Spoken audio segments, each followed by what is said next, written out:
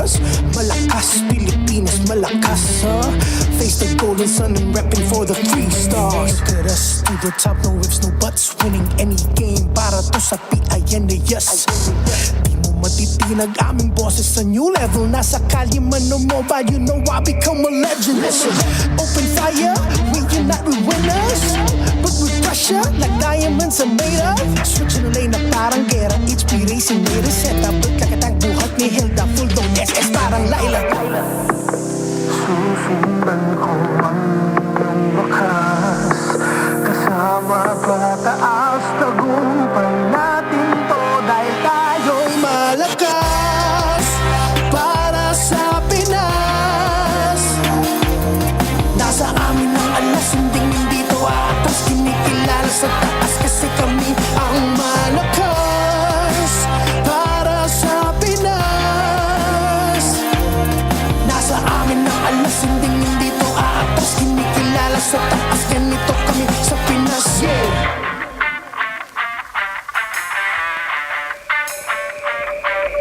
Laging MVP, no surrender, no retreat. Pag nagsama-sama, just imagine what we can achieve. Laging MVP, no surrender, no retreat. Giving 100 on my all, cause we just cannot be defeated. We are unstoppable, immune and invulnerable. Ready ang equipment, lahat frozen, mala, crowd control. Pakita on the jab, east to the southeast. Taas ang matawad, proud and loud, cause every enemy we devour. susundan ko ang iyong wakas.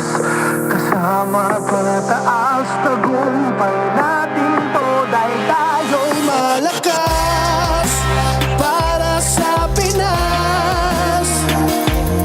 Nasa amin ang alas, hindi to atas. Kinikilala sa taas kasi kami ang malakas para sa Pinas. Nasa amin ang alas, hindi to atas. Kinikilala sa taas, ganito kami sa Pinas. Yeah. Malakas, Pinas, malakas. Kahit anong tumas. Malakas, Pilipinas, malakas, face the golden sun and repping for the 3 stars.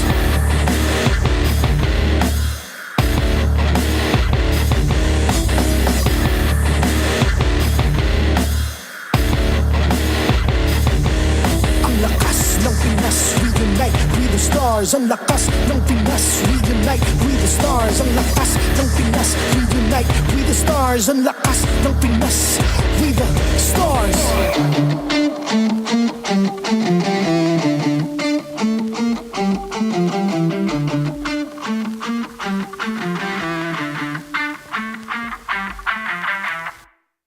The 16th season of MPL Philippines is brought to you by the following sponsors. Infinix, the MPL official tournament phone.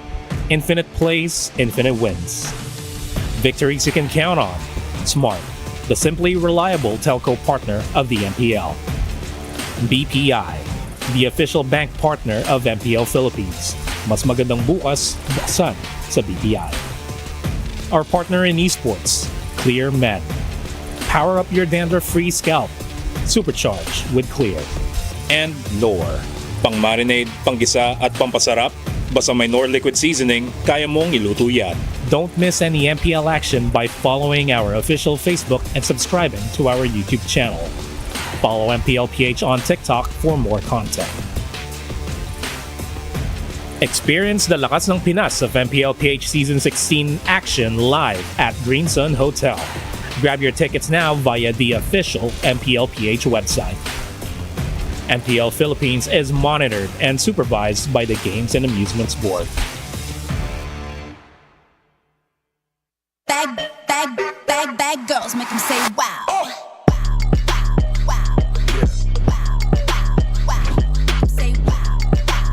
And everyone is welcome dito sa MPL Festival. Lakas ng Pinas!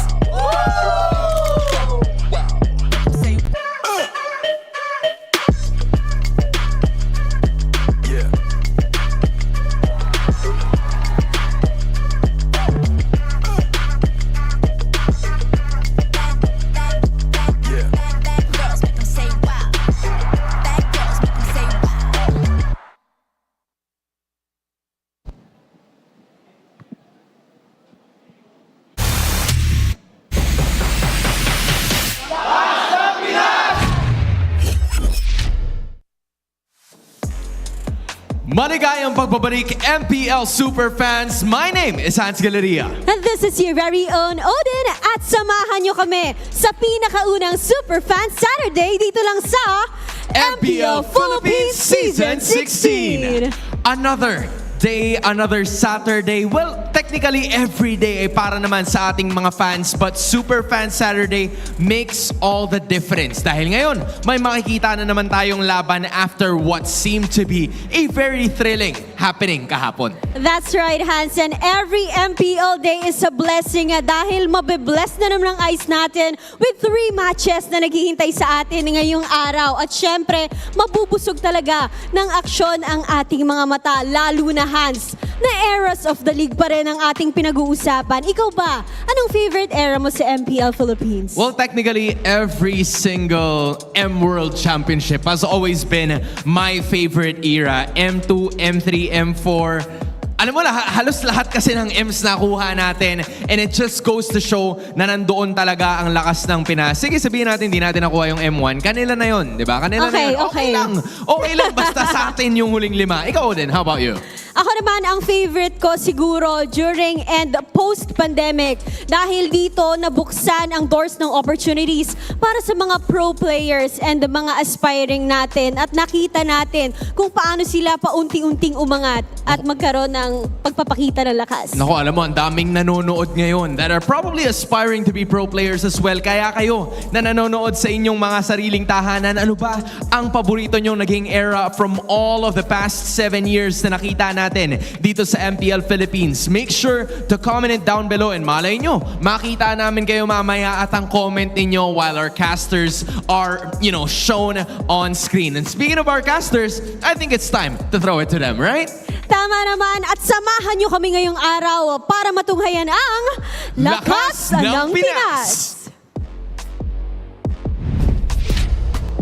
Welcome one and all. It is another game day here in the first week of MPL Philippines Season 16. What's up, everyone? I'm Rockhard alongside the Brigada and the Renmar Santa Cruz. We're going to be bringing you the action right here in the English desk. I can't believe in as early as day number 1, some teams literally exceeded my expectations. Or some even, I think, especially for the match which happened between Smart Omega yesterday. That was literally the shocker because TNC came out from such a great season. I mean, they were able to meet a lot of expectations, but after yesterday, I feel like it's going to be a little bit more competitive in which was previously the lower half of our standings. Well, to be honest, in many ways, I was extremely disappointed. No, I'm kidding. I mean, I just released a video real quick, like recapping yesterday, and I was pleasantly surprised. I mean, if yesterday is the bar set, I'm pretty sure that's going to get exceeded as the weeks go on. But it was a great start to MPL for the action that we saw in game. That's right. The action that we saw in game was definitely something for you guys to catch with your eyes. And if your eyes are ready for 120 FPS, you got go with Infinix. Equipped with all-day 120 FPS system, the next-gen Infinix GT30 Pro is the new official tournament phone powering the next seasons of MPL Philippines. That was announced last season, and I cannot believe when I saw my eyes. And you guys tried it out as well yesterday, right? It was really, really crazy. That happened during the rehearsals, and you were there. Do you remember the Claude that I played? You're the one that threw the siege. And that's why that side of the team lost. That's what I'm kidding. Oh my you were God. great. No, I swear, you were great. Your Claude was great, but you shouldn't have died in that base siege. Yeah, we should really show these replays, right? And of course, level up your game with Vibe by BPI. If you download and sign up for Vibe now, you get 50 raffle entries. Last month, 200 lucky winners received 1,250 MLBP diamonds each. And this month, we've raised the amount for you to potentially win 50,000 diamonds. Wow, that's a lot of diamonds. So, begin in Epic tomorrow with Vibe by BBI. Download and sign up for Vibe now. Not tomorrow, not later, not in a few hours. Do it now. Yeah, 50,000 diamonds. What I would do with 50,000 diamonds, right? Yeah, I would definitely buy Metro. Yeah. I don't have a Metro skin yet, but we'll find out later for sure.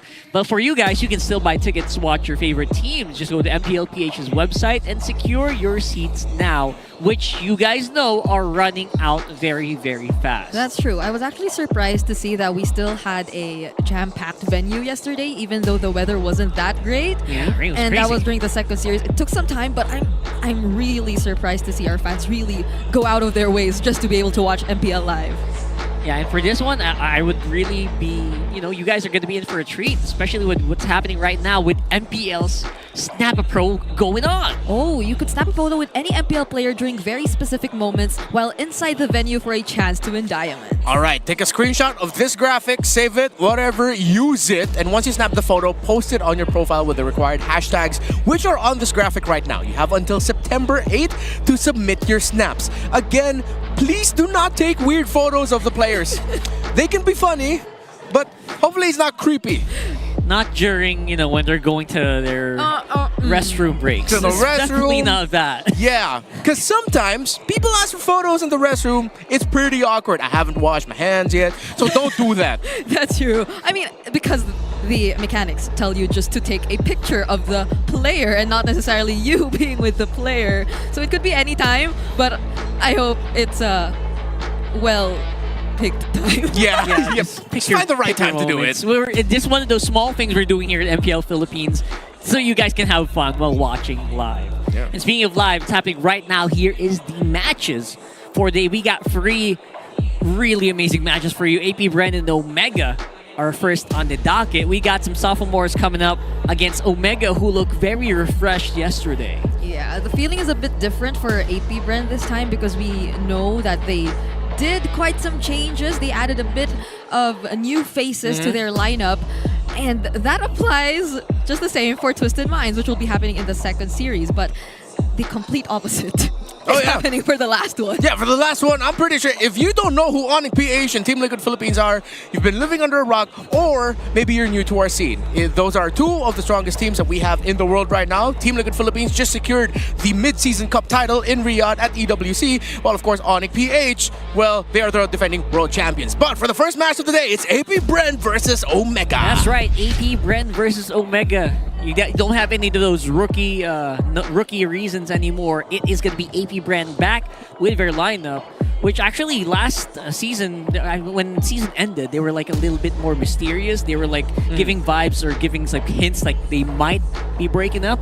But no, it's still pretty much a lot of the older players still back in it to try to reclaim their glory. Oh, yeah, that's true. I remember feeling a bit heartbroken when it felt like they were saying goodbye or they were suggesting that this might be the last, but I'm glad to see them back here with a bit of reinforcements from, I guess you could say, literally veterans in the MLBB competitive scene. They've had some accolades under their belt, and I'm hoping they're here to develop this lineup even more. Yeah, I'm pretty sure that's why APBR got Aqua into the lineup, the former mid laner of RSG, MPL Philippines Season 9 and MSC 2022 champion, to help grow the younger generation of APBR members. But on the other side, for Omega, you get Ryzen and Netsuki, who have already started things off very great this season. They started off their season with a victory, a prolific one, 2-1 against TNC, and Ryzen got MVP honors. Netsuki was lauded as well. A lot of people are actually pleasantly surprised with how Omega performed yesterday against TNC. Yeah. That's right. And this is Netsuki and Ryzen's new era, and they're showing up strong. That was a 2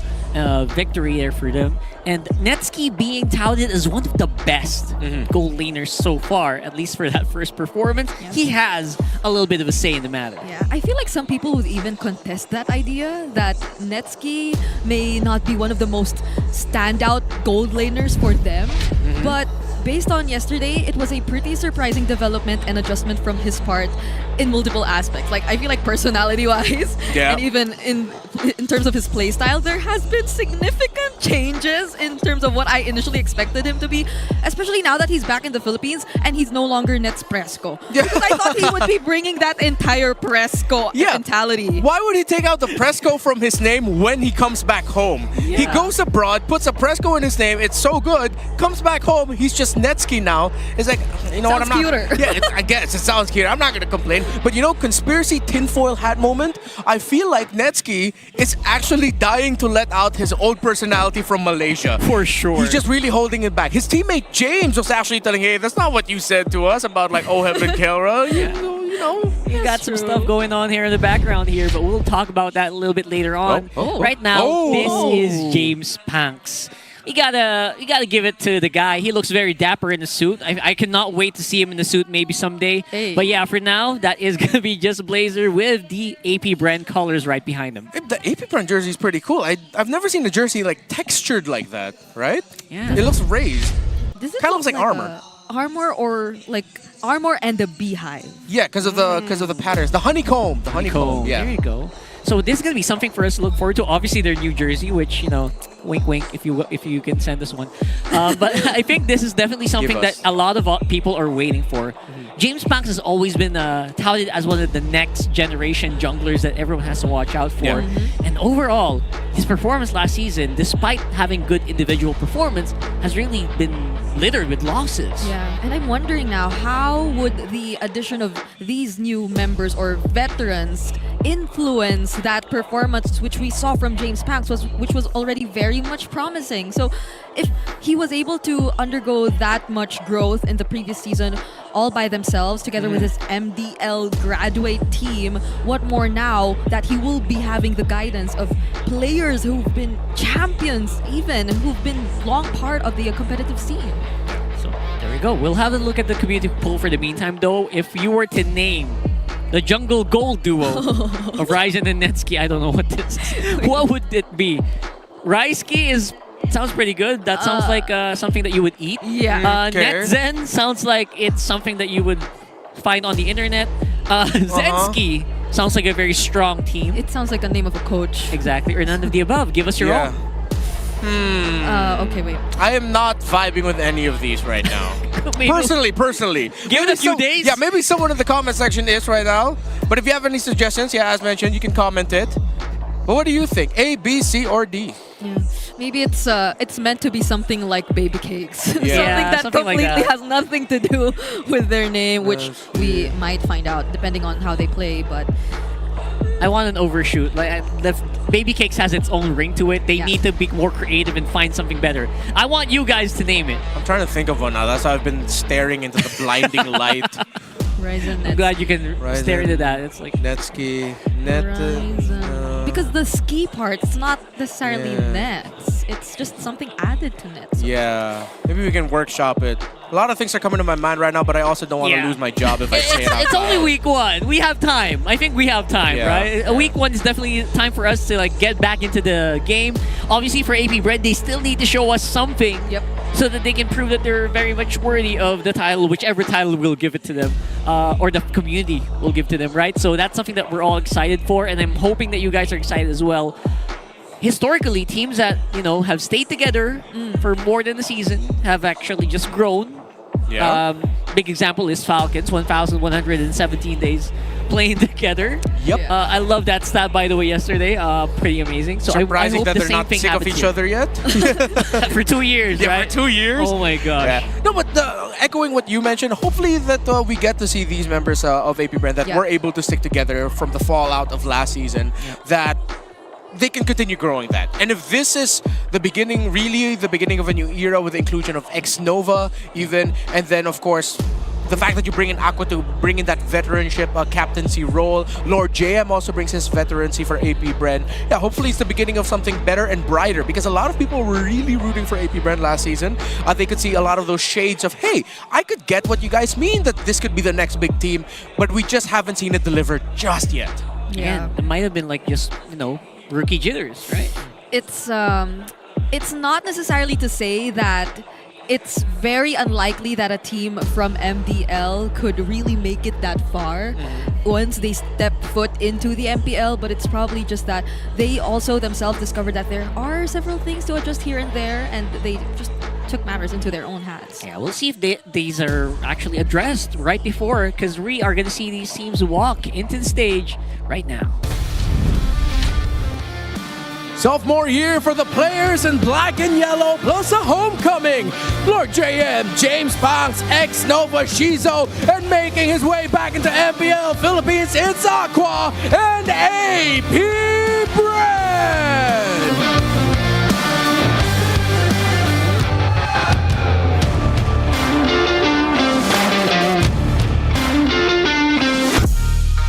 The Barangay's new era is looking bright with James, Ryzen, Haji, Super Yoshi, and Netsuki. It's Smart Omega!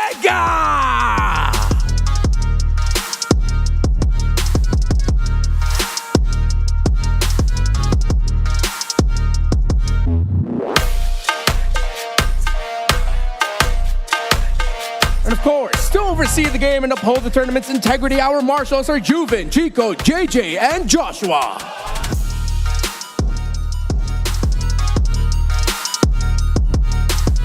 And the coaches of the respective teams, Coach Jeff and Coach Lembot. Will it be AP Brand? Will it be Smart Omega? MPL Arena Magingay! And there it is, the new and improved lineup here, hopefully for AP Brands, Lord JM, James Panks, Aqua, he's back, ex-Nova, and Shizo. Ooh, it's interesting to see these group of players play together here in MPL Season 16. Imagine from Lord JM seeing him back all the way from Blacklist to being now part of AP Brand. Formerly, he was in a different team also. Now even Aqua making his return. I feel like he really will be filling that leadership role right now for this squad. Yep, someone who's filled in the leadership role from the mid lane very well in the new old team is actually Haji. His comeback for Omega has looked very bright. Although yesterday was sort of a here and there series with just 3 games of straight up stomps, but the fact that Haji and James seem to just slot in very well with James, Super Yoshi, and Netsuki as well just goes to show that, hey man, Omega, you gotta watch out for them. Yeah, despite everyone obviously hyping up Netsuki so much, it was actually James with an MVP performance as well previously. So really have to commend the rest of the team for making this very cohesive for Omega. And they really do feel like it's not Lasson anymore, right? Yeah. It's not that Venom. What do you call it? What did I say? Venom? Venom? The Venom. The Venom. It was the Venom. The Venom? I don't know. For From James, last night, for James, it doesn't feel like the first bloods matter because like he got a couple of them yesterday. He died first blood, I think twice. Yeah. But he was able to redeem himself eventually every single time that match. Yeah, I think even more so now, dying as an EXP laner early just seems to be part of the job. One is good. Twice is, gotta think about it. 3 is... You're probably on the road to 6 deaths, but then if you get that one good set, everyone's gonna forget it.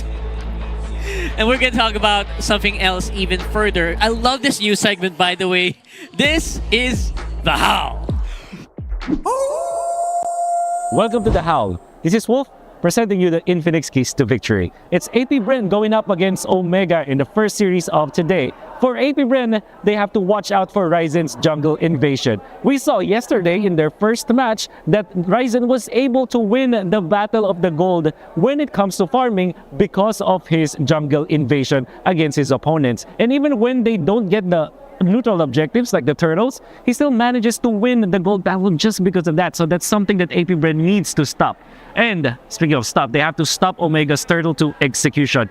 We also saw yesterday how important the second turtle was for the side of Omega. Even when they don't actually get the turtle, what they actually win is the battle afterwards. So that's what they really need to pay attention to so that AP Bren will be able to secure the series. Now for Omega, they have to take advantage of Super Yoshi's catch playstyle. It is very clear yesterday that when Omega is playing, they really want to utilize the catch heroes for Super Yoshi, and they are actually more comfortable if that is the archetype of heroes that Super Yoshi is actually playing.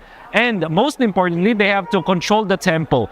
Tempo control, EXP laners will fit Omega's MO so well. What they need to do is to just get Lapu-Lapu, your Arlos, or any kind of EXP laner. Even the Phoebus can work as long as it controls the tempo of the game. That is going to be AP Bren versus Omega, and let's see. Let's find out in the draft who wins this series.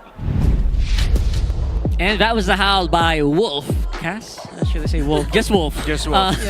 Basically, it's a big revolution around Super Yoshi's catch potential, which a little bit of a Mamba mentality maybe just kind of seeped into him a little bit. What do you think about that? It feels like a little bit more Super Yoshi. Based on what we saw from him from game number 1, I like that he's not just seen as one specific thing. Yes, the keys of victory brought to us by Wolf did focus on his catch playstyle, but then you could also just have him play up a hero who just shows up, gets vision, and then that's already good. Because you already have someone like James to help cover for that. So a little bit more, I think, even though he won't get the catch playstyle type hero, as much as possible they should though, I wouldn't be so worried for Omega if Super Yoshi's just a little bit more passive, because James is already so proactive for him. Yeah, like on a hero similar to the High Loss or something, because James fills in those shoes of being that aggressive, or as mentioned by the keys to victory again, tempo controller type of XP laner so well, much to the point that even if it has to start in as early as the first minute and might cost him his life, it's gonna be all worth it in the end, because they're still able to establish that certain tempo, which I feel like all of them together have done such a great job at setting up for like the first few games they've played yesterday. Even though Haji has played, I think, 3 games of Farsa yesterday. I mean, that's the thing. Like the Farsa, it just does so much when you want to set that control, when you want to. And by the way, aside from control, I want to commend how much he's been such a hard target to catch for the opponent XP laner, despite being a Farsa.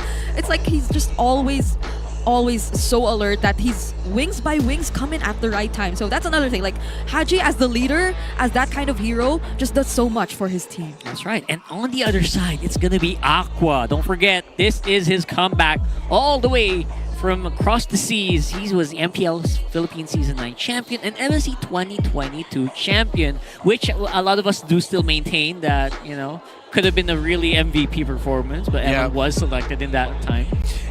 For Aqua, he's cut from the same cloth as Haji, honestly, with how during the peak of Aqua and RSG, he was really known as that hard to catch mid laner, artillery, play around the Eve very well, play around Farsas very well.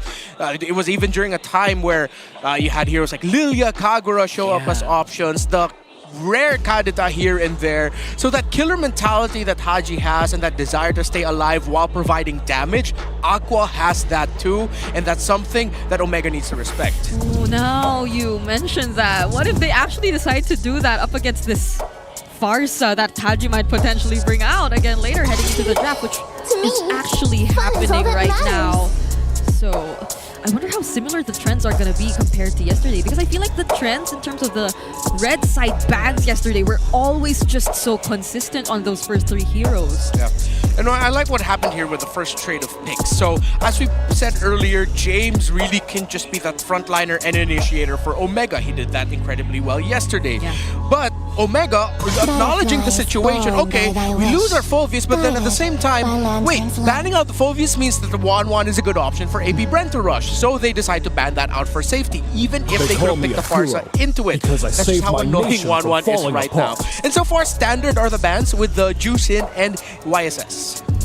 Conversations as well has been steered where the meta right now really is very similar to what we've seen in MSC. You guys noticed this as well yesterday. Although we haven't really seen as much of flexibility in the mid. Again, Farsa being picked up a lot. Farsa Selena. Selena, obviously. Kimmy can definitely make a resurgence here somewhere. We did see a game as well with Kimmy. But so far, nothing like... Again, no resurgence of older heroes, and that's why I love seeing Aqua here. Maybe with Aqua playing, we might be able to get an influx of newer picks to maybe spice things up a little bit more. I mean, not even the adjustment on Eve was enough to make her appear again so far. But this should be a landfill of them, right? Unless they want to give it to James Pax. Yeah. Let's see, they might be willing to test it. Nope. Still banning out the Lancelot, one of the most popular Red 3 bans of the season so far. Yeah.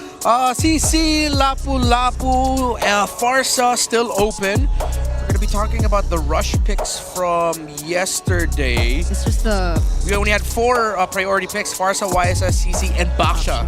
So maybe this could be a Farsa rush or CC rush, one of the two. will be a great deny as well for Haji. But that's going to be scary as well if you're forcing him to use something else. But I think this is a great answer nonetheless, because typically you'd feel a bit more hesitant to pick up the Farsa knowing that you're going to go up against an Arlot. So will that be the route still for Smart Omega? I mean, we did commend Haji and his escape. So seems like they're trying to block the Farsa that way instead of just straight up banning it out. And it also does make sense with the context of they also banned the Phoveus earlier. So if ever now Omega's thinking, wait, AP Brent could go for the Fredrin and Arlon combination later on. So let's go ahead and pick up that first. And they go for the Kalea. They are still gonna keep to the idea of their key to victory with getting catch for Super Yoshi. So are they still gonna stick with a Fred and Arlon combination at the center of the map? yeah, might be one of the better options to go for, and they could also potentially pick up the... I don't know why I'm feeling the Moskov a bit more, considering that Ryzen has showed us a couple of fannies yesterday, and once he gets the momentum rolling, it's gonna be really terrifying, especially for a marksman who's not able to handle it well. So they pick up the Moskov here and the Akai. That's definitely gonna discourage that. Never mind. My flock continues to grow, children. The Church of Akai stands strong, and we get another representative. But Omega honestly picked into that very well. The Lapu-Lapu might actually struggle here, but if you just time the bravest fighter well enough, you could actually avoid getting taken away to a really bad spot for your team or for yourself by the heavy spin of the Akai. You can get really easily disrupted, especially since Lapu-Lapu is very reliant on combinations, like not continuous DPS for him to actually dish out what he needs to do. But now, at the same time, again, I love the Akai right here. Really discouraged so much. It can also really easily cancel out the Feathered Airstrike when needed. I'm honestly so happy to see this. Like, just, I think yesterday I was using it and I kept invading the enemy jungler. Which one? The Akai. But it was in the roam. And now I feel like we are more likely to see it. No, wait. Oh, wait, yes. Is it? We cannot also turn off the possibility of an Akai roam popping up here, considering that we did see that a little bit more during the MWI leg of EWC MLBB. That could be a possibility. With the carry showing up, though, I feel like we are leaning towards a little bit more of a very front-heavy, tank-focused lineup for AP Brand, which is why they're taking away a shredder of tanky gold lane, of tanky fighters and tanks. That means the gold lane for Omega might just lean towards picking something alongside the Granger. They can just play for range, honestly, at this point. Yeah, the Fredrin also just looking really spicy here as well. If you want to just make a really tanky lineup, go for Roam, Akai, and Fredrin jungle, maybe could work. Oh my goodness, that's the Fredrin Arlot, Akai Arlot together in one lineup. That's crazy, right? That would be so crazy. That's annoying, honestly. Conceptually and in practice, that is very difficult to go up against, especially if you're a Kalea and a Lapu-Lapu that want to get close to that action. You're actually putting yourself at risk more. Yeah, and they didn't ban it out. They banned some mid-lane heroes instead, some heroes for Aqua. So that still opens the possibility of maybe some of the other mid-lane heroes that Renmar did mention earlier, maybe. But I don't know if they really want to risk that, because we haven't seen much Kaguras, much Kadisas so far. More so for the Lilias, but it's an interesting that, or it's an interesting ban that AP Brent took out the Fredrin themselves. Yeah, I think Omega did definitely have a slot of just picking up the Fredrin so that you'll have the Fredrin Akai match up into the jungle. Now they've run out of tanky junglers actually that they can play with. The Baksha also gone. It's not like you're gonna bring back a Martis into the meta. They're trying to force Omega to play into an assassin jungle that, as we mentioned, with the lineup of AP Brent, could just go ahead and invade a lot. So they lock in their gold laner instead. They pick up a Beatrix. You do still get that range, but at the same time, you also get strong basic attacks, which is something that you need against a lineup that will most likely dive close to you. Yeah, even the Hilda is still there actually. So if Smart Omega, they do seem like they're really saving their jungler for last, because there are just so many things to consider in AP Brent's lineup so far. So this is where we'll probably find out, or this is where we'll definitely find out where the Akai is going. Yeah. But It's James Bank though, isn't It there? is. It's also a really good chance he might just end up picking an assassin here. And as you mentioned earlier, the Sakai can still go rogue. Like Hayabusa is still available for them to pick, and it would not be a bad combo. the Joy even there too. And the Joy. Oh, okay, so it's an Akai jungle. What's going on rogue? Oh wow! That is such a tanky lineup, but it's too close range. Yeah, everyone.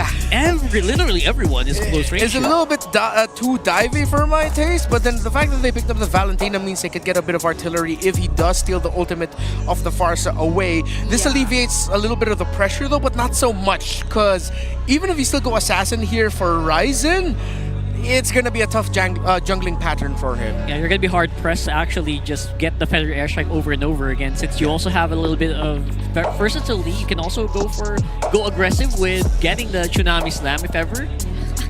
So lots of options here, but you're right. The range is going to be problematic, especially in the early game. Yeah, maybe not the Joy. So it's gonna be the Hayabusa. Bumblebee reporting for duty. Oh! Okay, there we go. All right, not bad. Not bad. That slipped my mind, but yeah, that's actually a perfect pick. You're up against a tanky jungler. You have a lot of dive against the opposing team. However, does Xborg have enough of a tanky front line to actually help him out? Because with the Lapu-Lapu and the Kalea, we know there are times where Kalea actually just goes down very quickly, even though she can catch. This might put pressure on the Xborg to frontline a little bit more, which you don't really want to do. So it's up to Omega to how to execute this so that the Xborg, Lapu, and Kalea are all on the same page. Yeah, it feels more like an in and out lineup here if you think about it. Yeah. They're not going to be lasting in the front line that long, but they will try to recoup and then go back to the fight once more. This is going to be the lineup here. I don't know what you guys are thinking about this one. It does feel like Omega has covered all the bases, and AP Bren again, very close range, and being very late game centric here with that Moscow. I think it's pretty surprising to see that AP Bren did not opt to go for any Purify spells though. They're literally backing on the being aggressive Mobile as Legends. well. Yeah. So, I mean, Omega rather. They did not pick up any Purify spells, not even with the presence of an Akai, not even with the presence of an Arlot and the Gato and Sacha. So they might be actually playing this very aggressively. That and they might be subscribing to the thought that, you know what, instead of just cleansing it, let's sidestep it. Let's force them to change their positioning and make them dive a little bit deeper into our formation by flickering away. Looking at the emblem sets, nothing too crazy across the board, pretty standard overall. Yeah, one thing's for sure, Super Yoshi's gonna have a bad time here. So many Purifies on one side means that you're just gonna have a hard time catching anyone, even if you hit level 4 right away. So they might have to play around those Purify timings very well. Otherwise, risk getting run over by this beefy lineup from AP Bren. Yeah, picking whoever you want to set up using the Tsunami Slam is gonna be quite difficult too. Aqua and Shizu are the players with both the Purify spells, and I'm not sure if you want to bring in James Panks closer to Smart Omega or not even Lord JM. So it'll be very important that Super Yoshi times and uses this Tsunami Slam on the right target later on. Yeah, earlier damage profile seems to be better for Omega right now, but of course for AP Bren, they have the raw sustain that can help them survive. Don't forget, Akai has built-in shields into his kit. James Pan still able to get the last hit there onto the EXP. And then you also have the Revitalize coming in for X-Nova. No Revitalize on the side of Omega. Neski having a hard time laning against Shizo. Much more confident. He's a silent kid. Yeah, I think he was a bit too deep in that particular fight, but AP Bren might be the first ones to set up for this Turtle Horizon, though is still here nonetheless, dealing some damage as well as the export. This is exactly what we were talking about. Yeah. He is seemingly being the front now, but that did not land. That final slash did not connect, and it will be punished instead. Lord JM will be the first to fall. That's going to be spin coming in from James Pax, and that will allow him to secure that turtle. It's a double kill for Ryzen, however, so they trade things out. Okay, that was a little bit of a mess here coming in from AP Bren. Omega capitalized so beautifully after that, after the fact as well. Yeah, however, James Pang showing why Akai is a great option in the jungle. Just heavy spin under everything. You really do not care. You can just go ahead and Retribution there. But yeah, Lord JM needs to tighten up his timing a little bit more. He was way too early and too eager with that final slash flicker. He also burned the flicker for that. Ooh, now that you're bringing that up, that's a lot of resources being used. And that might be the opening that Omega has to maybe just make sure they can reel in this mid-game. Yeah. Wait, did Ryzen? Yes, invade. Great call, actually, but Ryzen might get caught out here. Okay, Fraga Armor already gone. That's the AOG. Doesn't land onto Ryzen, however, and James is doing such a great job at zoning as well. There's the heavy spin, however, coming in from James Pang. Will Super Yoshi be able to provide the right amount of support, or will he be caught as well? That's the last Insanity copied by Aqua, and they actually get the kill for themselves. Man, Aqua was holding on to that last Insanity. I thought he'd use it on Ryzen, but he was saving it, and now AP Bren will continue to invade into the jungle of Omega, making it even harder for this X-Borg to farm. Definitely not the Valentino ult that Omega was expecting for sure this time around. And that's AP Bren with a little bit of a surprise factor, getting them a bit of a lead. Again, small margins here really are the big difference maker, especially in that goal lane that we're looking at. The goal difference here is very, very close. Yeah, apparently the entire idea of AP Bren being too melee in terms of their lineup isn't something they're letting themselves be limited by. They're just being so aggressive with this entire concept, and it's not that smart Omega are able to find ways to work around it either. Yeah, this is what we mentioned with the lineup of AP Bren, that the aggression that they have, they can invade, they can consistently harass, get information. So they're taking conditions, and they needed to do that because at the end of that, James Pang still did not walk away with a purple buff. Ryzen walked away with 2. Even though that meant that his orange buff was taken away from him, that's a better steal and buff secure for Omega. Now Ryzen, though, needs to be careful because AP Bren are close. Oh, James goes in together with Super Yoshi. Last Insanity, who will get the turtle? It's still going to be James Pang. Super Yoshi will fall as well. James trying to run away. Haji using the Feathered Airstrike. There's a flicker coming in from James, but they won't be able to find a trade. AP Bren, what a clean take. These points to these last Insanities are really making it so hard for these players to actually find their targets. Actually, I was a little surprised. I was confused whether that was like Aqua or Ryzen. Either way, it can really mess up the timing here, and I don't think Omega is dealing with it very well. Yeah, I mean, we did acknowledge, even though this X-Borg was one of the last best picks that Omega could have gone for there, it really was just, it's running with a lot of risks, especially since you have a lineup built so that the X-Borg actually needs to front, meaning that he'll be taking the initial brunt of damage, which makes his window of using that last Insanity even smaller. As we look at the items, Dreadnought armor's already locked in for the 2 junglers. No full item secure. Oh, excuse me, already the anti-Karas, but the X-Borg shouldn't be too far from that. For the 2 gold laners, still waiting for the full item build on the Matrix. Okay, AP Bren, instead of deciding to commit that, they realized they missed some key abilities and just backed off instead. Yep. They're gonna want to hold on to that and wait so they potentially could get another successful take on the next turtle, because they've taken 2 turtles already for themselves now. Yeah. Wow, look at these 2 XP laners. Very solid movements. Wow. I love seeing those. Obviously, the 1-for-1s, we're seeing them play essentially what we'll see them later on, very in your face rather. And I can't wait to see the full 5-man, honestly. That's all we're waiting for right now. 6.5 minutes into the game. Omega, they want that fight. They want to be able to use these heroes.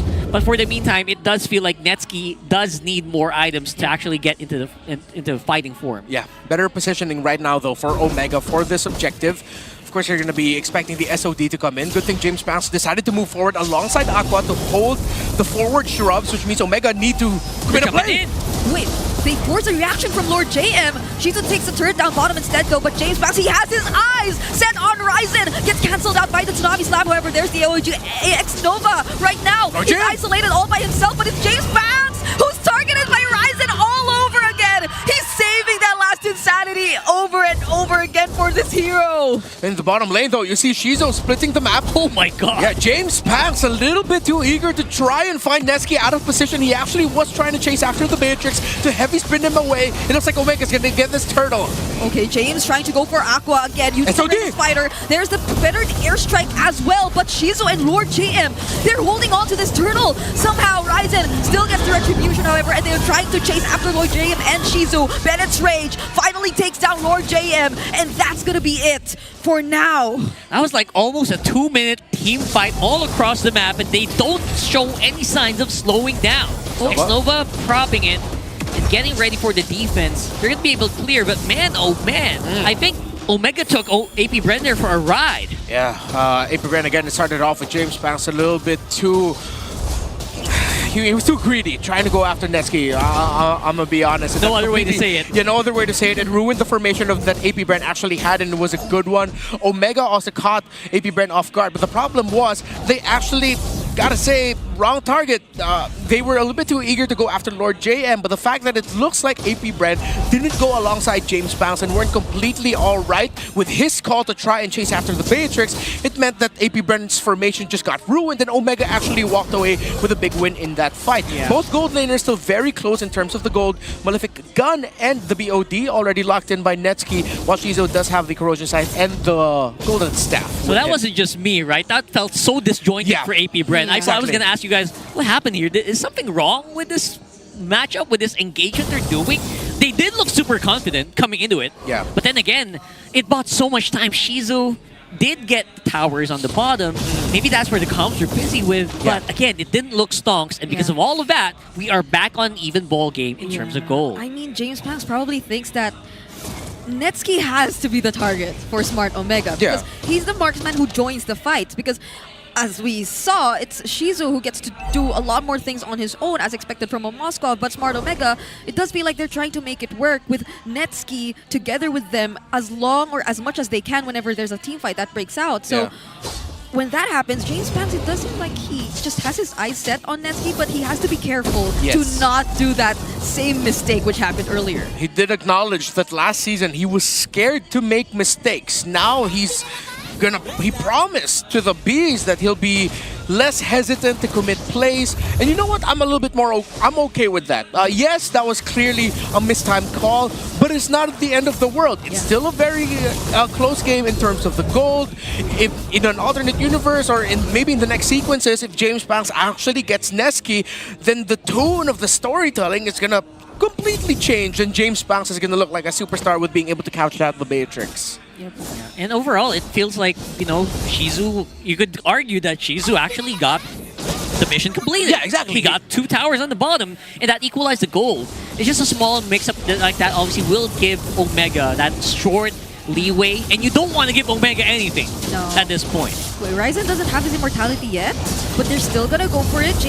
James already going in, but that's a beautiful taunt onto Haji from Xnova. James Pax using the heavy spin on Ryzen once again, doesn't have the Faraga anymore, and Shizu just planting all those free hits, but look at Aqua!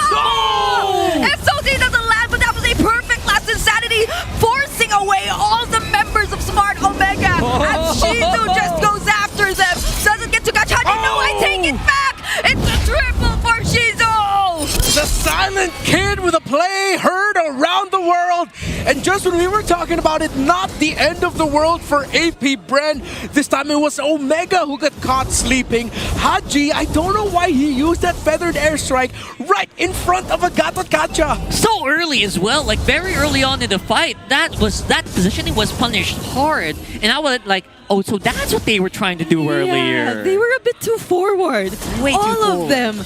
And even Ryzen, I know he still had the Faraga armor and he had a way to get out of it once you lose the Faraga armor, but he was in a spot that could still get easily pinned down by the heavy spin nonetheless, and the duration of the heavy spin is no joke.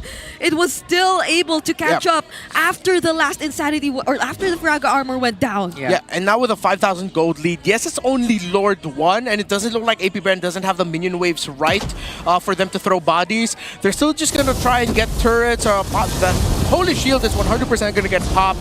if they cannot get the turrets here, then yeah, they're just going to be playing around, controlling the map, and then just playing the minion wave so that they can get the next Lord without a problem. Because the bad thing about Omega losing in that time is because now it pushes the lead to around 5k, closing into 6,000 at around the 12 to 13 minute mark. That is a moment in time where you do not want to be at a deficit that large. Yeah, and folks, remember, this is from a 0-goal lead to 5k in one play.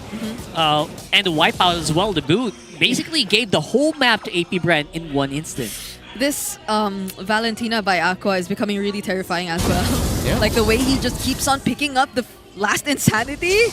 That last sequence we saw from Aqua was just so perfect as well. It was so well timed. It was in a spot that Smart Omega had no choice but to walk in a single direction or path to get away, and that made it just so much more easier for Shizu as well to catch up and deal the right amount of damage. And he's going to be a harder target to catch right now too, especially as he already has his hands on that Wind of Nature. Yeah, good to see Aqua back in the Philippines. To the teams that almost got Aqua, but just for some reason something happened and that he wasn't able to join your team. Well, you guys missed out now. Aqua's still really good. Yeah, he's making a big splash. Wink, wink. Yeah, huge splash, huge impact. So far, he's doing what the Valentino. Hold on though. Oh my goodness, Haji! Gets cancelled! And look at the damage coming in from Shizu. He gets another double kill. Could have potentially picked up a triple only if Omega stayed a bit longer. But they're gonna respect AP Brand now. They have no choice but to respect them. Yeah, Omega are crumbling right now. It seems like a few...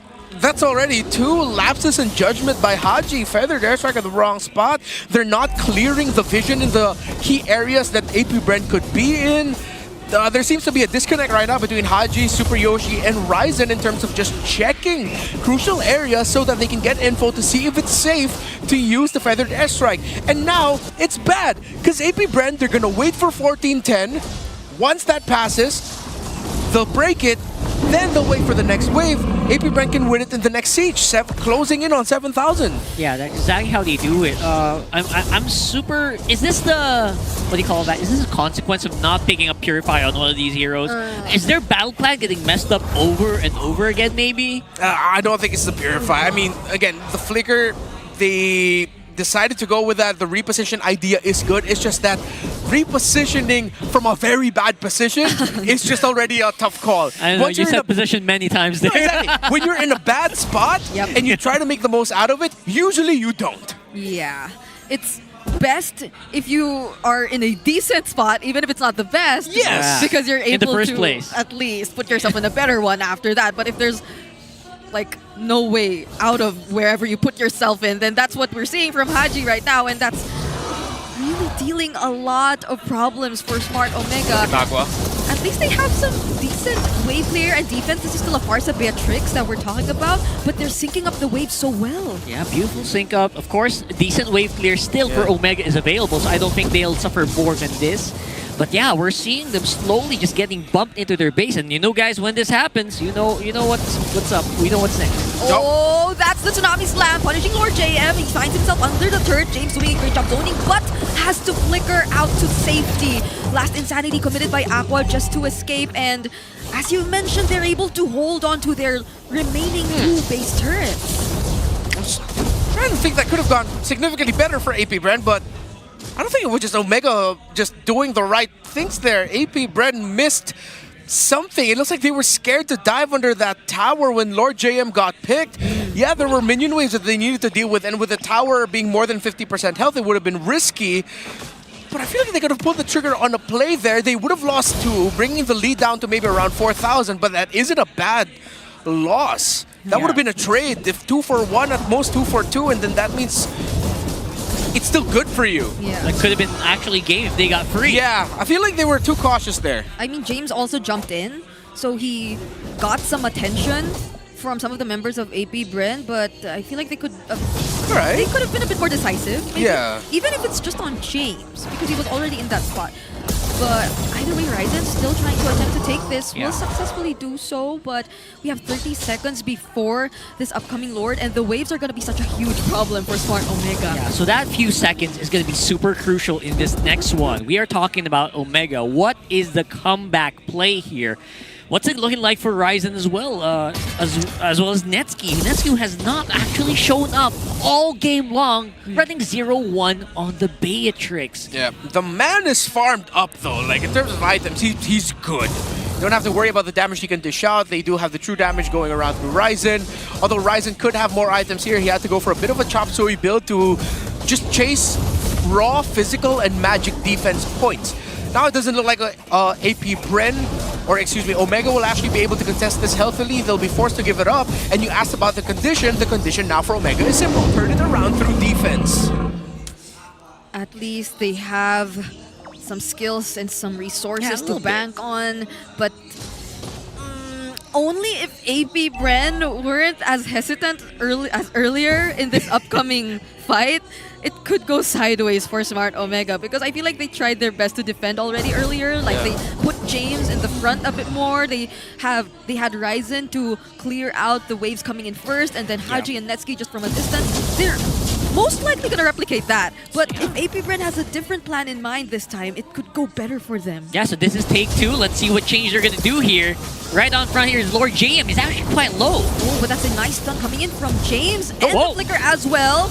James Pass already forced to use the heavy spin also. What is happening here? Okay, I think this is where I have to give Omega a little bit more credit. They are clearing up the mid-minion waves very well. That is difficult for AP Bren to actually pull the trigger in a tower dive in the mid or in the top. But at some point, it's a game of patience now, because I also understand the hesitation of AP Bren. If they slip up, it's going to be a devastating loss. And we saw it from them and from multiple teams in the Philippines all across Season 15 that they try to end it. It's 6,000 plus, it's the late game, their tower's up, they dive, they think that they're okay. But you get it, because the 6,000 gold lead at this point doesn't really matter, because Omega are pretty stacked in items as well. This is just what happens, right? We are in a point where everyone is on, what they call that? Critical mass. Everyone's critical mass, even if they're behind, it feels like everyone is on level. So they know that one slip up could really snowball really badly. Netsky from 0-1 could easily turn 5-1. Yeah. I've seen too many Beatrix users suddenly delete the opposing team. And you're gonna get run over, basically, right? Yeah, I guess. So I guess those war flashbacks are happening right now for AP Bren. Maybe. That's happened to them so many times in the last season as well, where they were ahead by so much, and then they just lost the series altogether. I think I'm gonna give caveman analysis here. Throw bodies, hit tower. Bro, you can do it. I think they can with Shizu just like so crazy right now. Yeah. I think they do have the power to do it. Just James Pass, Aqua, X-Nova, Lord JM just have this like promise of loyalty of like, we are all going to fall. But that means Shizu just gets to lock the tower and we're okay and we win. AP Bren together strong. Yeah, AP Bren together strong. That's the idea of their lineup, right? It should be it. Together. Again, strong.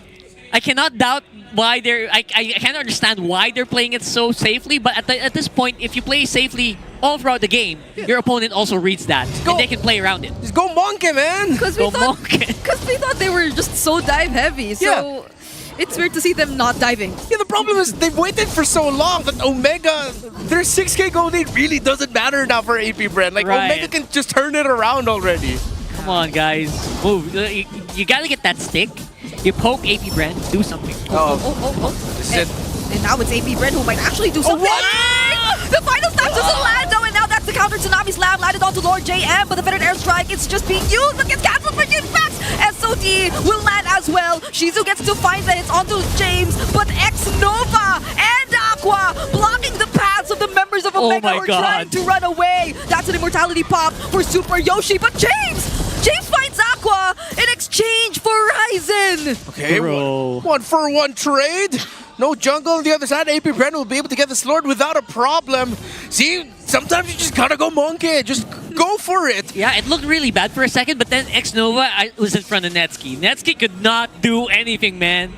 Yeah, there are too many blade armors also on the side of AP Bren. Oh wait, Tsunami Slam? They still want to go for it. Penetrate gets dodged! Lord J, what a beautiful usage of the Vengeance, and now Haji gets deleted. Shizu's godlike. Two-man stun coming in from Lord JM, and now they're just trying to run away, but Netsuki has no way out! Gets to use the Wind of Nature, but that's not gonna save him. It's only Super Yoshi and James, and even Super Yoshi will fall. There's no need for a Lord. AP Bren, it's them finally running towards the base and trying to end the game. They'll pick up the kill onto James before doing so. And now, after 22 minutes, AP Bren secures game number 1. Wouldn't you believe it? It's AP Bren coming out on top. After that very shaky initiation there, I really thought that was going to falter, but you know what? They picked up after themselves very well and got them that win. Remember this day, sometimes caveman analysis just works. Throw bodies, lock tower. Except this time it was throw bodies multiple times, and then you realize you actually do still have a lead. You have the damage, you're good. Your lineup is still way too difficult for the side of Omega to handle, and you're fine. Yeah. Apparently, they were fine. It should have been over 5 minutes ago. 5 minutes ago. You're right. What was the longest game yesterday? I feel like we had a 23-minute Yeah, it was like around 23 minutes. This one's 20. Very lengthy. But then again, I think everyone, even the viewers watching right now, will agree that should have been over like way sooner. Again, we all understand the hesitation. But there are moments where sometimes you really just gotta go, guys, let's go. At least it wasn't turned around. It wasn't like... It happened to Team Liquid thrice in MSC, and they still walked away as champions. There was like a small sliver of maybe something could happen, but then again, James Banks says, no, Netsuki.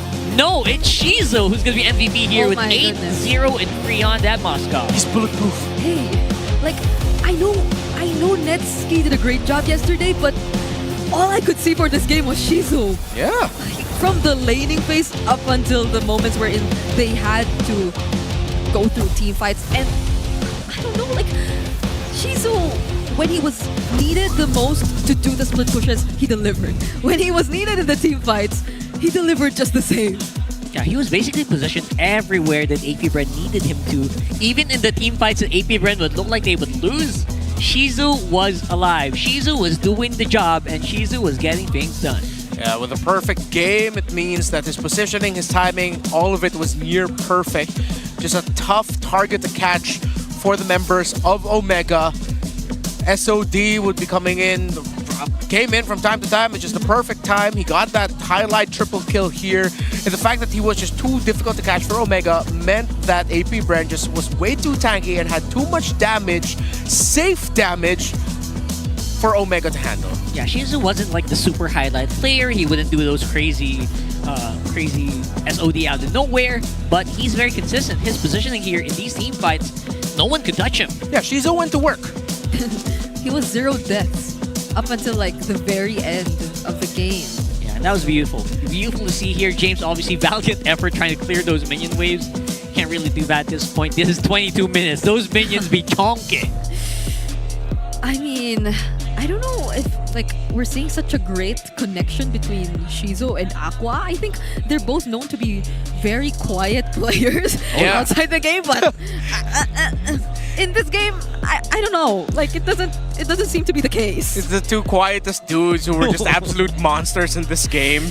Maybe they're communicating with telepathy at this point. Yeah. That's why I'm so curious. How is the comms for new like, comms? Yeah. Lord JM really needs to fix his comms with his ultimate though. Jeez. Like, yes. There were a few missed final slashes, but I like how for every missed final slash he had, he had a final slash that followed afterwards that was just, hey guys, here you go. You're welcome. It's like, thank you, Lord JM. The team fights were going so long that he had to take 2 every time. Yeah, so for every error, he always made up for it, which I commend. As an EXP laner who does mess up a lot, I relate to that. Yeah, or if it's not the final slash right after, it's a clutch vengeance that just saves him and or resource from Smart Omega, which already does a lot for AP Bren to continue and be confident enough to proceed with the fights. Yeah, doesn't take away from the fact that Xnova has definitely played so well here. On his debut for this one, very impressive positioning, and again, he knows the job. He knows what it needs to get done. that's the only way that you can actually slow down Super Yoshi to this level. That's the only way you could stop Netsuki in the late game as well as a Gatot Kacha. Very impressive for this guy. I don't know if somehow Smart Omega, especially coming in from yesterday, are a bit like overheating from the win that they had, because like even for Haji there were a bit of questionable positionings here and there, which we did point out. Netsuki, we did observe that he's been a bit more careful in terms of his playstyle, but maybe we need a bit more of the former Nets Fresco playstyle now. I'll be the other guy. I'll be the guy on the other side of that thought. I feel like Netsuki just really couldn't find time for that. Because AP Brand were not giving him the space. Again, at the end of the draft, we were talking about it simply.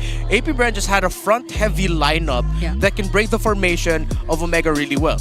Omega are coming into this with a lineup that's static around the Farsa, have a very clear tight formation. AP Brand can afford to be a little bit messy. The last pick, X-Borg, meant they even had an X-Borg on their side alongside the Nakai, alongside the Gatot Kacha, that it was just way too difficult for Omega to pull this off. And yes, I will continue my theme from MSC. Akai, folks. Akai, man. The Church of Akai is beaming strong. Yeah, of course, BPI Rich Guy here. Shizu, very silent, very deadly, and very curly. Very the hair just really gets me. I love Shizu's hair, man. Silent, deadly, and curly.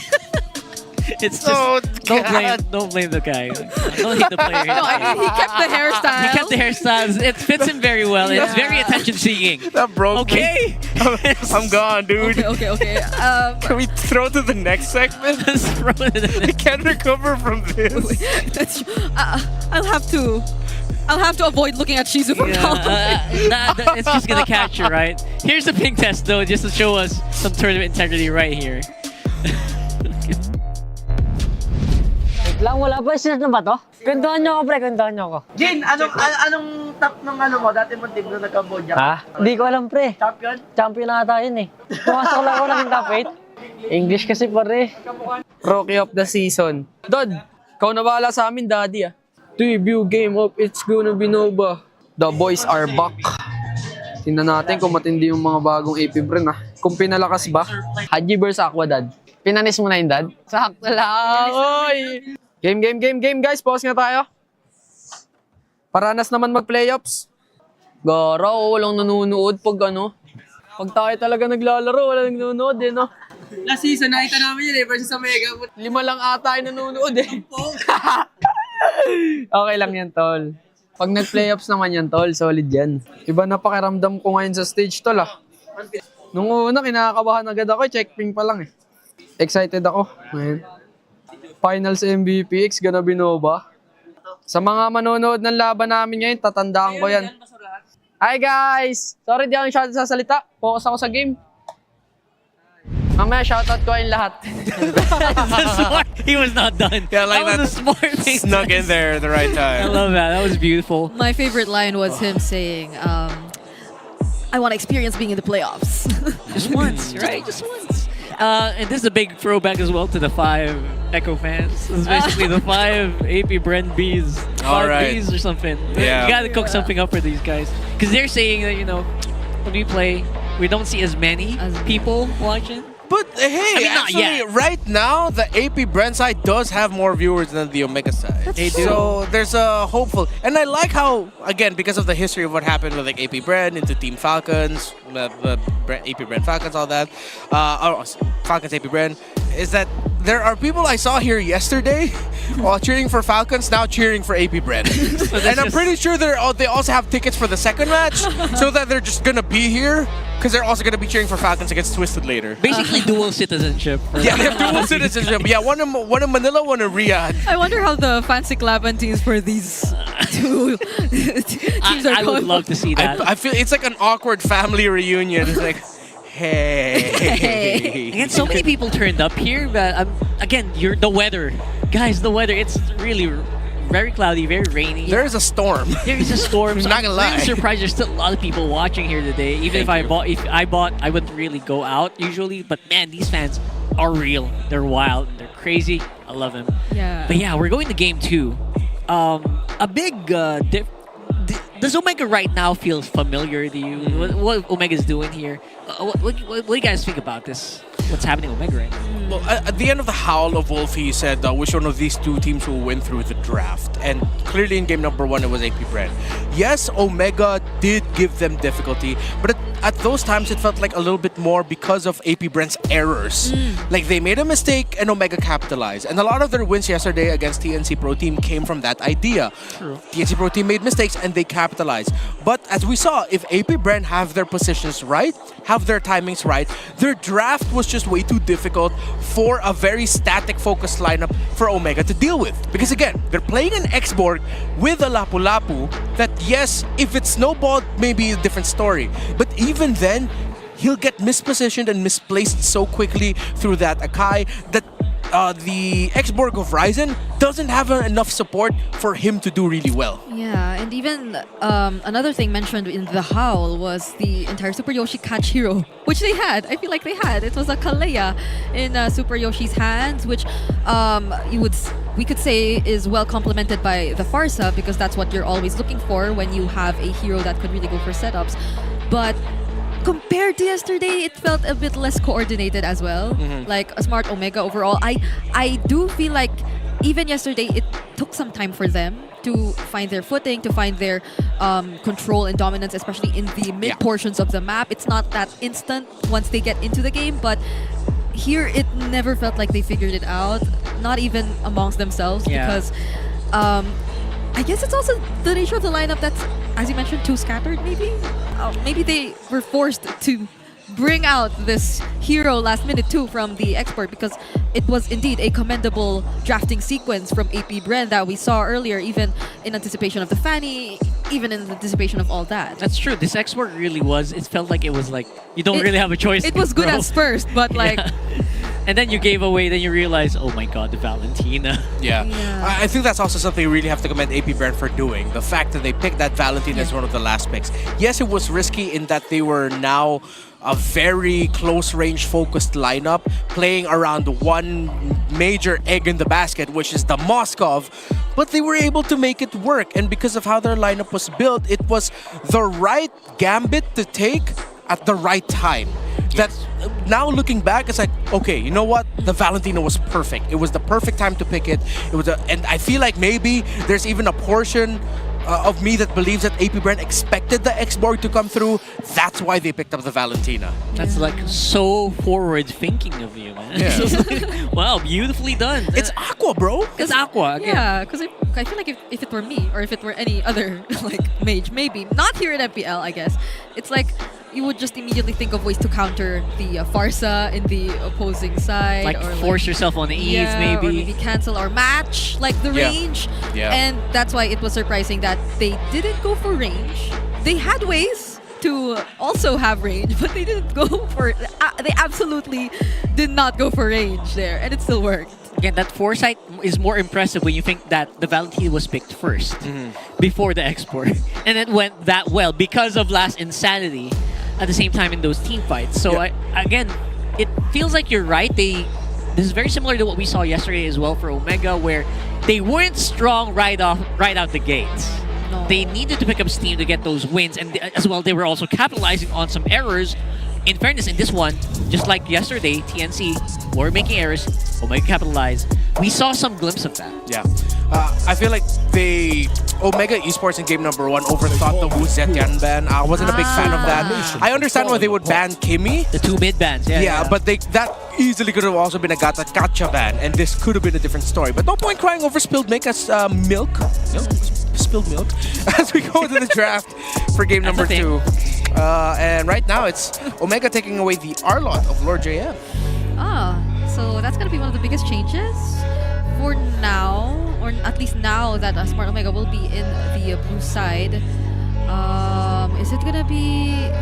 So maybe the Fovius Glue CC options are going to be available later on for both of the EXP laners, although we did mention that the Tempo Controller EXPs work best for Smart Omega. So might they want to prioritize the CC just so they could ensure that they have that on their side? Oh, okay. So that's why Omega's taking away those. R-Lot gone.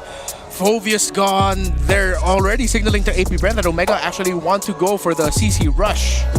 And the CC has really dominated as well, even on day one, right? Yeah. So we're gonna see a lot of that for sure getting picked up here today, especially with bands like these. You just can't go wrong with it. Unless they want another Farsa Prio. But considering what happened earlier, I'm not so sure.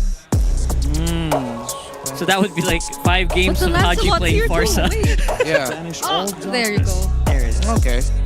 I like that. 'Cause now if AP Brand's gonna go static with their mid lane, they're now gonna think twice about picking up the Farsa early.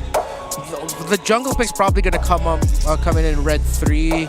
I think if I'm AP Brand, they have to steal the CC away. Yeah. If not, they still do have a Hilda option that they could lean into later on.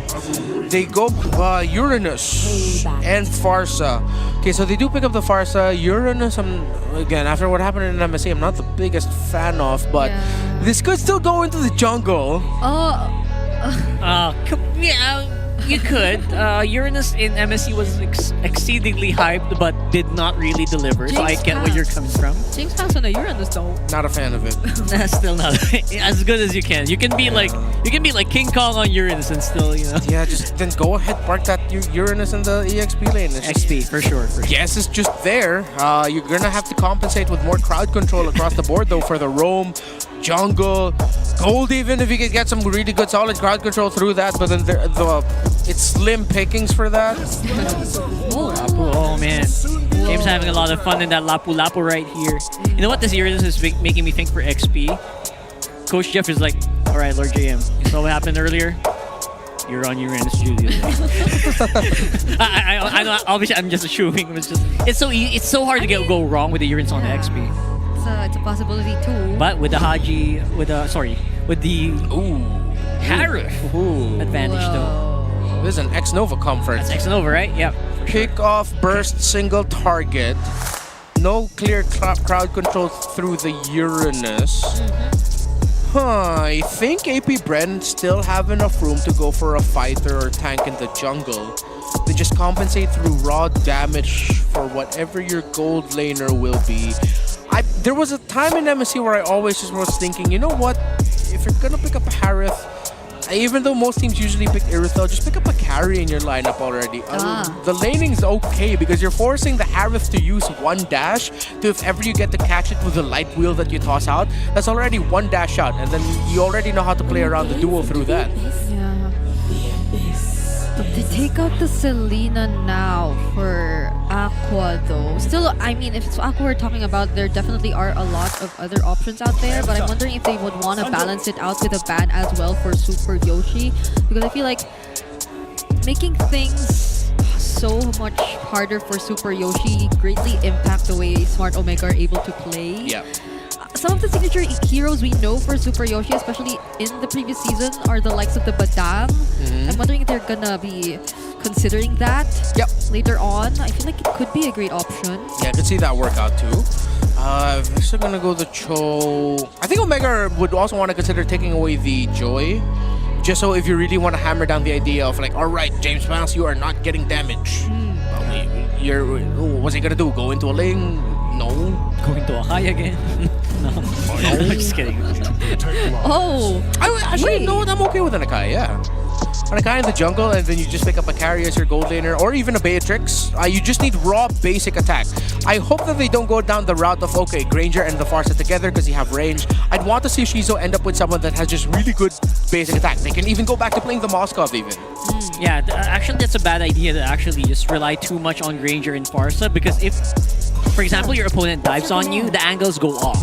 You go off angle and you actually mess up a lot. We've seen that happen multiple times. That's banned though. So might they not be considering the Akai if they banned out the Fanny still? Or is it just like, to be safe, they take out the Fanny? Yeah, I think they just play the Moskov right now. At least you have someone opening up the map. Because Omega right now want to play a tight formation with the heroes that they show. You can save the James Bounce hero for later, honestly. Or again, just like Akai, but then you're playing around Akai, Farsa, Moskov, and it's Cho and a Uranus? That's very slow, right? Okay. I like This I that. like. Yeah, I prefer this. And as we were talking about earlier, basic attack. Yes. That's what you needed to get. Yeah, and the ability to like reposition every now and then with the PMI. I feel like once the members of Smart Omega dive in too deep and leave their damage dealers in the backline for too long, then that's gonna be a free opportunity for Shizo. But that's the thing, who is the other damage dealer? You know, I wouldn't be mad if Omega pick up like a Franco right now. I would love a Franco. Come on, Yoshi. Or Franco or even a Minotaur for Yoshi. how about the Grok? Grog's okay too because you're up against the Claw, the Cho, the Farsa. Just toss out Cancel the it out. Tectonic What's that? charge, What's right? that again? Throw that out again. Okay, so he does end up with Here's the the signature Badang. Badang. It's still the Badang, one of the picks that we posted earlier. That's better. Okay, they're gonna go for a double carry centered around magic damage, but they do also have a carry in the Lancelot. I like the damage, crowd control, range spread of Omega, mid-range, well, long range technically through the ultimate of the Kimmy, but I like this lineup by OMG. We might be going to a game number 3 unless Lord JM shows more crowd control. They need more of crowd control. It cannot just be the Cho. What else is left in terms of crowd control? Got though? hunt down. There's a glue, but like, oh, that's not even much. They have to go for this. Uranus is an EXP laner. They have to go for something like an Akai or a Beno. Excuse me. Wait. Wait. You just said Benedetta. XP later, but what? Benedetta on XP, right? So Wait. you're making James Banks play a Uranus jungle. Not unless it's a Benedetta jungle, but it's not likely gonna happen. It's been years since we've seen that. I think literally years. Yeah, Benedetta in the EXP lane. Pure up. Okay. Petrify, Electro Final Blow, through for the Harith. Not bad. The lineup of Omega just AP Brand just feels scattered in thought. I mean, even in the game, for sure, it'll scatter, right? I prefer the overall cohesiveness that we're seeing from the lineup of Omega a bit more, but maybe the Benedetta might just show up to deliver enough surprises, especially with a Petrify and Electro Final Blow. I feel like if the Benedetta and the Uranus work together hand in hand well enough, that's a lot of disruption, but how do you do that as a Uranus? It's messy. You It's just throw messy. plates around you. it's so awkward. Yeah, right? We're Exactly. gonna have to play around so much. We'll find out if that is gonna be the big difference maker here, whether the Benedetta is gonna make or break the lineup of AP Bren. We're going to game 2, folks, and it looks like they're AP Bren's going for something that's not really tried and tested. Maybe Lord JM has hidden some training. Okay, with this hero. so they go for a fast clear, send the Benedetta in the mid lane so that they can pressure the Lapu Lapu together. Oh. Good start, good initial rotation. X-Nova also didn't get taken out as he was deeply diving into the jungle of Omega to try and scatter up Ryzen. They're going to continue the aggression. Here's Invade. I see it now, okay. I see the vision now. Yeah. Oh, that's a 3-man stun though, coming in from Haji. Might force AP Bren to back off a bit. So, I guess it's fast clear and constant invades that AP Bren wants to do, but there's just seemingly enough damage for Smart Omega to deal with it. Yeah, it's definitely something that's very punishable here. Like, if you want to go in Omega's face, Omega does not mind. They don't care if you go in their face. You're going to get punched, literally, by a hero. So by Omega. Yeah, AP Bren are hoping that they can take control of this game by Turtle 1 or Turtle 2 just by, okay, they get to clear their own jungle safely without that much of a problem. They'll bother the rotation of Omega, and then it might just get to the point where after a Turtle 1 or a Turtle 2, they're already invading into the purple buff or just the jungle of Omega overall, meaning that they'll be able to take control of the game through there. Yeah. So it's gonna be so important that AP Bren successfully get to do that for the first few objectives, because if not, then this is gonna be Smart Omega just doing their thing, and Ryzen is just so confident right now. So I think both teams were just gonna fight for this. That's a nice petrify coming in from Lord JM though. James still gets to dodge it nonetheless. That's a Thorn Rose that lands right into Lord JM, and it's a 2-man stun coming in from Super Yoshi as well. Yikes. Ryzen definitely making things happen. Goes in for the double kill, and Shizo as well tries to find a trade with the Blazing Duet, but that's gonna be about it. Whoa! James Pack's barely surviving here, but he won't last up against 3. Man, that was like watching a car crash in slow motion happening in our faces. No, I'll be honest here. I know Shizo just wanted to focus on the farm, but I feel like he actually could have helped James Panks a little bit there. Although he did already use the Blazing Duet, and makes sense why he'd want to play it safe. At the end of it all, though, AP Bren still get to walk away with the turtle. They didn't even need James Panks to secure it. So maybe that raw sustain that they have through the Uranus jungle might just be one of the X factors that Omega need to watch out for. Because if you blow all your abilities at one go, yes, they got kills, yes, they got nice combos, but they still lost the objective at the end of the day. So at the very end, like it's like your friend driving so fast, and you say you're complaining about it, but you know you didn't die. Yeah, they got there in the end. You got there in the end. You got where you needed to go. It's about sustaining and just prolonging things. Basically catching all the skills, right? Because Yeah. catching all the skills is working for this Uranus, at least so far. I don't know what this is going to look like later on. That's But yeah, I guess we'll see. Oh! Eye for an eye. Lord JM, Ryzen here to rise up Hello. though. There's the retribution also used as well. Aqua goes in for the stun! And they find the outplay onto Ryzen. Yo, Ryzen's gonna end up on the highlight reel, but it's not for him. That's nasty, bro. It's gonna be for Aqua. And there goes the Zaman Force. Are they actually gonna be able to take down James Panks though? Gets locked in by the fist break, fist crack. Might be an opening Consecration? here for Smart Omega. Still no! Wave the Dragon catches Super Yoshi. Haji barely surviving as well, and it's only Netsuki all alone here up top. It's James Panks is still alive after that. Call an ambulance, but not for him. He was a punching bag, but he really, again, exactly like Redmar mentioned, literally absorbed everything. Yeah. And then the rest of the team just comes in and sweeps up everything. Oh, Aqua's just so aggressive as well. Look at the rotations coming in, but Netsuki still surviving. Doesn't get to take down Shizu though. But, okay, now in this game, I feel like it's... I can't even finish what I was saying. Surprise! But I feel like in this game, it's Aqua and Lord JM who's like working hand in hand.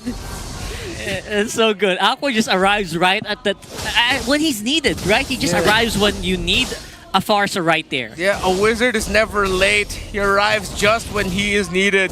Pretty sure I butchered that quote, but you guys know what I mean. That's right, from a very famous movie and a book. Star Wars. Star Wars, AP exactly. Okay, let's see if they can pull off another crazy play here. Wow, okay, fights happening all over the map! And James Panks still finds the last hit. Now, Shizo, once they saw him join the fight as well, Smart Omega had no other choice but to disengage, and James Panks is just constantly trying to disturb Ryzen. Oh man, and it's him who gets the last hit here too! Yeah, both of them used their retributions for the turtle, so he saved his ionic edge to take it. James Panks, what are you on? The growth of this young man. From a very disappointing debut season in Season 15, he has been stellar this series. Yeah, it's so beautiful. It's like watching some masters in motion here. Watching some people paint. Someone painting so well. James Panks in the face of Omega, who seemed to be struggling to breathe. Here he goes again. I mean, I know people would have preferred James Panks on the Assassin, but I'm enjoying this as well. Nice. This is nice. This is okay. Like, it's not as passive as we would expect it to be, considering that it's James Panks. And they're all working together to pull off the entire idea from the very beginning of like just fast clears and rotations and invades of fast rotating heroes in the Benedetta and the Farsa. Yeah, it's a different kind of menace. I think straight up APBR are also just outplaying and playing better than Omega individually and as a team. Because Omega's gotten outplayed multiple times. Oh, that's another way of the Dragon onto James. A tanky hero. Still has the flicker, but the Fettered Airstrike will be able to take him down. Haji has to reposition as well. He's very low, but there's another Salmon Force used by Netsuki just to get away. They're trying to defend this tier 1 in mid as much as they can. Ouch. But AP Bren, they're just constantly looking for fights. They're very happy, and James Panks is just walking in front. Lord JM hunting people down and forcing them to basically run for their lives here, but not really doing anything to hurt them. The fact that AP Bren is making it work, how they're making it work, is a testament to how well they're executing it. with just how good they are overall. Whoa. The Lancelot is struggling. Aqua, A little bit of a flex there. the back and forth. APBR are just really freaking good right now. Yep. Lord Top lane, top lane. Ah, there's another fight. Netsky! He almost got something, but it still wasn't enough. Shizu still survives, not even using the Purify. And Lord JM now, he's just doing such a great job at managing all other sides of the map. The stun doesn't land on James, or on Aqua rather. Netsky can't even walk out of the tower now. Yeah, this Uranus only has what? A Dreadnought armor and a Radiant armor? That's it? Whoa, whoa. Apparently doing the job And this well is what enough. he's doing? Look at them. Haji right in front just... What is he doing? He's not even doing damage, bro! You can't even feel the damage just yet. Ryzen all alone up against Aqua X Nova, and James Pax will just decide to puncture away. That's nuts. And the fact that Lord JM also went for Blade of the Heptases and Sea Halberd. Assassin type. Yeah, pure assassin damage. Fast basic attacks. Has an orange buff. He has an orange buff. What are you doing with the orange buff, Bro, man? this APBR lineup is disgusting. And they are, again, it's not just, oh, no way. No way! That was close. That was close. Not gonna happen twice in one game. Yeah. Ryzen redeemed himself. He got a highlight. Just for when you were himself. talking him up as well. Just when you were talking JM up. He does that. Very, at this point, it's very classic now. Oh. But Do it is something what it good, is. do something bad. Do something good, do something bad. There's a pattern. Mr. 50-50. Fitty Fitty. Your new nickname is Fitty Fitty. Wait, sorry. Okay. Here we go, though. Here we go again. They Yeah. find another kick. It's Super Yoshi the catch who's taking Ryzen. down Ryzen. Phantom Execution, but still gets chased by James Pax. Thorngrow's already committed. There's the Zaman Force as well. But James they're Pax. still not able to take down the Uranus. How? I mean, how? Yeah. How do you even take him down? The Radiant Armor and the Caress is really working well for him, Yeah. especially against the Harif and the Kimmy. I mean, it answers the two main damage profiles of Omega. Skill-based physical and continuous magic. Once he builds up maybe like an Oracle or an Athena's Shield, you're not taking that down. Look at Nova. They don't have the Flicker Front X Nova, but they don't need it. Ryzen will make his way to the objective, but will he be able to secure Ryzen. for his team? Gets to kill Shizu. Netsky Shizu. as well, dealing enough damage. But Lord JM just goes in for the double kill. The Lord is secured by APBR, and James Pax picks up Netsky as well. Only Ryzen is left alone. Yeah, man, Netsky could not play. I felt bad watching him play around this and Yeah. trying to find an opening, not being given at all. Also have to commend the initiation there by X-Nova. It was perfect. The conceal, the angle. They had the vision and the info on Lord JM, and he was just able to find it. He made that look easy. He's absorbing minion waves. This AP team is exciting, folks. Not been this excited about an AP Brent team in a while. They are on the road to a 2-0 here against Omega, who really dominated yesterday as well. Well, was that a Sea Halberd? What a But kick! wait! Another kick onto Ryzen though. Lord JM gets punished, however, and Super Yoshi finds up this breakfast scrap onto James Pax, finally taking him down after so long. Why is it when I say something good about a team, something bad happens? You just talk them up and then they hear it, and then everything just falls apart. This is what they call Feels the caster bad. course, I guess! Shizu! Another potential kill, So but close. Shizu gets to dodge it. Oh my goodness. Right. Should we not say anything? Maybe we should just, not talk for like 10 minutes and so this game just gets over with. But yeah. Somewhere I hear LaFell just going, Renmar, just shut up. Like, you know what? Shut up, Okay, man. bro, I get it. it just happens. I miss you, LaFell. Hopefully you hear this. Oh my goodness. It was going so well. Now the lead's like 2K, 2.9K. It's basically gone. Basically gone, It's right? gone. Was that a shutdown that they got even? It was on... I think you could consider it to be one, for sure. But right now, I feel like we shouldn't be paying much attention to the goal disparities anymore because like they've caught up. Man, Assassin Benedetta, man. Scary. Yeah, it's also still important to look at the items. So it's BOD, full damage build for the Benedetta, Athena Shield, BFB, Fury Hammer for the Lapu Lapu. If you look at the Claude, he actually went for the Winter Crown so that if he ever decides to go in with the Blazing Duet, because of the raw damage that Omega can actually dish out now, he can just stand there, Blazing Duet, and it's not going to get cancelled. So he's still doing his job, doing his damage, and providing a zone for Omega to be wary of. And don't be mad, JM. I feel like Tank Benedetta would work better for you at this Nah, point. man. That doesn't fly with Mr. 50-50. I know, man. Mr. 50-50. I like it. Oh, man. It's a good thing, guys. It's a good thing. Because way back then, don't be mad as well, there was like a nickname for Lord JM internally. We're not going to say that, obviously, here. Okay, But it's a lot better. That one's a lot better for Yeah, I like it. That's exciting because it's exciting. Is it heads or tails? You don't know where it's gonna land. Get some people going. Yeah, I mean, get some people going. No one knows what it means, but it's provocative. It's provocative. Look at that. He has 4 kills and what? 4 deaths. You're right. You're right. Yeah. No, trust me. Okay, the last sequence was what? A Lord JM fail. The next one's gonna be a success. Okay. He's gonna get a big petrify, electrify no blow. I'm gonna call it now. Okay. Let's see if that happens. Let's look for that. Yeah, for now, they're paying a lot of attention to the long lanes. Wait, Aqua! I can't believe he's standing there. Doing very good zoning. All alone. Okay.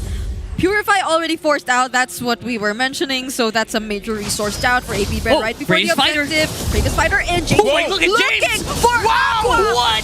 Now they know that he doesn't have the Purify nor the Wings by Wing. That's why they go for the commit. But that's the way of the Dragon. Will they have enough damage to deal with the kill though? Winter Crown gets taken down. Ryzen right after the Blazing Duet. Everything is going sideways now for AP Bread. Ryzen has an eye on James Banks and just in the blink of an eye. One man on a mission, James. Oh, man. Bravest Fighter Flicker. He didn't care about James Banks. He just wanted Aqua. And it was the right target, and AP Brand were forced to react. But Shizo was also not in the best place possible. He did use the Winter Crown play, but it just happened way too fast for AP Brand to adjust in the right way. And Omega, what a play. James Wick. A man on a mission! James Wick. That is perfect. He literally ignored everyone. He passed by like 2 AP Bread members on the way to Aqua. That is sheer freaking will. That could not have happened if Aqua wasn't there. That's true. He definitely flexed so hard. He used his Purify very early on, and James just knew what needed to be done. Now they're finding the openings. Conceal already used though by Smart Omega. Traction pulls as well. Ryzen makes his way to Aqua once again. Forces out the Wings by Wings. But they will have plenty of time to at least focus on taking down the Lord. But Smart Omega take down the mid lane base turret already. Man, they are going to be scratching their heads so hard if they lose this one out just because of that one thing.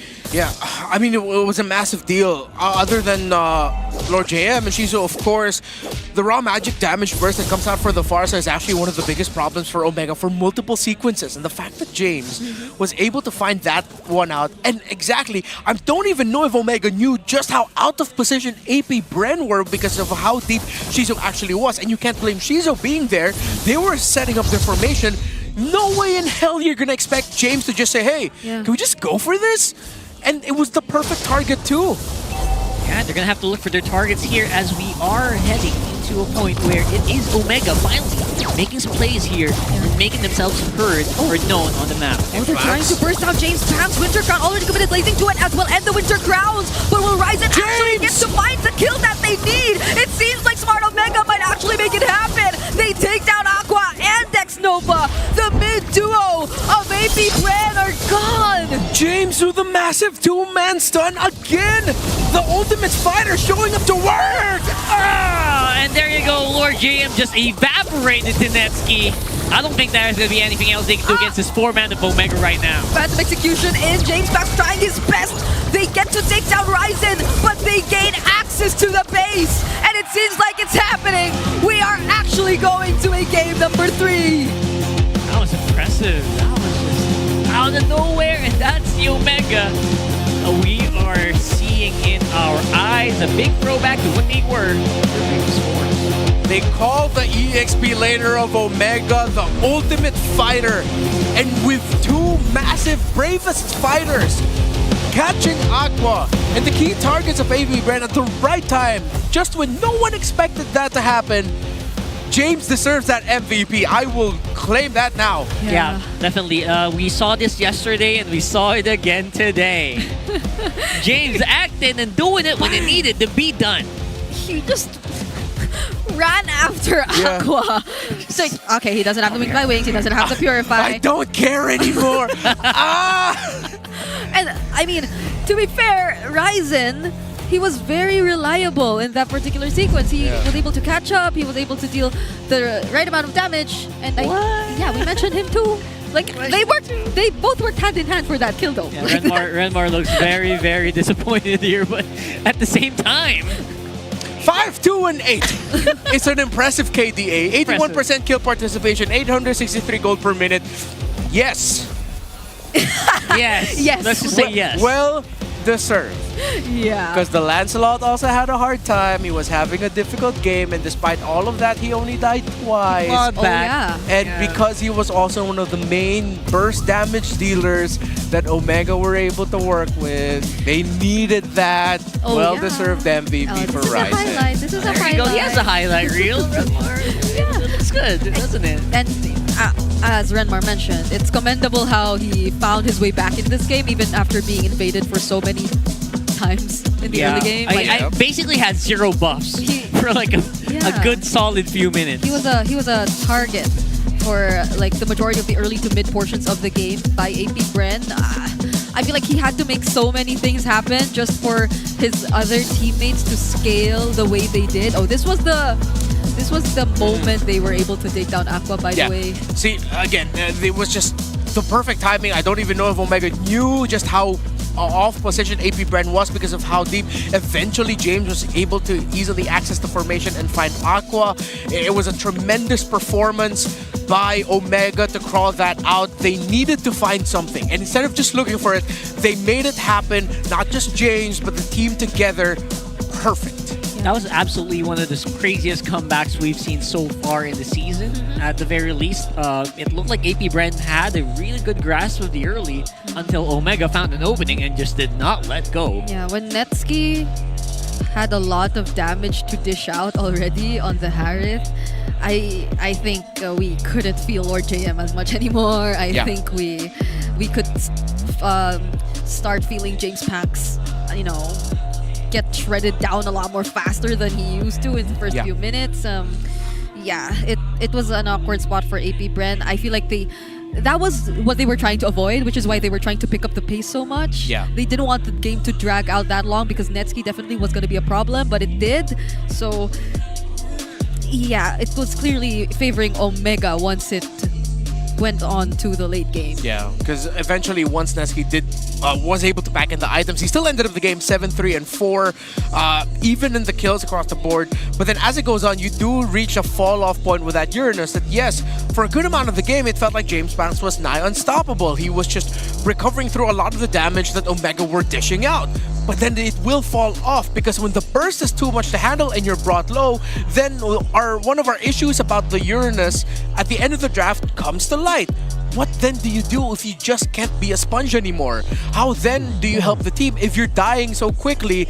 And in the key moments there in the end, James Banks really started to feel it, that APBR didn't have time to help James Banks to deal the damage because of the raw burst that was already getting dished out by the Harith and even the Lancelot. That's true. Basically, right before the draft started, we mentioned that, right? They were an in and out kind of lineup where you had to do the damage, you had to soak up the damage, and then you go out, and then you regen, you go back in. That's basically what Uranus does. But what happens when Omega doesn't let you go out anymore? And then we got our answer. Apparently, this is just disaster overall for APBR. BPI Rich Guy here is going to be Ryzen. Apparently, that's probably where he got a lot of that MVP stats from. He did get 863 GPM as well on this game. And James Banks definitely carried it really hard in the damage taken department. But again, that's just not enough in the late game. That's interesting though. Like, for him to get this much GPM despite that kind of early game. Despite getting invaded over and over again. Yeah. I get that. Well, it also came from the fact that because of the aggression that AP Bren were showing in some key areas in the map, you would find Ryzen just finding farm elsewhere. Yeah. And then of course you do get to that point where, okay, if you're falling behind, you will reach an apex of like, hey, suddenly my GPM is so high because you're farming in the later portions of the game. Around like 8 to 12 minutes, you're just looking for good farm and chunks of it through high value.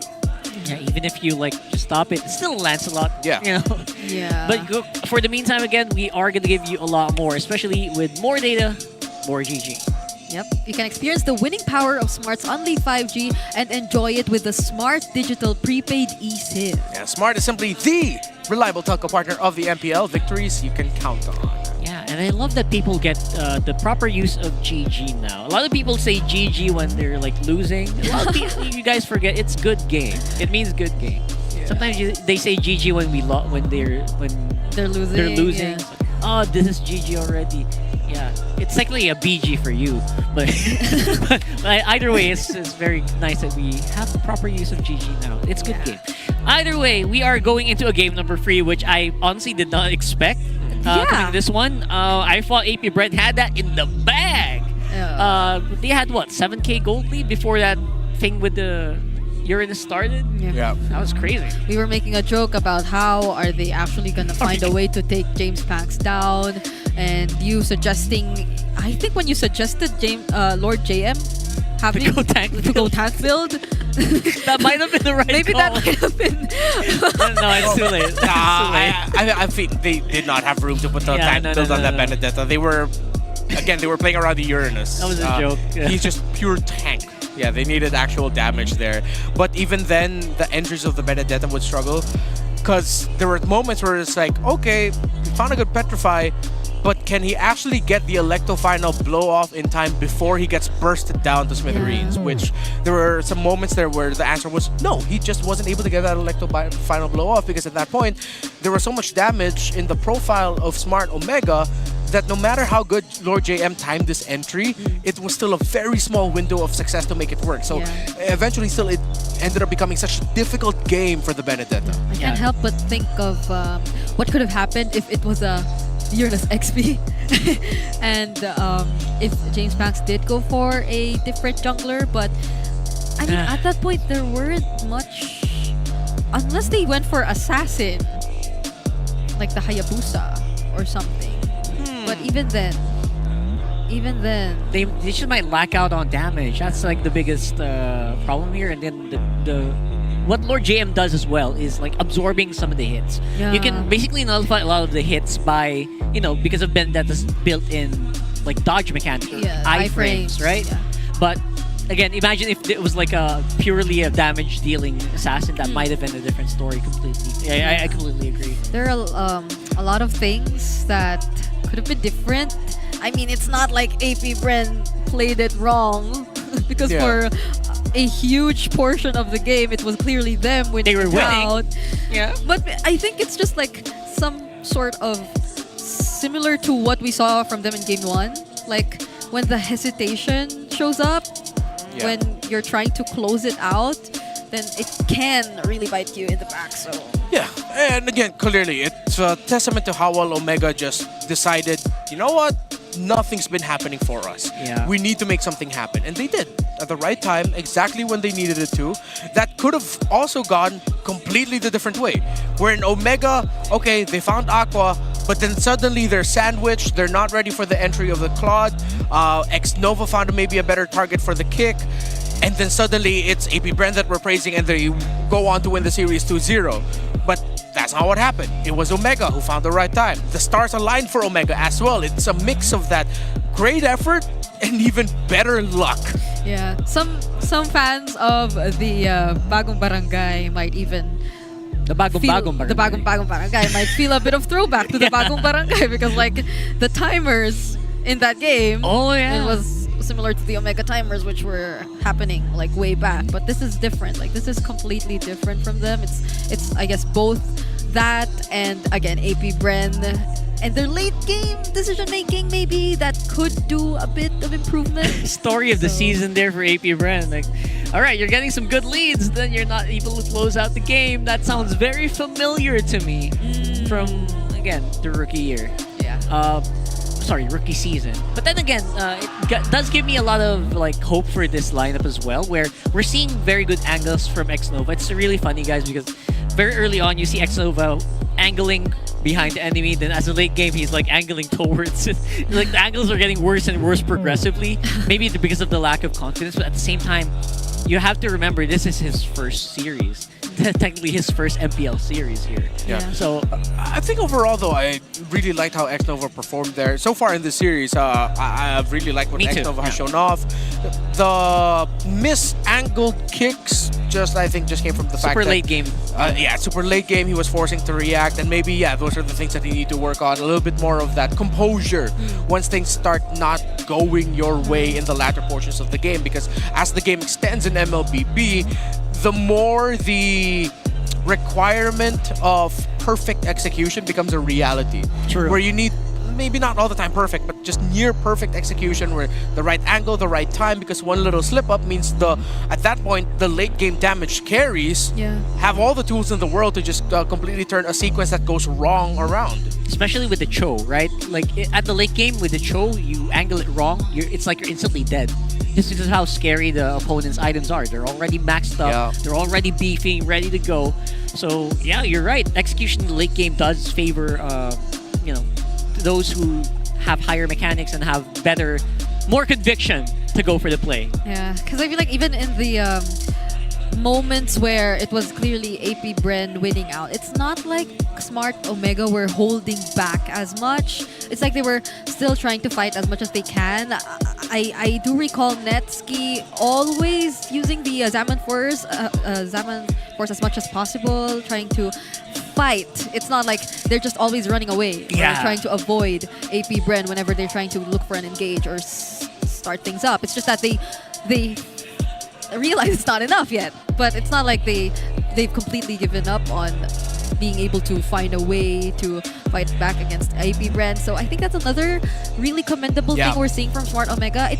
It's not the same as the Omega timers. It's different. It's, I don't know, like just literally holding on and acknowledging the fact that there will come a time that they can fight back, and it's something along those lines. It's just that very hopeful idea that we feel from this bagong barangay. Yeah, the bagong barangay definitely showing a different kind of like spiciness, where maybe they pop up when you least expect them. But here we go for draft for game number 3.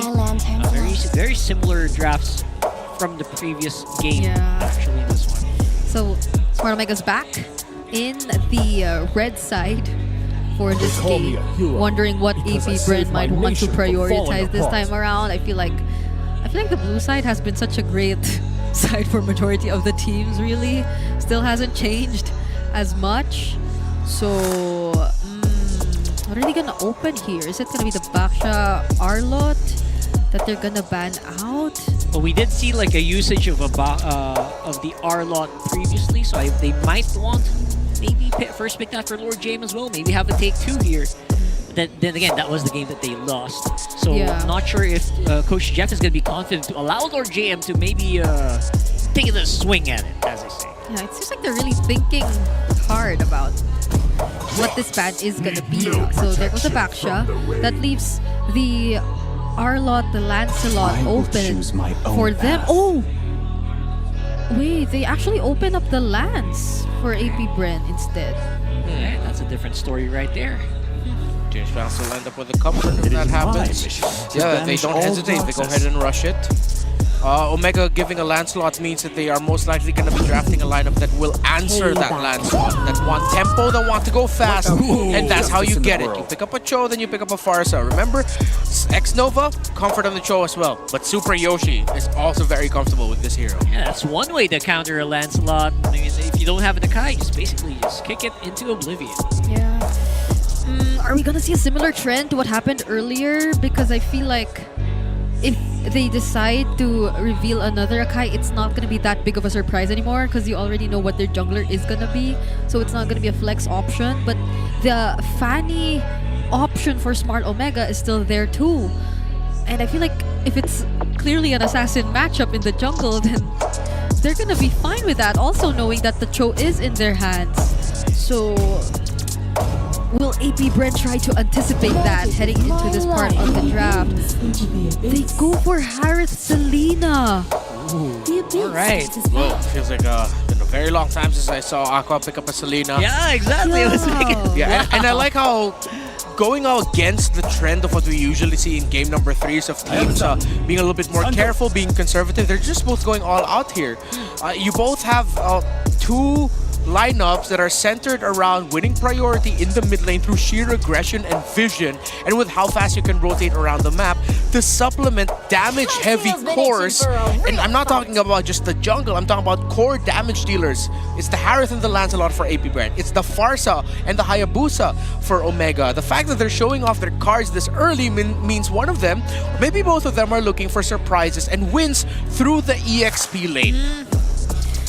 Actually, the CC is still there.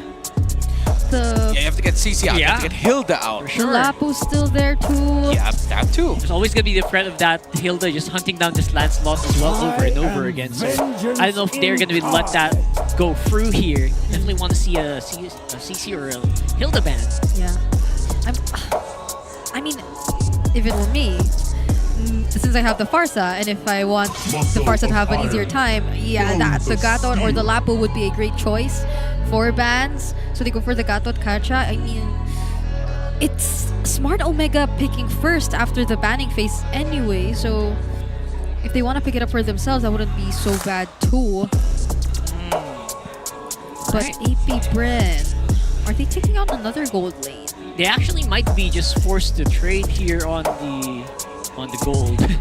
So both of them still have high presence or high usage of Beatrix.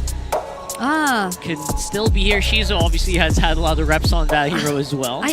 Why are we not seeing as much Grangers for like this series? That's true. This whole series. I don't remember if yesterday I saw it too. No, and they banned out even the Bruno instead of that.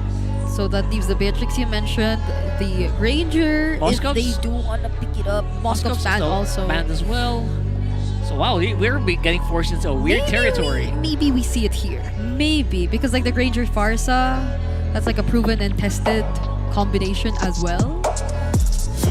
For like range-wise. But the thing is, AP Bren, they have so many ways to reach you. There it is. Okay, so there you go. There's the Granger. Trying to fight from downtown is basically what's happening here for AP Brent. Yeah. So the... For Omega, rather. Wait, so what's the XP gonna be for AP Brent? Definitely we're looking for the CC here somewhere. I don't know if they want to. They probably don't care about the Hilda at this point. Yeah, Uranus is also... I would not put it past them to maybe pick it up. Although Uranus does kind of... Or the Lapu just... Oh, it's still Lapu? Still a Lapu game? Yeah, Still another. There's a Farsa Granger on the other side. It's kind of easy to pick that up, I guess. Either of these two teams might even show up a Badang at some point.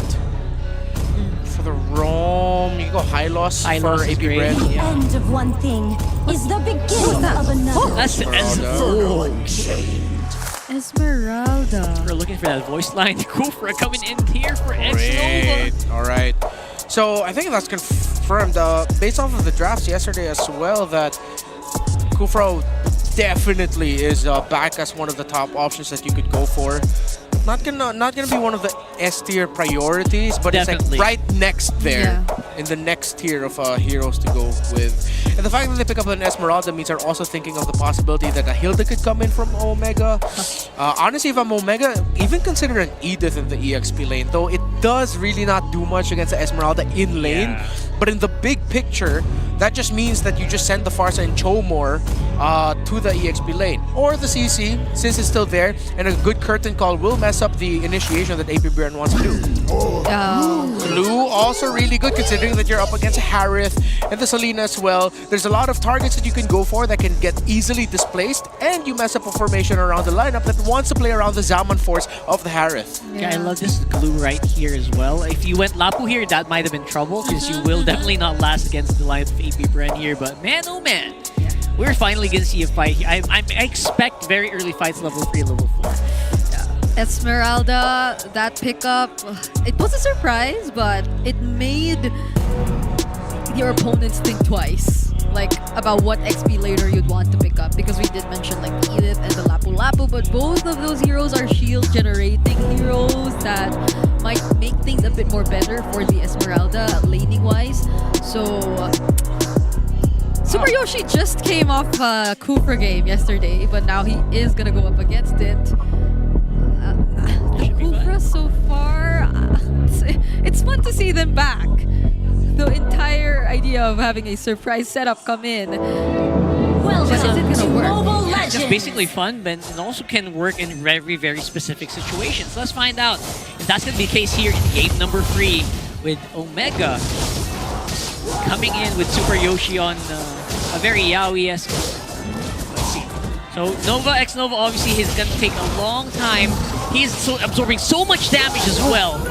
Ooh. Oh man. Super Yoshi. Oh man. Yikes. Can he run away from this? Alright, Doesn't give the flicker. Okay, he's safe. I think that deep chase also. Look at Nova. X-Nova. Oh! What a read by X-Nova. Did not want to let go of that play, but now it looks like it might be a trade between the two roamers. Okay, Netski, if he gets this kill, that's going to be massive. Doesn't get it, but still has an assist though. It goes into the hands of Ryzen instead. So I think they're somehow able to spread out like the resources still in one way or another.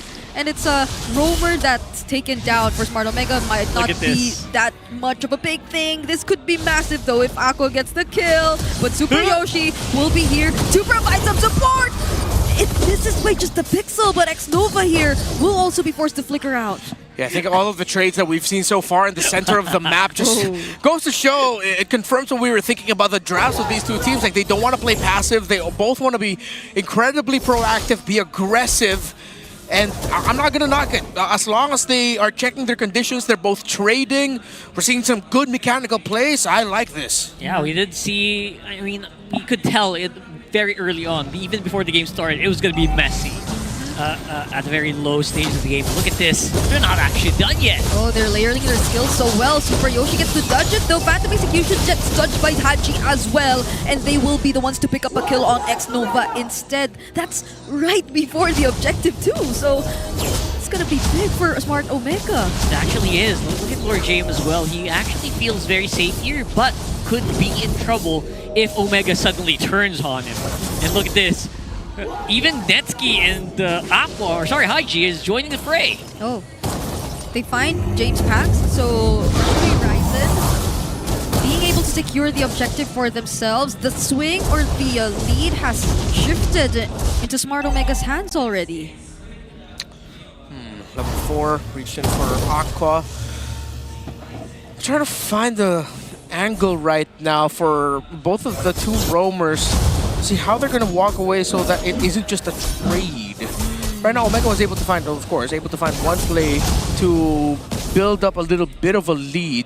But you're still in the scenario wherein, because you're up against a lineup that has a Kufra and the Selena together, the capability of them to turn things around is strong. It's really high. But so far with how Yoshi's been playing this show, right now he's playing as just a slightly better game than X-Nova's Kufra. Slightly better as well, but don't because of what you mentioned as well, Super Yoshi is also not safe. Usually shows to be very safe here. Look at that pick. Such an aggressive pattern airstrike coming in from Haji. They get to poke James Pax low enough though, but at least now he's really well protected by Super Yoshi, because those look like really dangerous pattern airstrikes. Sure. They are, but I feel like at the same time, it's signature Aqua. He made a name for himself playing like this with artillery mages that feels like he just knows where you are. He's checking the right shrubs. He's reading your rotation. He's stopping you from making sequences. That's why Aqua became an MPL Philippines champion and an MSC champion in the same year. Yeah, and if you're Haji, you just want to use that feather airstrike as soon as possible, maybe, before the hit cancels out. Yeah. Because you know someone's going to mess it up, or like someone is going to disrupt it. Yeah. So I guess using it early on, try to get an advantage in a team fight, it's also a very legit strat. So many members from AP Brent can do that, but Ryzen seems to be struggling a bit. Lurching is dealing a lot of damage up against this Hayabusa. Doesn't get the stun on the Curse of the Crow. There's a Fettered Airstrike as well, but they will not be able to take down this Esmeralda. And it seems like he got enough of their attention to push them away from testing this objective that'll freely go into the hands of AP Brent. Yeah, he basically slowed down the farm here of Ryzen. He also was able to help AP Brent secure their turtle here for game number 2. Oh, James Pax. Haji. Step back. Still went back. Oh, the shadow. Oh, good coverage there by X-Nova, but then at the same time, good senses by Ryzen to be able to dash out just in time. He almost got caught by that Kufra, so now you have to wow, Super Yoshi? Whoa. Sir. The bouncing ball is such a problem. Yeah, okay. You gotta respect that bouncing ball, bro. You can't Shinpo out of that one. Yeah, but that's also going to be one of the conditions there for Omega. If they see that there's no more bouncing ball on that Kufra, they are encouraged to commit a play. Oh, Yoshi finds an angle. And now they commit a play on Lord JM, but is it the right decision though? There's the Abyssal Trap, and James Pax will just pick up the kill! Haji barely surviving, even under the turret. Oh! Okay, he gets to walk away. Again, that looked like a disconnect by Omega. It looks like they weren't ready for Yoshi to commit that, and it seems like Yoshi committed that without the other members of Omega too much in mind. Bit of a wasted kick, and even burned a flicker for that sequence. Yeah, maybe he didn't shout the what Cho players do when they make a play. They call the person's nickname. The follow-up. Yeah, the follow-up. Phantom Execution. That's a lot. We have the dragon. Good block. It lands on James Pax though. What a punish. Coming in from Smart Omega. James here as well. They're trying to go for X-Nova this time. They get to also land the skills, but Haji, he can't follow up. He's being zoned by Lord JM, but still finds the outplay. Wow. Well, Haji holds on just long enough. I thought it would end up becoming an even trade, but somehow, some way, Haji holds on and Lord JM gets punished for his greed. Haji's like, you're not letting me play. I'm gonna give you something to play around. And look at that. It's gonna be Super Yoshi again, keeping tabs on AP Bread members, making sure they can't really walk out of that turret without any consequence. They see James Pax clearing the waves down bottom, but Ryzen's still picking up his purple buff, so they will be taking a bit of time before they transition into the turtle. Both teams might actually try to contest it. Right. Let's see here. Now, Omega definitely is going to be ahead in terms of like the vision department, despite AP Bren having the Selena. But then again, that's because of their presence in the bush. And Super Yoshi is very happy to clean out those traps whenever he can. He just bursted down the turtle. Might transition to the purple buff, but they'll just play it safe. We'll focus on potentially clearing out and taking this tier 1 in mid instead. They have enough vision, you mentioned it. They're doing such a great job at finding all those visions. But now James Pax doing his best just to defend this turret. X-Nova won't be looking for a setup just yet. That's right. 1,300 gold lead here for Omega. Good positions though around this area. They're covering for Netsky so that he can farm up top. Super Yoshi and James covering around the mid as well. So they're just trying to find a better timing for them to commit a play. Item builds, nothing too crazy, although it is a glowing wand rush for the Farsa, going for more utility to whittle down other regen that AP Brand has. While it's already a Sky Piercer, Malefic Roar, and even a Hunter Strike. Yoshi finds an angle. Oh, he gets blocked. That's another bouncing ball incident. Yep. Bouncing ball incident. That's what we're gonna call it now. But like, even though Haji went for utility, it's nice to see he's 301. Yeah, for sure. Haji definitely, he is maybe aiming for more KDA once more. You know, it is a very old namesake for Omega's Haji. And we could see that again here, as long as they play this more cleanly, which they seem to be doing, especially with Super Yoshi being so aggressive right now on that show and making it so hard for AP Brand to set anything up. I did see Haji share a status about him missing being the KDA machine, but now it's the OE Shadow kill coming in from Ryzen. Super Yoshi doesn't get away from that. That's a Zaman Force and the bouncing ball all over again. It's 1 for none so far. Again, just every time we try to call something out here, something seems to be happening that turns the tides of battle. And AP Bren showing signs of life here still, even with Omega in the lead. Yep. 2,300 gold for Omega. AP Bren, a little bit spread out. They just will be able to contest us, but I think they don't have enough damage right now to give James a lot of a problem once he decides to just jump in. Because there's a reason why that glue was ended up picking him up last. Oh, wait, what? It didn't land, but Lord JM, he might just get the job done. Abyssal Arrow doesn't connect, and that's a shutdown indeed from Lord JM onto Haji, his first death in this game. But Smart Omega might just still try to make their way to the Lord, but X-Nova gets to find Ryzen, uses the Tyrant's Revenge as well, and the follow-up Phantom Execution is going to be enough. Super Yoshi has to run away, already down to half HP. Just look at how well coordinated Lord JM and X-Nova are doing all this zoning. And once again, they find another. Still, Netsky has the flicker, but might not be enough anymore to even look for a trade. But wait, James might actually try to do something, but will it be enough for him to take down Aqua? It will not. And there you go, Lord JM back in with that Falling Star Moon, just pushes him back. Omega definitely did not see that coming, and now they will lose out all of that lead, and AP Bren gets that Lord. Oh, Omega, once again, I mean, you can't knock Haji for just trying to clear menu waves, trying to build an advantage there. I don't think Omega and Haji and James specifically just weren't ready for how many members of AP Bren there would be ready enough to respond right away, and with, again, that Farsa out, not much he could do. That push is just too deadly. For a lineup with a Kufra, way too deadly. You gotta be careful about where you decide to walk into, especially if you're Ryzen, especially if you're the jungler, the retry holder, right before the objective comes up. So now we're seeing just what the Kufra is able to bring to the table. Yeah, play after play after play. It's like X-Nova just does not want to slow down here on this Kufra, and he's charging it up again. Might not be able to land it for now, though Smart Omega are playing it safe. Look at the mid. Staying under the turrets. Ogi Shadow kill already used, and Ryzen unfortunately gets to quad Shadow out. There will be no base turrets taken down for now, but despite everything that's happening, it's interesting to see that AP Bren still, or just only up by less than 1,000 gold.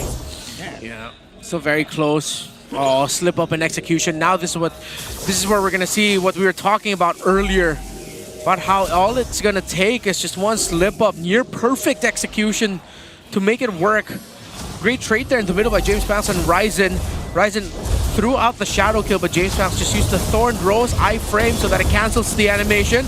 Lord JM get to find the stun, but he's only brought down to a bit less than half HP. Still able to do his job nonetheless, and we can't take away the fact that Smart Omega, it seems like they have to bring out so much just to bring Lord JM's HP down to half. That's true. We are seeing a bit of a sliver as well of like Netsky starting to ramp up on damage. Yeah. It's getting harder and harder for Lord JM as the Esmeralda to stay in the fight. Haji obviously he already hurts as well. So it's going to take a while for them to actually just get Lord JM back into an unkillable status. Right now they have to be just on their toes. Yeah, he's actually ahead of Shizo. Hugely, yeah. In terms of gold, only lacking one more item to complete his build. But the upcoming Lord is going to be the question here. Vision and map control is clearly favoring AP Bren's side. And Lord JM just picked up the Antique Kiraz, just as he mentioned that. There you go. Smart Omega might already have a bit more decent damage to deal with him. X-Nova though making every bush just so scary to check for Omega. That's a big play, or that's a big plus that they have in that department. But yeah, we're coming into the department here of the next Lord, which is going to be very deadly. Historically, this should finish fights. X-Nova still in control. Yoshi concealed, but he stepped on the trap. Great trap placements by Aqua so far, and now Omega, they might not be able to contest this healthily. Not anymore. Now with Lord JM up on front. Rice is going to be close enough. James getting a lot of vision. Good zone out. Someone's gonna have to pull the trigger on the side of Omega to try and force AP Brent down low. James Vance is taking a lot of damage from the Lord. Neski Yeah. went for the clear.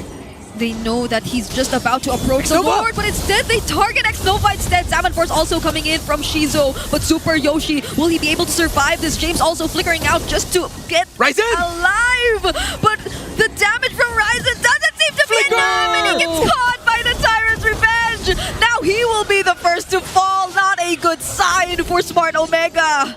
X-Nova! His debut game in MPL Philippines, and he has been impressive.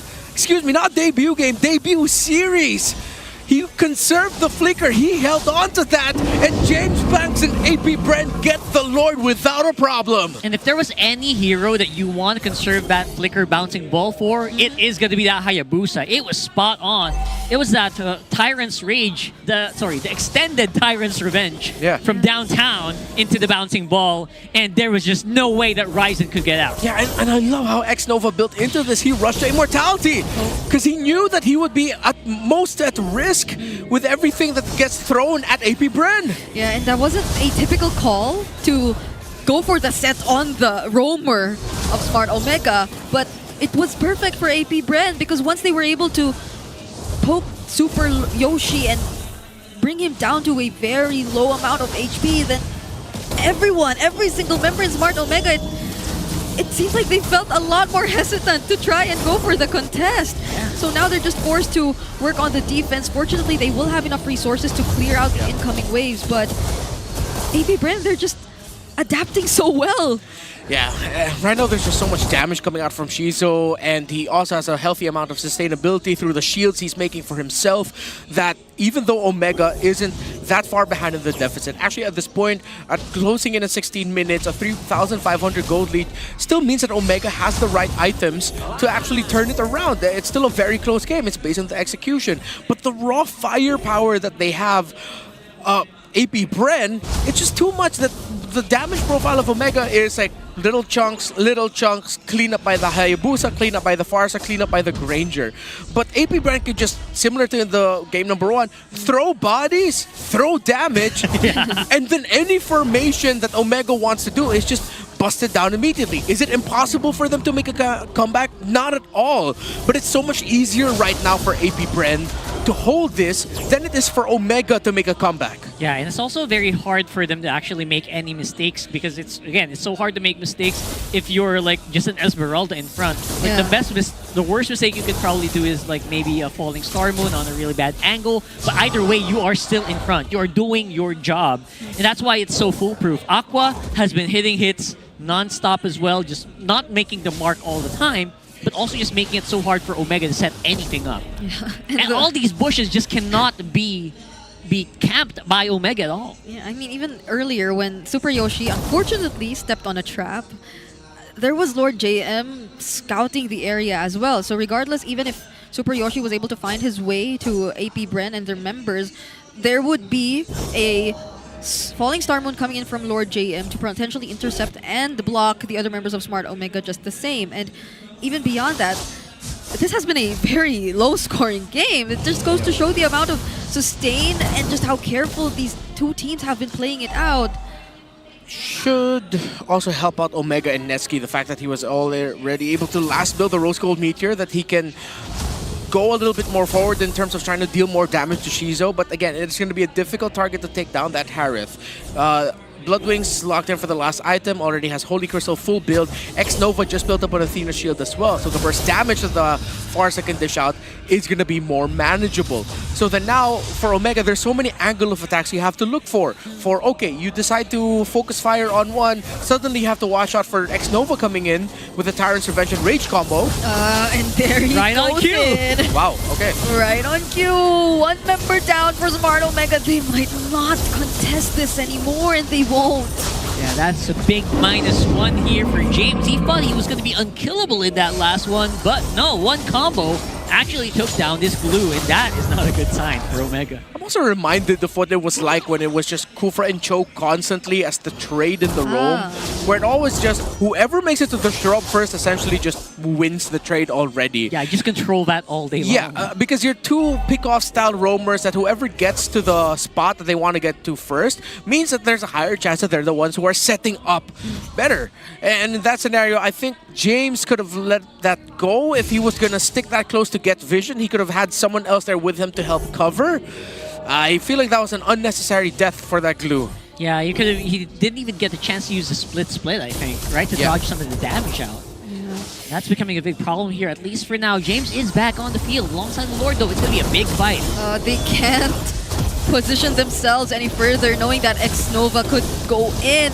Now this could be a setup, Phantom Execution right into Haji, though. It lands onto Super Yoshi, the Tyrant's Revenge, but from the back lines, Ryzen will try to look for a target, but they get to spread out the damage so well.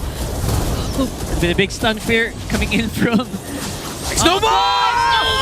He finds the sets onto two members, two crucial members. Netsuki's the first to fall and nothing else matters for the Hive. AP Bren secure their first win. And that is definitely one way to show up in your first season. X-Nova ending it with a beautiful Tyrant's Rage into the base.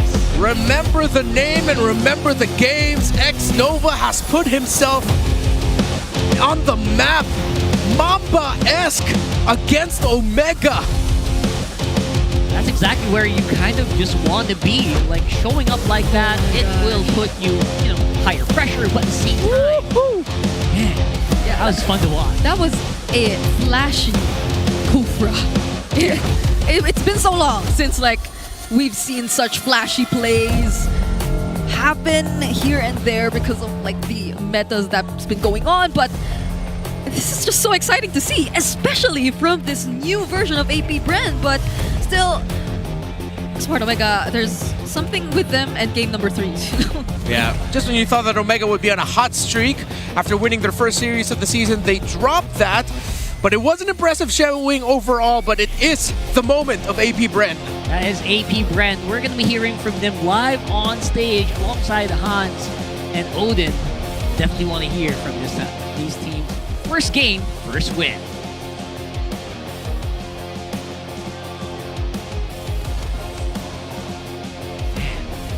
We're going to hear from them in just a few moments. Look at that very familiar face right there. Yeah, that's true. And we are going to definitely... Oh, come on. Come on, right? He's the namesake. Here's the host. First series, first victory. Here are your winners, AP Bren! Ibang klase. This was a totally different experience from last season. And that Game 3 was led by none other than X-Nova. You have to give it to this roamer right here, Odin. Grabe ang performance mo, X-Nova. This is your debut match. Congratulations, first of all, for making it here sa MPL Philippines. Alam mo, Nova, naaalala ko nung MDL times mo, medyo nalungkot kami nung magpapahinga ka from RRQ Kaito because that was such a dream team na nakita namin before. And natanong kita noon, sabi ko, bakit ka magpapahinga? Ang sinabi mo sa akin, MPL na po yung dream ko, madam. And now that you're here, ano yung nararamdaman mo dito sa harap ng lahat ng MPL fans? Masaya. Ang haba ng tanong ko, pero masaya. Obviously, oo. Nakakaramdam ka ba ng kaba na ito yung first match mo? Siguro yung una. Pero yung sinabi kasi ni Coach na sa akin na may iba't ibang kaba na kunyari excited.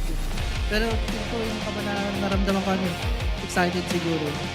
Hindi yung kaba na parang pressure sa akin.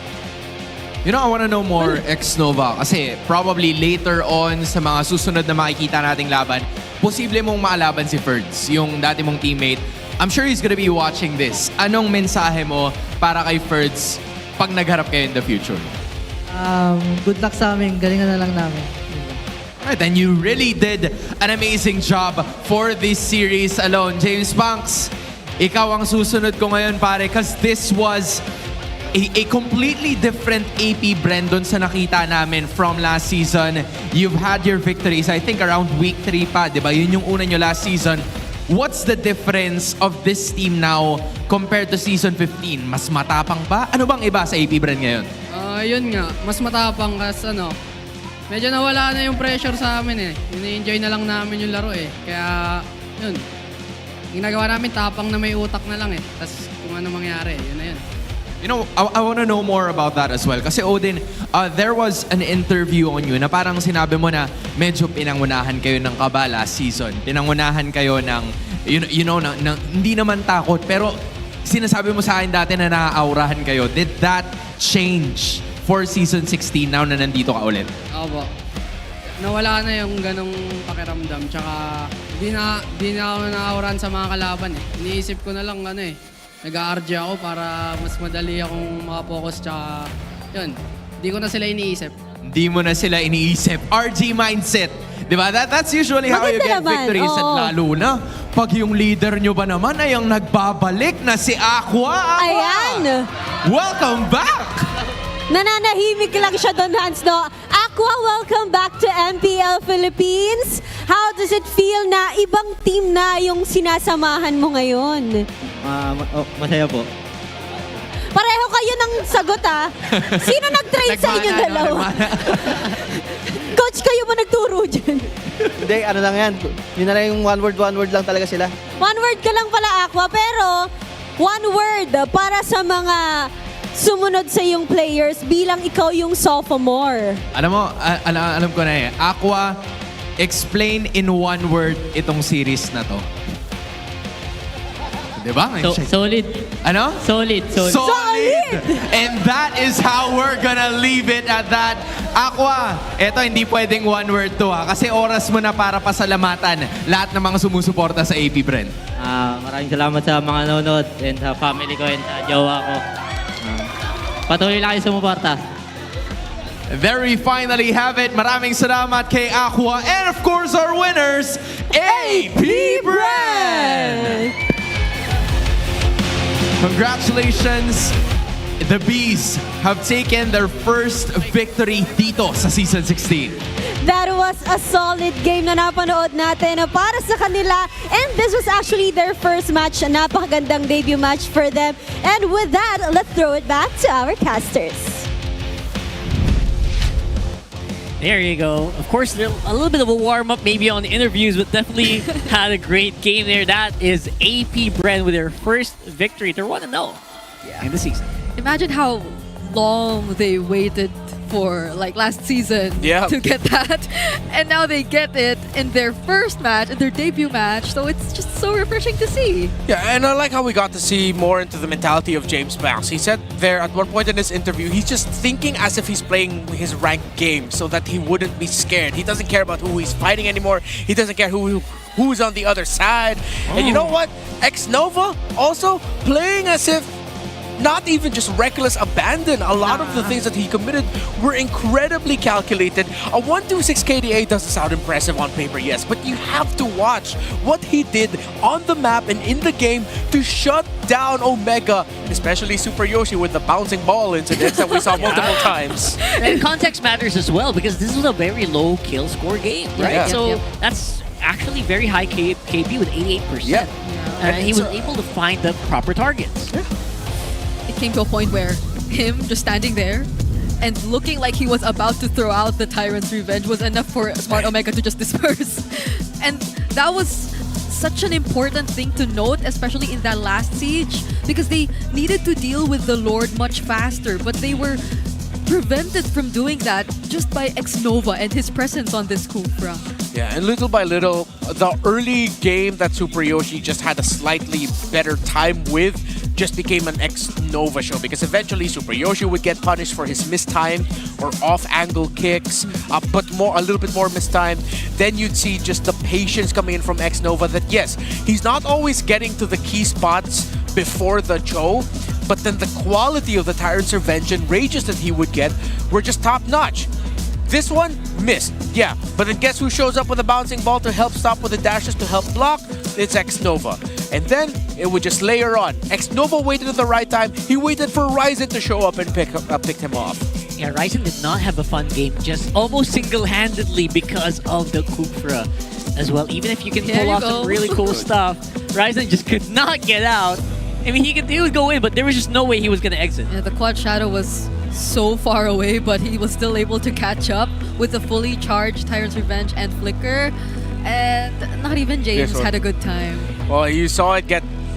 You felt it was coming in the wind with how it was just like, you know, it's arriving. It's there. And they didn't see him commit that because he committed the conceal right next to the wall to really minimize the chances that he'll get spotted out. What a call. What a last play there by X-Nova.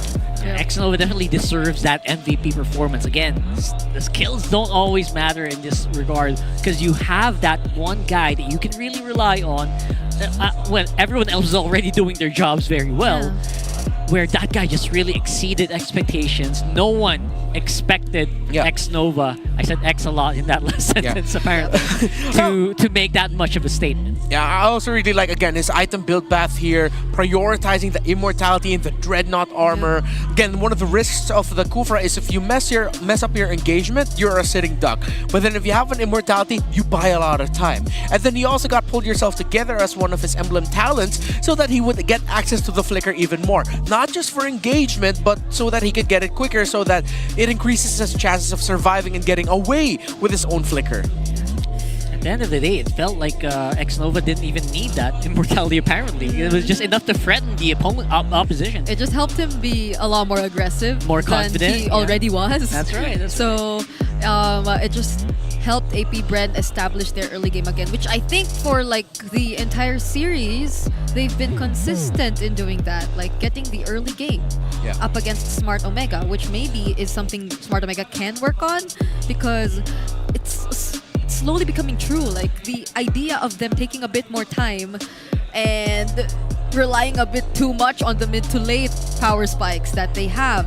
So like even the way that X-Nova and Aqua have been layering their skills, the Abyssal Arrows into the Tyrant Revenge, it's just been so perfect. Like it's a commendable mid duo, even though they've just been together for like this season.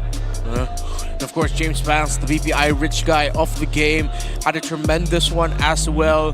The Lancelot was a big problem for Aqua to deal with, and there were so many problems for Aqua to deal with. If it wasn't X-Nova, again, similar to what we saw near the end of the game, you had to watch out for James Vance coming in with a Thorn Rose and Phantom Execution to bring the Farsa down low. Yeah, and it's so important to keep Haji low in this game just because he was probably the scariest guy to do the damage from the back line, because obviously Nets was, again, 3 out of 3 games, Nets had a hard time in the early, and he had a hard time actually getting ready on the late game in this one as well. So it was crucial for Haji to actually get threatened there. And X-Nova and the rest of the gang here, alongside James Vance, are actually doing that job. So far, this blend of the new AP Bren, the former veterans, and former like rookies, because they're not totally rookies anymore, especially after the previous season, it's so far looking great for the Bees. I think whatever James Pack said about having less viewers compared to others might change a bit more from this day onwards. Yeah, 100%. The performance of AP Bren here turned a lot of heads. That's very interesting to say, because I feel like because of this, all eyes are on them now. I hope they better get used to this. But for the meantime, we're going to go for the next one. It's going to be the Falcons versus the Mines. It is a very interesting game for this one because Team Falcons, by the way, are securing their EWC championship. Yeah. Congratulations. It is a natural rivalry, Falcons and Twisted Minds. Yes. It's happening there in the Sands of Riyadh right now. The Battle of the Habibis. It's official now, right? That's going to be their name. So stick around for that one. We hope you had a lot of fun in this one, because we know we did, and cannot wait for how the rest of the day is going to pan out. So for now, I know it's almost dinner time here, or sorry, it's not dinner time, no. It's merienda time rather. So get your snacks ready, because it might be another long one. I'm expecting all the games today to be best of 3. Oh my god. I mean, Falcons right now are coming off a really big win, a great performance yesterday. For the side of Twisted Minds also, I'm so excited to see Twisted Minds in action because I really hope they start off the season showing some crazy cheese picks right away. I am a Falcons guy, but I'm also hashtag plot twist. Yeah, it's not too different from AP Bren and what we saw from them. It's another mix. Twisted Minds is doing jumping jacks right behind me right now. Wait, are they? Yeah, they were doing jumping jacks. Like you could rewind it, you could see them just going like that. They're warming up. You can see them right there on the screen. You can actually see them. Amazing. So yeah, that's just a bit of an insight on what we're going to see next right now, because once more we will have another segment later where they're gonna get broken down here right after. So analytically. Yeah. Sorry, I just wanted to make that clear. You have to be very clear when you say breakdown. Yeah. It means we're breaking down them. Sorry, their actions, not them. All right, so we're gonna go into the Howl very, very soon. My new favorite segment right here. Welcome to the Howl. My name is Wolf, and I learned the 3 important items today. The first one is James evolution and how important it is for AP Bren. James Banks was known to use assassin junglers, but now he is playing utility. In fact, he played utility junglers for the first 2 games. And what this allowed AP Bren to have is some ease when it comes to drafting. What it allowed AP Bren is to high pick the Akai or high pick something like Uranus, and then shift the drafting to the way where there is a Benedetta that they can win with in the end. So eventually, what this tells the opponents of AP Bren is that James Banks can play utility junglers, and AP Bren can actually play flexible heroes. That's a very good start for AP Bren. Now, the second most important item that I learned today is the X-Nova game. And I think that you saw that. In the first minute of the game, he was actually able to get a kill with that flicker. And we saw that with the Skufra, which is not usually picked as a roamer right now. But now we can see that it is an option for AP Bren, especially when X-Nova is playing. After getting 1 kill, he got 2 deaths afterwards. And the AP Bren kind of struggled. But then they found their opening with X-Nova once again. 10 minutes into the game, we saw the First Lord. He actually got 3 important jumps onto Yoshi, onto Ryzen, that eventually led to a kill, and then onto James to protect his teammate. And let us not forget that last play with that conceal, with that off-angle first kill, and the flicker ending the game for the team. That is AP Bren actually taking the series because of that X-Nova game. The last and important item that we learned today is also related to the second item, which is X-Nova as well as Ferds, showing that rookies can play in the league and actually turn the tides around.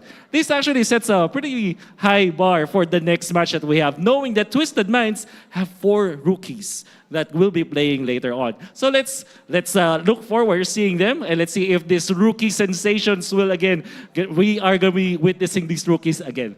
Let's see in the next game, and for now, let's throw to a break.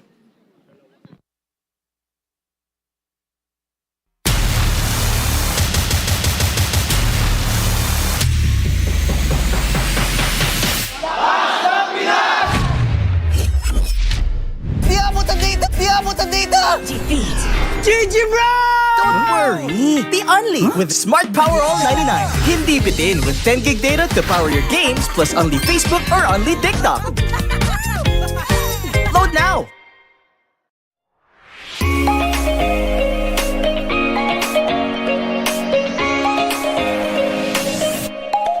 Titinag aming bosses sa new level. Nasa kalye man o mobile, you know I become a legend. Listen, open fire, we unite with winners. But with pressure, like diamonds are made of. Switching the lane na parang gera. HP Racing made a setup. Kakatang buhat ni Hilda, full dome SS parang Laila. Susundan ko ang iyong wakas.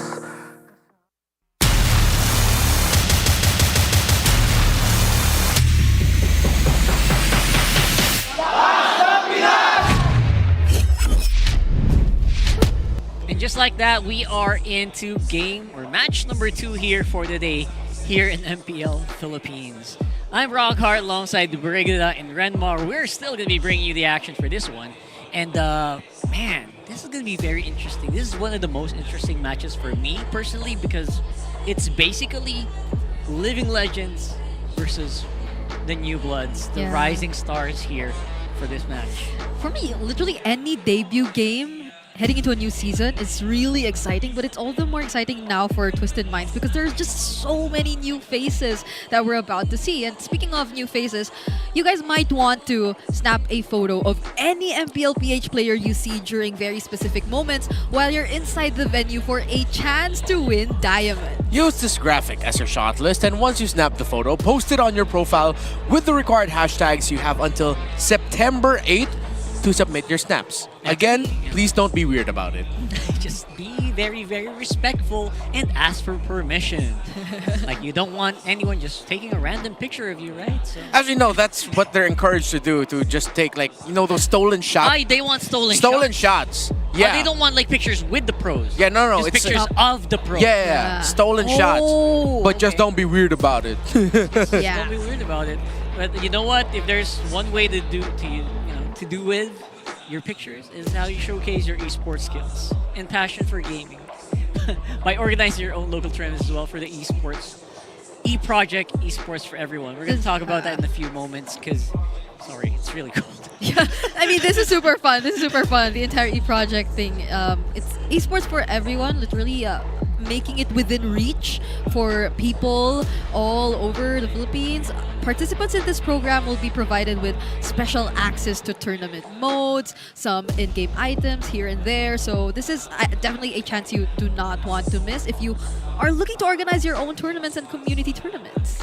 Yeah, and again, from the previous game, I'm sure you had a lot of fun with that. There's just no more sophomore slumps for James Panks. He said he's going to be more aggressive this time around. He's going to think less and do more, and that's exactly what he did in the previous game. Yeah, and so far right now, that's something you can think about in the Trinity. If Omega beat TNC and AP Bren and Omega, now you're thinking, okay, if AP Bren beats TNC, that puts them a little bit above those two teams. You can start thinking now, like, okay, does that mean AP Bren is like a middle-of-the-table team, almost close to making it into playoffs type?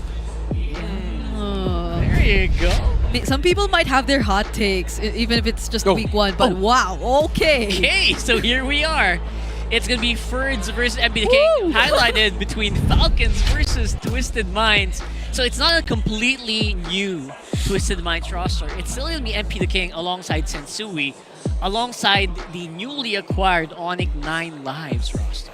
Yeah, unanimously, everyone saw Twisted Minds suddenly as Dark Horse.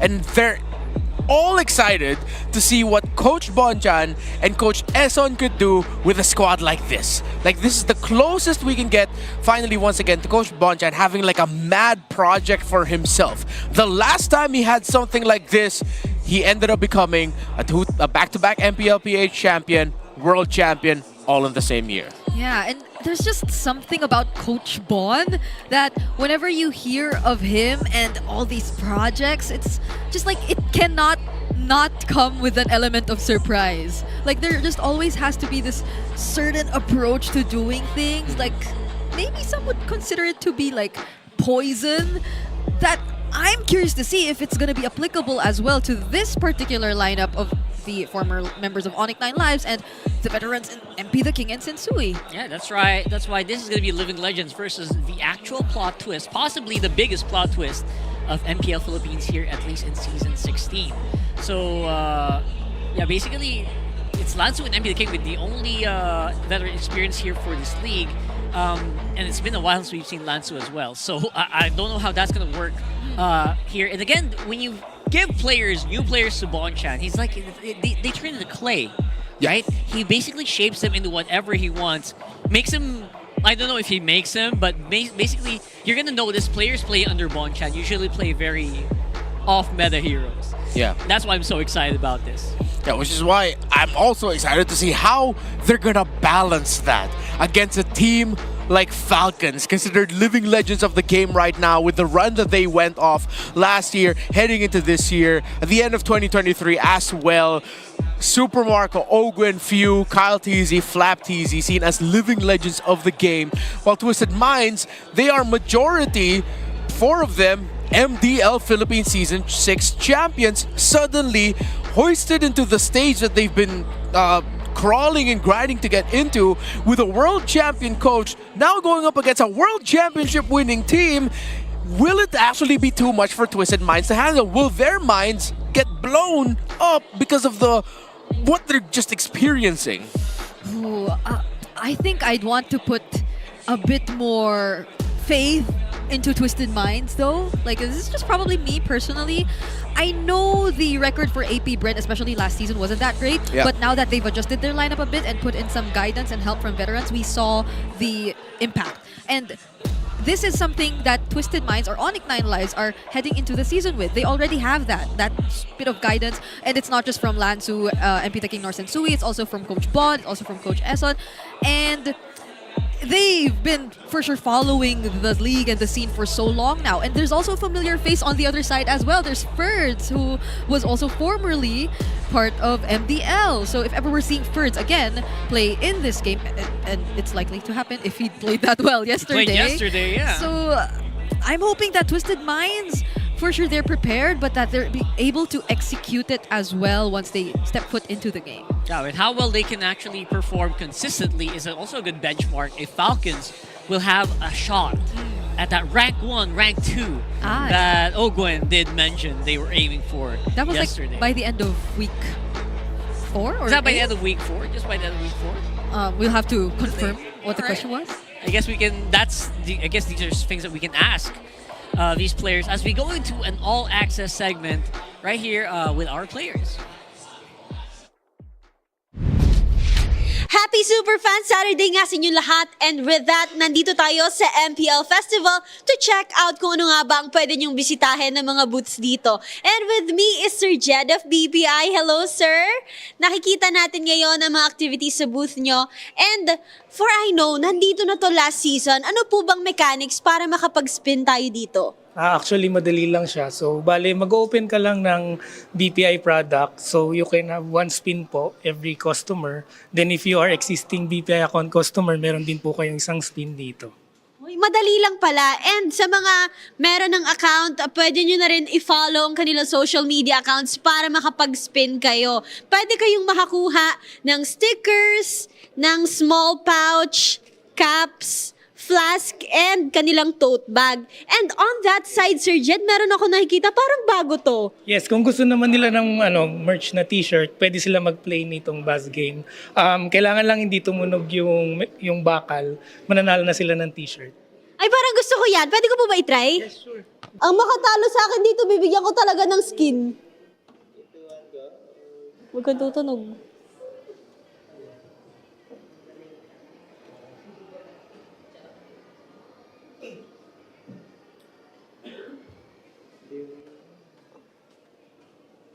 Wala, hindi ko talaga kaya dayain. Nakikita talaga ni... Parang kaya nyo na to, guys. So, i-try nyo yan dito sa MPL Festival. At may technique dito. Kung alam nyo yung Mr. Bean technique, visit nyo lang ang BPI booth. Gawin nyo na lahat ng activities dito. Let's have fun here at MPL Festival.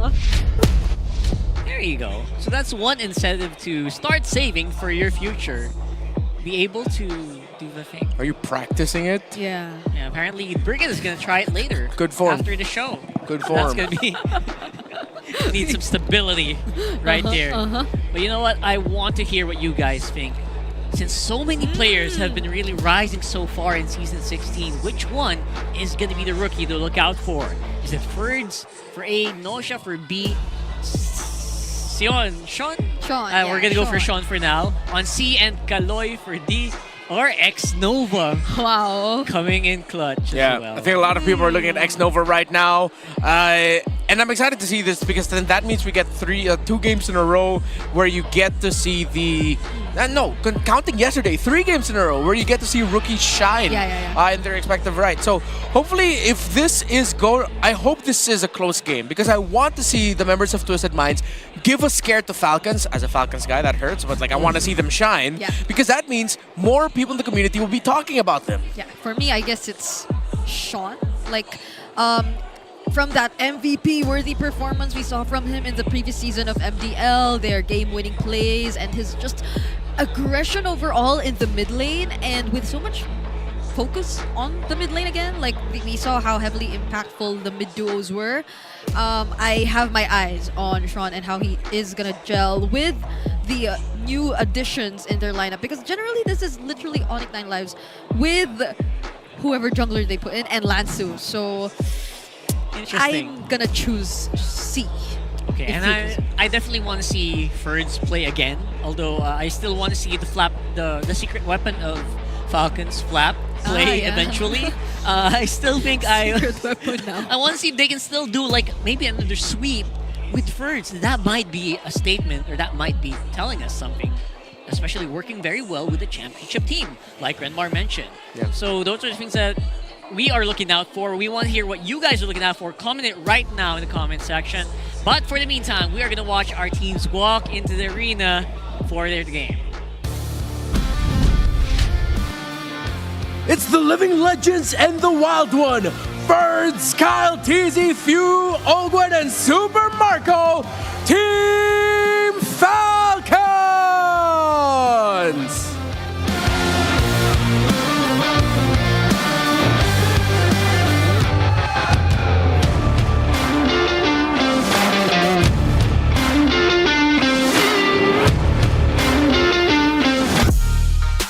The plot twist of the season, with a squad fresh from their MDL championship run, Lansu, Sean, Kaloy, Nosha, and MP the King, Twisted Minds!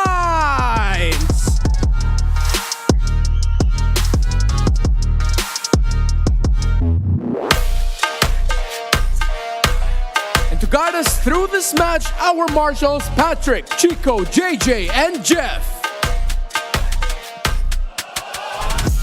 And the coaches of the respective teams, Coach Trevor and Coach Vaughn.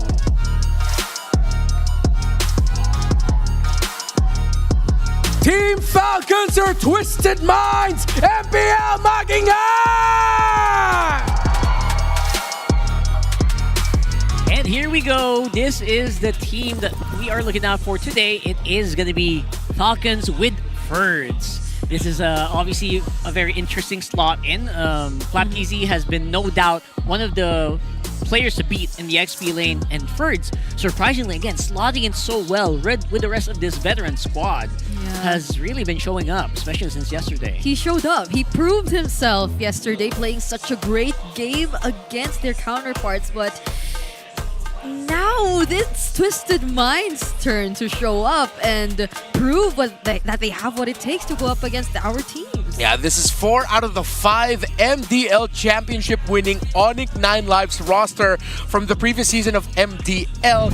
Now with MP the King. Their old jungler that they used to play with Kane has actually gone over to see you soon in Cambodia. So now it's going to be dependent on the chemistry between the 4 members of ONIC 9 Lives that retained to somehow make MP the King just feel like a natural fit to the team. I don't think it's up to MP the King to adjust. It's up to the rest of the team to bring MP the King into their system. That's right, especially since MP the King is definitely a very versatile jungle player. For sure, we're gonna expect the Alice still getting banned out from these guys. Maybe, I don't know how big the patch has changed to really merit MP the King being let go of the Alice, or allowed to play the Alice. So these are things that I'm watching out for here, especially how well MP the King is going to work again with a very strong championship squad. I might agree with you on that. Like there might be a chance that people keep an eye out for these unorthodox picks, because whenever we talk about MDL, you just cannot take away the fact that they have come from a global ban system. So their hero pool has been tested and proven. I've seen them really battle it out and like seemingly run out of heroes, because they don't anymore. They only reset once they get into game 7. So for all those 6 games, you see just how much deep of a hero pool each one of them has. So I think it's gonna work well if we're talking about Coach Bon and all his projects and just how experimental this coach latest can Coach be. Bon project. Yeah, because literally Coach Bon could tell them, hey guys, what about this? And the players can just go, whatever you want. Sure, Coach. Want to try Saber? Sure, why not? Hanabi Lolita again to start to run back? Why not? I mean, that can definitely work. I would love to see those, and everyone, I'm sure, is excited to see some new stuff coming into play here. But for the meantime, let's have a look. Welcome to The Howl. This is Wolf presenting you the Infinix keys to victory. It's going to be Falcons versus Twisted Minds. And for Team Falcons to win the series, they have to use their vast pro experience against the MPL rookies, especially when it comes to macro. And what they need to do is just to make sure that Twisted Minds cannot catch up when it comes to their knowledge and them exploiting the map, just splitting the map, surprising Twisted Minds on how pros actually play the map in the MPL. And what they also need to do is to slow down Twisted Minds' aggressive playstyle. Now, if you recall, when Team Falcons went up against then ONIC 9 Lives players, now part of Twisted Minds, they were surprised by the aggressive playstyle of Twisted Minds. And Team Falcons weren't the only team, actually, that suffered from that kind of playstyle. There were a lot of bodies that dropped because of that. And that's something that they need to prevent. If Twisted Minds play slow, Team Falcons can win. And now, for Twisted Minds, it's very simple. You saw yesterday that the CC was the priority, especially for Ferds on Team Falcons. So what they need to do is to ban if they're on the red side, probably, or if their first pick, maybe deny the CC. As long as the CC is not in the picture, it's going to be better for Twisted Minds. Lastly, they also have to show their early plot twists with the draft that can be very useful in the early weeks of MPL. That needs no explanation. Let's find out in the draft if that actually happens. Let's head straight into the draft. Okay, so I kind of really thank you for it so much for that. I guess we should have howled a little bit. Sorry, we didn't have time to do that. But I completely agree with CC panning out because that was like 2 almost perfect games coming out from that lane. So maybe I guess it's a good test as well for Ferds, like if he can actually do other heroes. Yeah, yesterday it was such a good Edward game already, but the CC from Ferds just allowed for the comebacks, the turnarounds, or just overall better early game when they went into game number 2. Yeah, it wasn't easy though. Game number 1 for CC looked like an afterthought. Game number 2 for CC was the MVP because of just how well he was able to maximize the curtain call, and that was coming off of the fact that he was actually ganked early in the game. Like they nerfed his initial presence in the 3 minutes and then he was able to come back. So with all this in mind, what kind of plot twist, again, we're overusing this so far, are we expecting to be let go or maybe get countered in the draft as well? These are things that we're gonna have to find out as we load into the drafting phase for game number 1.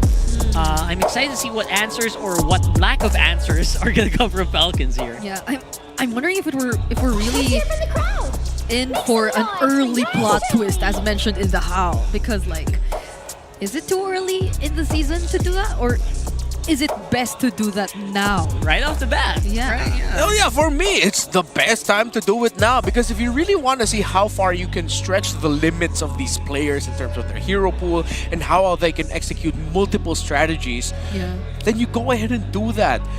Better now than us saying by like, why are you doing this in week 7? You are 2 weeks off from the playoffs, all that. So just do it now, Twisted Minds. And I like how they're right away respecting the CC of Ferds and Falcons, which means that they still have to keep their mind open for picks like the Fovius and the Lapu Lapu as the potential trades and to show up.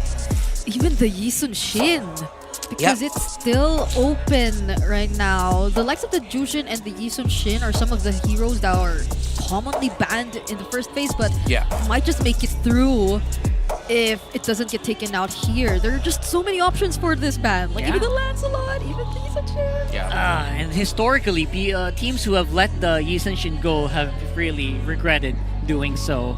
So we'll see if that's going to happen here as well.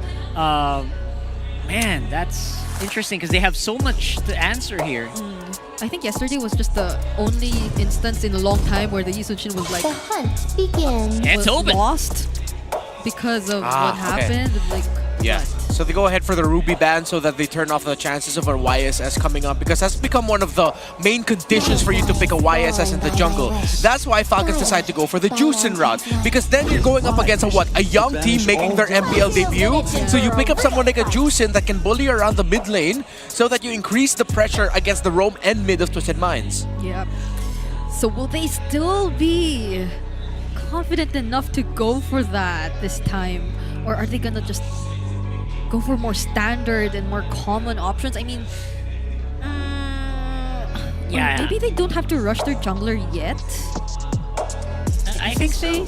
There's obviously we don't expect Halteezy to go for like Fanny right now. Ah, they still go for it. Okay. Shin's still very strong competitor here, especially if you get the mid laner that you want in this lineup. Yeah, and I like how they have relatively, in some regards, you can think of Juicin as like a quote-unquote tanky mid laner. That's true. She has relatively good sustain in the shielding that she has, especially in the latter portions of the game, if she can get her items quickly, especially those blood wings. And then you have the Gotcha to pair it up with the Revitalize. So you have a pretty solid unit in the center of the map, playing with a little bit more of a defensive mindset though, just to think of supporting the Yi Sun-shin, which means that the EXP laner and the gold lane pick for Falcons might have to be something that scales up a little bit quicker and can be high impact by minute 3, minute 4. As Twisted Minds pick up the Kimmy at the center of the map now, Falcons needs to be careful of going up against a lineup that will most likely have a double core. Yeah. Did the guy just... One of our marshals just showed off his jawline in the back. Was that Juven? Did he? Okay. Sheesh. That's the appropriate response, right? You go sheesh. That's how cold it is. That's People really are how wearing cold hoods it is. in the back. And they're still shivering. They're wearing hoods and they're still shivering right now. Yeah. That's literally us. So yeah, well, look at these. Look at these. This is a very Wow, that's a new shirt. You need to have that shirt. I told you. The fans that you're seeing right now on the Falcon side, they were just on the AP Brent side earlier. Exactly. I was gonna say right on cue because I love that. I love that. Obviously, their dual citizenship, dual team-citizenship. I just wanted to watch MPL. Yeah, man. We got the buff going as well. That's just how it is. Dual teamizanship or something. Teamizanship. Wait, we're at... so now they're taking out some gold leaders. Are they potentially gonna... Like, I feel like the Granger is also still a potential option here if you're Twisted Minds, because you might want to have a lot of more range to overwhelm this lineup, or the idea of Team Falcons in their lineup, and especially when it scales to the late game, like Yi Sun-shin wouldn't be like the best target to go up against one-on-one. Yeah. Twisted Minds can also still just go Harith. Ah, yeah. They'll have the Harith Kimmy core. That's also one of the reasons why maybe the Lapu Lapu was banned out. Because then now Twisted Minds can pick the Phoveus on the 4th pick. So you have a Phoveus Kalea frontline, and then you can just pick up the Harith later at the end, which means that Falcons will have to consider picking up something like an Esmeralda for Ferds, which would actually be a good matchup for them, and Twisted Minds needs to be careful of that if they end up going down that route. I like the Bruno still here for Twisted, you know, just to get more reach. Also, it's going to be hard for Halteezy to actually dive on that guy in the later portions of the game. That's maybe something they will think about, you know, dealing with the Yi Sun-shin. Specifically right now in terms of like with the Esmeralda open, I'm not so sure if they want to like reveal. They will though, but at least it's not one that's too susceptible to the Esmeralda. Yeah, that's a good swerve. I like it. They're really thinking about Ferds' impact in the game here and what could happen.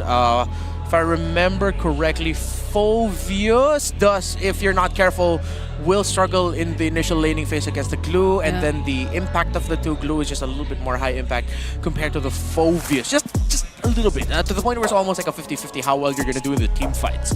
So for the gold lane here, you're also going to have to think twice about the strong basic attack types for TWIS, for Super Marco.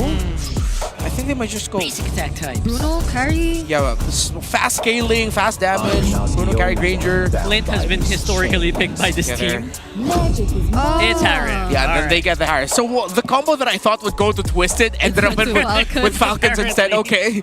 Not bad. Experience the youth. They go for Granger. Yeah, they go for Granger. Okay. So nothing too crazy, right? Nothing too crazy so far for Twisted. Yep. A little bit disappointing, but at the same time, they need to win, so I kind of get it.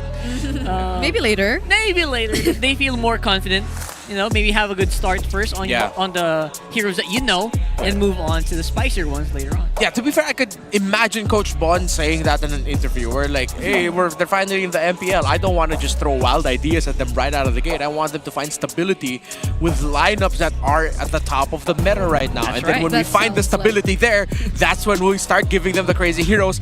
All of that except in Tagalog. Yes, that sounds exactly like how Coach Bon would answer a post-match interview later on in the media room. We'll see if that's what he has to say. If ever it does end up as a win, especially for Twisted Minds, because they have to go up against a titan of MLBB with some bit of adjustment in terms of the XP lane, but you see the prowess. Yesterday, it was almost exactly the same. That's right. Let's see if we're going to have a repeat of yesterday, or will Twisted Minds actually give us something to, headline our newses with. Newses? That's not the plural of newses. Or news with. Here we go for game number 1, and I can feel it in the crowd. They are ready to see some intense MLBB action. It's Falcons versus Twisted. Aggressive trading early on, and let's see how Few and Ogun will be able to handle the, understandably, going to be more aggressive Kaloy and Sion or Sean in the center of the map for Twisted Minds. Something too crazy with our emblem sets. Although you do have to watch out, there is a PYT on the Kalea, the usual emblem talent pickup. And Twisted Minds, I like how aggressive they are. Yeah. This is what you get when you have a Kimi at the center of the map. It's paired up with a Kalea. You can just not be afraid to consistently dish out basic attack damage. Yeah, fortunately, Ogun does have the Revitalize though, but they're literally still going at it. Kaloy dodges that with the flicker. Close call, but still, they're all in the game. It's just really aggressive trades here and there in the mid lane. Yeah, using the flicker or forcing your opponent to use the flicker very early on just means that Twisted Minds might actually have to take this next few minutes a bit slower than usual. Yeah.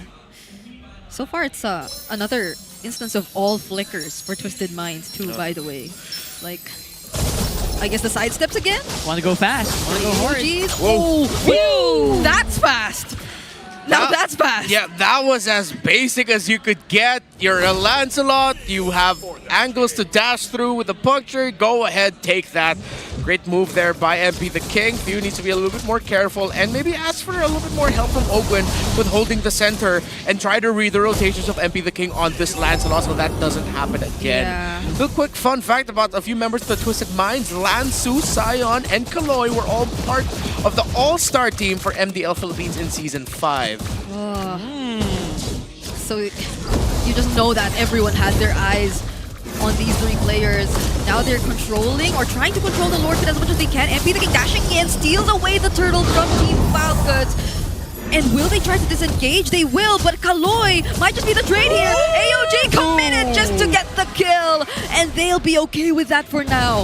Yeah, it seems to be a very good trade for the Falcons, at least getting that kill as well as flexing their aggression all over the map. We haven't actually seen the Furs and Lansu just duke it out in the team fights just yet. Very excited to see how they're going to perform here. MP the King, you know what? It's been a while since I've seen another team adjust to MP the King and vice versa. It's always that question of how well they're going to play. And so far, it looks so good. MP the King looking like he's able to do whatever he wants on the map. Yeah, and I think that might be one of the key things that Twisted Minds can do for him. Allow him to end up with a hero that doesn't require so much teamwork to shine, whereas an MP the King is like, alright, we'll do our jobs, we'll clear the mid-minion wave, we'll get vision for you, show up when you want to show up, or show up when you're ready, you can do your own thing. Yeah, it's like MP the King just still gets to do whatever he wants to. Yeah. Exactly as mentioned here by Renmar, and it's not too far from the idea of the other members of Twisted Minds and the kind of rotations that they want to go for. It's still a lot of pressure that's being applied onto the members of Team Falcons, and the way they're just able to isolate members every now and then works so well for them. It's not even entirely on the back of a setup by Kaloy just yet. Yeah, we haven't actually seen that, and I don't expect we'll see a lot of that since Few, as and Super Marco as well, are rocking those Purified. It'll be a bit of a harder engage. They might have to force a bit more CC lane. For now, bot lane looks really bad for Lansu. Lansu spread, but gets stunned by the Mountain Shocker. Still survives though. Yeah. So that's the ultimate down for Kyle TZ, and Twisted Minds are aware of that. Yeah, let's see Falcons how heavily they'll be able to contest this turtle, as Twisted Minds have a little bit more utility, more members here. It looks like Glue is also going to be joining as well. It's going to be 5v5, but it seems like Falcons are going to be able to push out the members of Twisted, and they'll be able to get this turtle for Kyle. Yeah.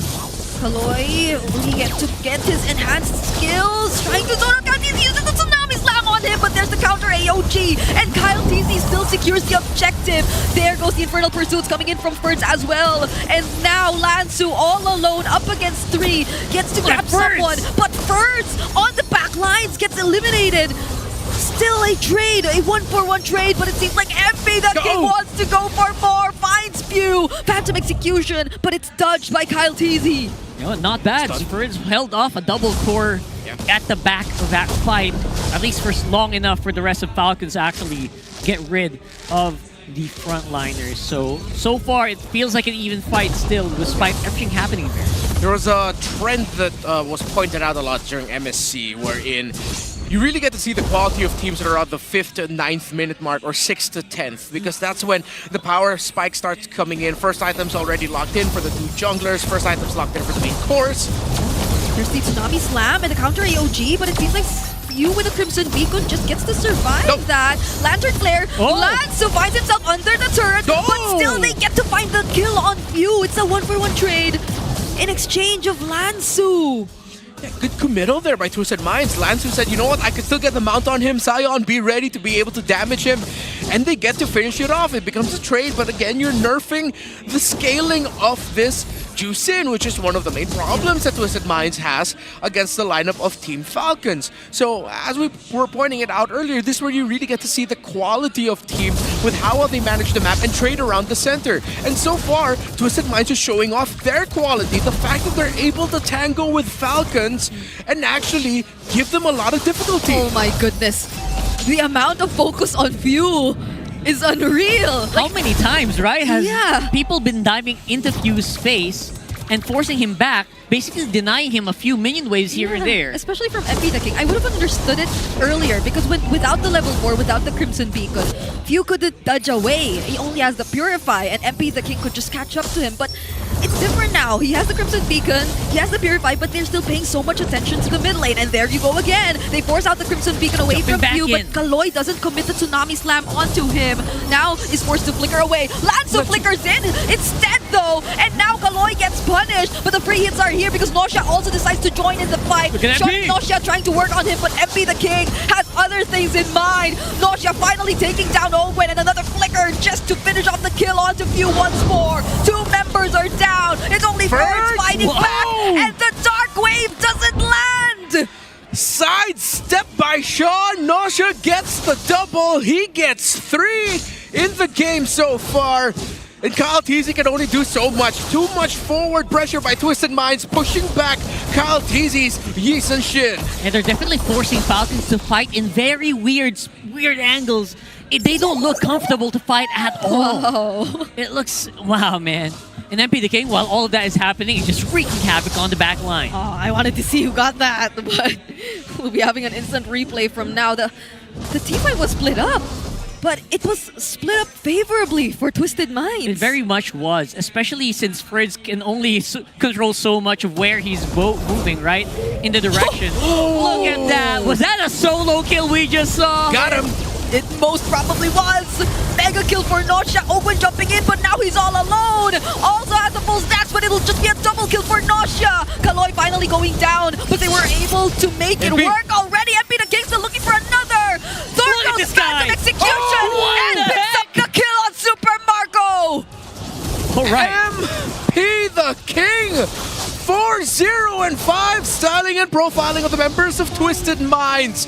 The calculated aggression by the Lancelot, and the fact that he knows he can just trust his team that they're gonna be there, and MP the King is free to do what he wants. We were looking for the benchmark. We were looking for where we were going to place Twisted Minds in terms of their power levels. Man, they are showing us here non-stop the domination. MP the King, looking for the teammates he's most comfortable with, I think, might have actually found one. I can't believe he's this comfortable, actually. For him to go for such risky plays together with this lineup who knows how long have been playing together. But this is MP the King on a roll, activated, so just confident with this lineup of former ONIC 9 Lives members. Also proves to show how busted Lancelot is. Oh, that's true. I guess so. There's more evidence. That's true. And yeah, we're also being reminded how strong Kimmy actually is in the meta. One of the first decent Kimmy games I've seen in a while. Oh, did go for the flicker. Tidal strike, but they still find the target, and that's gonna be first. They get to mount on him once again, and Burst takes out AOG from Open. Might just make things happen for Team Falcons, however, because they get to take down Kaloy and Nosha. One damage dealer out, and no one from Team Falcons gets traded. That's as good as it gets here for Falcons. At the very least, now they have a little bit of footing, right? They have a little bit of footing to get Super Marco into the mix. He's 1-1-4 right now, but it does feel like they have some firepower to at least maybe contest this next Lord. Yeah. With all the things that Twisted Minds has done right, you cannot win everything all the time in MLBB. There's always a trade, and the trade is Super Marco got to farm relatively well. His damage is high. Few eventually got to recover. Lord is already below half. Cal's here. This is bad for Twisted. Oh man. Will MP the King actually get it? No! Kyle Teasy will secure the Lord for his team. Phantom Execution, they're just trying to chase after first. Darkwave lands, but it's a double kill for Nosha. And that's all they can get for now. Oh my goodness. That's a pretty good turn. They risked it. Yeah, that looked like veteran wiles there by Falcons. They saw that the position, Twisted Minds were slightly off from protecting the entry of Kaltisi through the mid, and he was able to just go in, reposition alongside Falcons, and take that Lord away.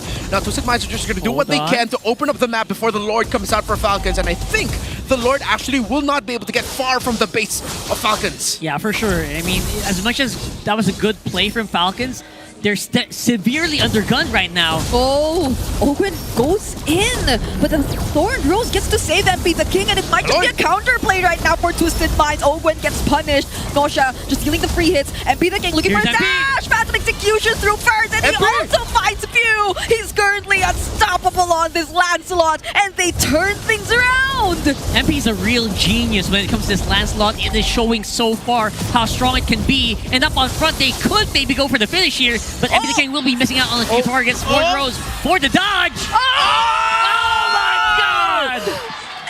MP the King! Still surviving a 1v1 up against the Eastern Shin. Kaloy jumping in, trying to go for Super Marco. Oh my goodness, that play even worked for Super Marco. It could have been an end angle, but Twisted Minds are still going for it. Nosha picks up the kill on Ogwin. Twisted Minds, they are dissecting Team Falcons right now. Not just MP the King. The entire team know their role. It started all of that because Ogun with a questionable AOG. Trying to create space for a Lord that was already going to go down anyway. Trying to force something out of Twisted Minds. You have so many dashes, so many utilities to get away from the AOG. And it was just an easy response by Twisted Minds to do that. MP, basic, go in, CC immune, traceless, but at the end it's still MP. Because of that traceless entry there, which allowed MP to get a better range for the Thorned Rose and his own basic attack. That was 100-0. Unbelievable. On Kyle Teasy. I was supposed to say, Kyle Teasy had full HP before that 1v1. MP the King had probably 20 or 30% HP left. But the iframes, the timings of the Thorned Rose, the punctures, and even that Phantom Execution, I think even the basic attacks really mattered at that point. Probably also the Queen's Wings, which he has already picked up. But even despite what happened earlier, Twisted Minds, they still feel like they're definitely in the lead. They are in the lead, definitely. Obviously, Nosha is maxed out on stacks right now. Yeah. For sure. 11-1-2. Yeah, so that's definitely maxed out. So we're going to see how well Falcons actually deal and dodge out of Nosha's hits on that Granger as well. As we go into the next Lord here. This is going to be Lord number 2. It's not going to be as spicy yet, but definitely will be a big impact since Falcon's base is already open. Yeah, it's an enhanced Lord that they're gonna fight for. Twisted Minds is really handling the minion waves well.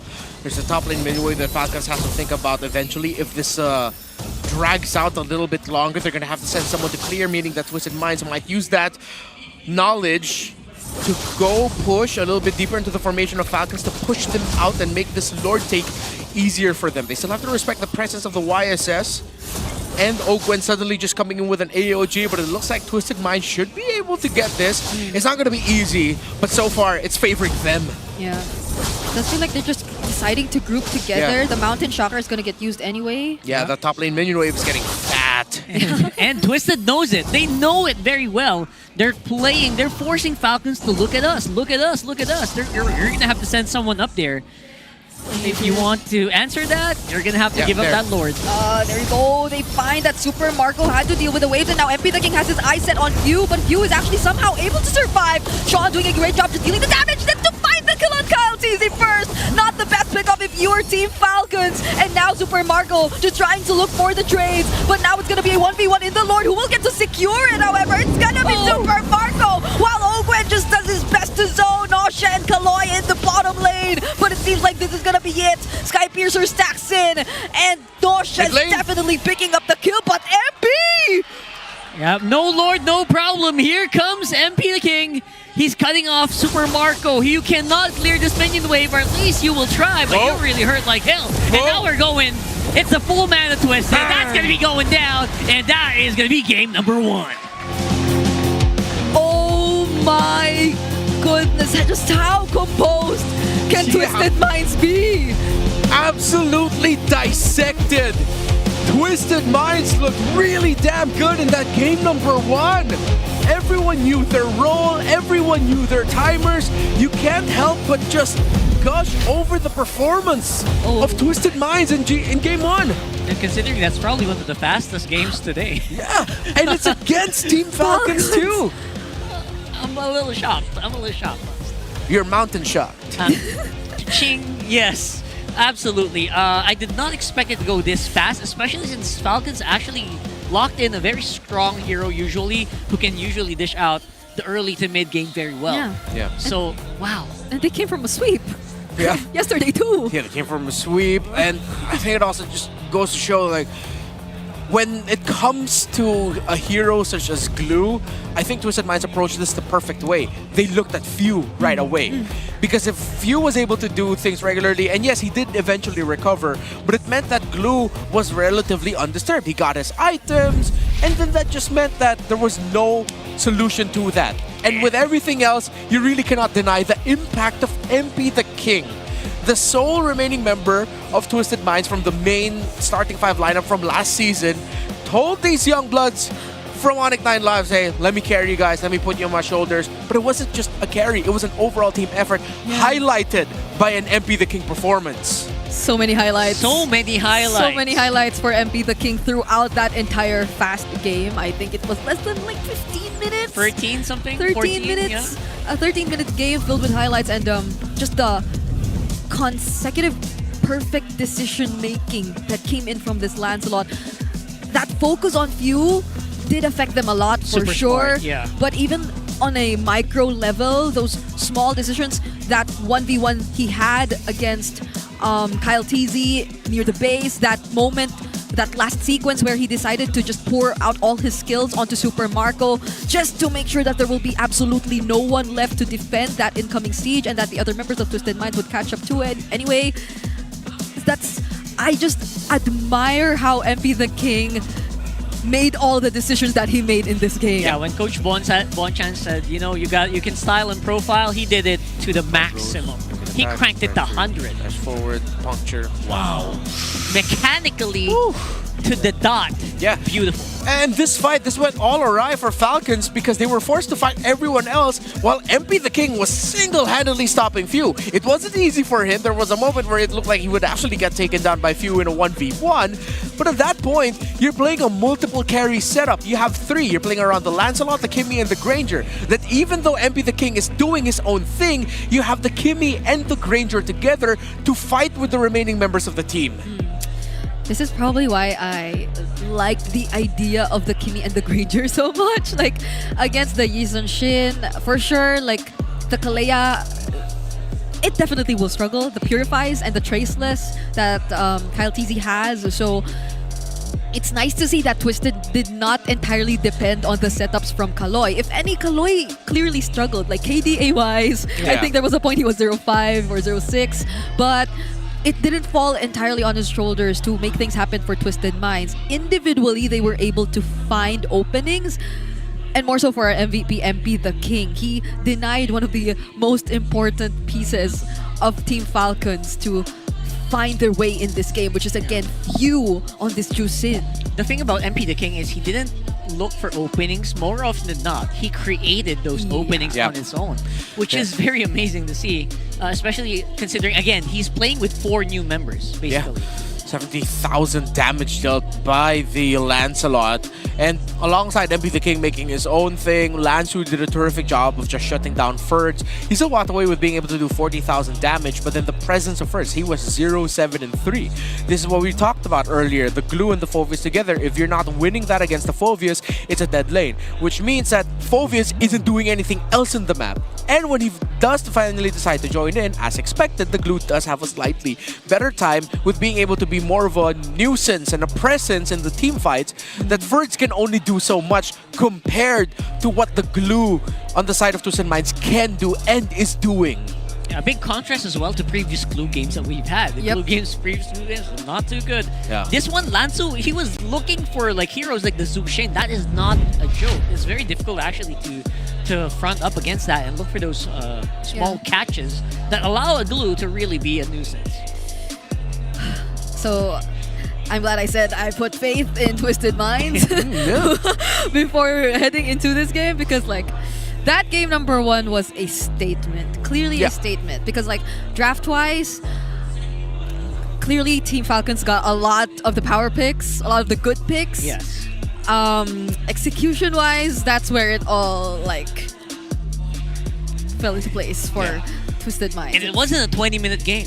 It was 15 after all. It was 15 by Moving forward, Falcons really needs to acknowledge that it looks like Twisted Minds' game plan is clear. Take control of the center of the map by taking down few as often as you can. So then now that influences not just the picks. Going outside of the draft is how Ogren is going to be rotating, and how Ogren and Few are talking about, hey, can you check the shrub for me? Hey, where's MP the King? Where's Kaloy? Get info for me so that me as Few will have an easier time managing the waits, and I won't have to worry about like, oh, am I actually going to get killed yet again and I can't farm. Yeah. Basically forcing Few always to use Crimson Beacon in very odd moments won them so many matches. That's why we can't really we can't gush about Lansu enough as well as the rest of the squad here. And when everyone is pressured on the side of Falcons, this is the favorite times where MP the King is gonna go crazy. This is the time. This is the moment he's like, this is my time. It's my time to shine. He did go crazy. Like great the Lancelot performance was one for the books. I like how they came back to the season with that kind of performance, especially MP the King. Like, I would have thought it was a bit disheartening, but this new lineup is working so well. Let's see if it's gonna work as well in game number 2. But for the meantime, here's Battle Trips.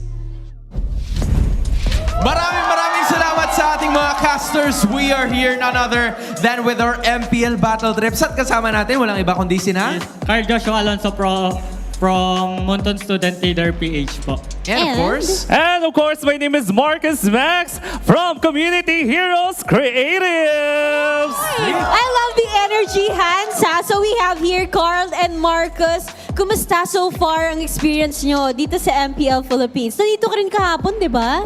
Yes, exactly. Na-miss ko talaga ang Battle Trip since nag-move na ako sa Palawan. I think the last season na napumunta ako sa Battle Trip was Season 12. And right now, this is actually my comeback here sa MPL Season 16. Like it! Welcome back, Marcus. We are so happy to have you. Ikaw, first time mo ba makapunta or nakakailang beses ka na ba pumunta dito? And kahapon nandito lang din po ako. Nandito ka rin kahapon! Yung mga kasama natin daily. Tatanungin kita ngayon, Carl, ano ba yung mga pinaka natutunan mo? Kasi kahapon, wala yatang talks, di ba? But now, you've had more learnings about what's going on in the MPL. Ano ba yung pinaka naging memorable para sa'yo? Yes po, yung pinaka naging memorable po is esports po is sobrang broad niya po and hindi lang po siya basta like laro po na pwedeng pasukan po ng basta-basta and all professions po is welcome po para po makapasok po sa productions and the others. Basta po, dapat po may passion po kayo and pag-igihan nyo lang po talaga para mapakita nyo po yung best nyo po. Ano ba pangarap mo, Carl? Saan mo bang department gusto mapunta, if Kung ever? sakali, napapasok ka, o anong field ang gusto mong tahakin? Sa graphics po talaga. Sa graphics talaga, nako, yung mga nandyan sa likod daw. Merong sinasabi sila dito, gusto daw maging host ni Carl. Pero ikaw naman, Marcos, ano ba yung favorite part mo ng Battle Trip? Actually, since season 12, gusto ko talaga maging host. Oh, Ay, okay. Sige, dito ka muna. Doon ka sa pwesto ko. Kunyari, ikaw ang host. Okay. Sige, yan. Ikaw naman muna. Ikaw naman mag-interview. Sample mo to. Ito ang moment Interview mo yung kasama mo. Okay, go. Ayan, so ladies and gentlemen, mula sa tahanan ng mga kampiyon at pinakamalalakas na Mobile Legends Bang Bang players dito sa Pilipinas, welcome to MPL Philippines Season 16! At kasama natin ngayon ang ating mga interviewin. Nandito si Hans, si Carl, at si Oden. Hello po! Hello po! Ang saya-saya Ayan, dito. Ayan, so thank you so much. So Carl, tingin mo, dito mismo sa Battle Trip, ano yung tumatak sa'yo during the era? Natanong na natin. Natanong na natin yan. Ito. Number 4, Okay, Carl, this is actually the perfect time para ipakilala mo naman ang community heroes at student leaders para sa ating mga tagapanood. Take it away. So ang Monton Student Leaders po ay access po sa everyone po na college students po and pwede po lahat po sumali po pwede po kayo pumunta po sa page po natin na Monton Student Leaders PH po. Makikita po natin po sa FB po and you can contact naman po every campus po na may Monton Student Leaders po and make sure po na smart user po kayo para makasama po kayo sa battle trips po. Ayan Meron pa po. Actually, yun nga po. Kailangan po sumali Ito po. po kayo sa Monton Student Leaders po tsaka sa Community Heroes. Kasi Opo. marami po talaga silang mga pamigay, no? Yun po yung rason kaya nandito tayong lahat. Correct? Nandito tayo. Yes! Ayan, nandito kaming lahat. Naku, sobrang nakakatuwa po, Marcos, na nandito po kami Nakakatuwa ngayon. po talaga. Promise. Wow, thank you po. so much guys for being here today because everyone ay magsasaya! Okay, Marcos, sabi ni Direk, throw mo na daw sa casters. Alright, ladies and gentlemen, wag na natin palagpasin pa. Ipapasa na natin to sa ating mga casters. Kaya naman, caster, paso.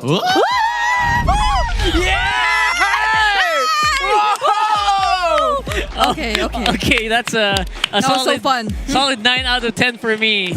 You're good. That is one of the easiest shifts Hans and Odin has ever done. You're moving on to the next stage of the competition. Surprise! This is actually a caster hunt.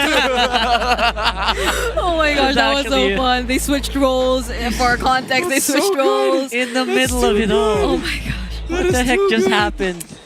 He came prepared, you know? That's amazing. That I was feel like he amazing. came prepared. Yeah, he really wanted it. And we know, it shows, it shows. It's a yes. Thank you so much for that. These are battle trips. Apparently, if you join battle trips, you can also become a host. You can become anything. You can become anything you want. So go ahead and join battle trips. Like they mentioned, you have to be a smart subscriber to do so. Yeah. So, good job. That is surreal. I can't believe this just happened, man. I can't believe it. We were all cheering. We were for all him. cheering. Our mics are up. We were shouting like, "Yeah, let's go!" And speaking of let's go into the draft for game number 2. Okay. All right. That man just completed a lifelong dream. He's now considering where his retirement funds will be allocated to. The GOAT. So proud of you. I love it. I love it. We hope to see you again soon, but now, Part 3, you know. They were here yesterday. You were here today. Maybe tomorrow you want to watch as well. Wow, they banned out the Jushin themselves. Okay. Okay. Maybe CC is banned out as well. Maybe not the first pick Jushin anymore. If you're Team Falcons going up against that kind of gameplay from Twisted Minds, but that leaves a lot of other options open either way. Maybe. I mean, that's one of the most shocking things about the last one, where instead of prioritizing the Lancelot, they prioritized the Jushin instead. And I think that's also a bit of a heat check, because now with Falcons, they can do the same. all darkness. Yeah, they pick up the Lancelot. Yeah. So they go for the Lancelot this time. And let's see how Twisted Minds will handle Kyle Tizzy on the Lancelot. Yo. And a good response would be to just go fire with fire, which is usually what they would do. Right now, again, maybe we have the requirement open. Maybe Coach One has said, okay, you guys can play well together with very conventional heroes. How will you do with... Now can we do something cheesy? Here we go with the cheese. So we're seeing it now. Secure that game number 2. You know? No, because like really, I can't tell what Twisted Mind wants to go for. Because like earlier, it's always been the Farsa Prios. It's always been the Kalea Prios. Yeah. Maybe they can go for that if they want to go for more common pattern, but it's okay. Fighting fire with fire. So let's see if they're gonna show up with their own version of what else you can pair up with the Yusanshin and put it in the gold lane. Because they took out the Ruby. Yeah. And we got to see that, okay, there were so many factors to why the Yusanshin struggled or wasn't able to pop off as well. But I think one of the reasons we saw that is because the Ruby wasn't paired up with it. But now, this time, Twisted Minds is picking up a YSS without the Ruby. They banned it out. So does that mean they have something else paired up with it in the gold lane? We can go for something a bit more stable, though, for few. You can still go ahead and pick up a Farsa. You're up against an Arlot. You don't have to worry about the Lancelot. Pick it up alongside the Lapu Lapu. But they're saving the mid lane pick for later. Because we know that few does have a tendency to suddenly show up with like Valentinas, even Faramises. Yeah. And and with what they're showing right now with the Lapu Lapu and Hylos, those two will do very well with the Faramis on board. This team is basically a collapse squad if that happens, right? So they can basically steamroll anyone who comes in their way, except maybe when there's a Uranus in front. Yeah, they're saving their mid laners, like both of these teams. I mean, the Selena was there. I was considering it too if they want to go for a very similar pattern to then Aurora Turkey and yesterday Aurora. But it seems like they've already, or like both sides have just revealed their XP, jungle, and roam. Yeah. So they're both really going to be playing around the mid and the gold. So Twisted Minds, rightfully so, takes away the Harith. I think Falcons will have to take away the Selena here. Yeah. Should make their lives significantly easier without having to deal with that. And then later on, Super Marco still has things like the carry. They could even go Bruno if they want for the sheer burst. That could eventually just mean like the Uranus would be nothing. He'll be a sponge. He can take a lot of hits, but it'll still whittle down the Uranus healthily. Then they can go Faramis Bruno or Farsa Bruno. Yeah, especially if you talk about the fall off. Yeah, I think it's going to be a Faramis with the Valentina getting Like taken what away. we saw in the previous series, right? That huge fall off near the end. Yeah.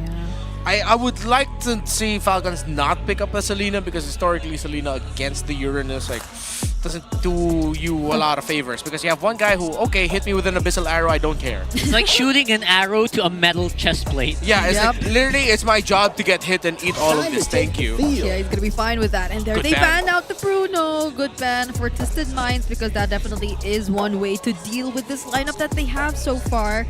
So, is it gonna be the Selena ban for Falcons? If Falcons ban out the Selena, Twisted Minds can still easily go Kimmy and or Farsa. I prefer to see them pick up the Kimmy again. Just go for the multiple carry setup. You already show the Yusanshin.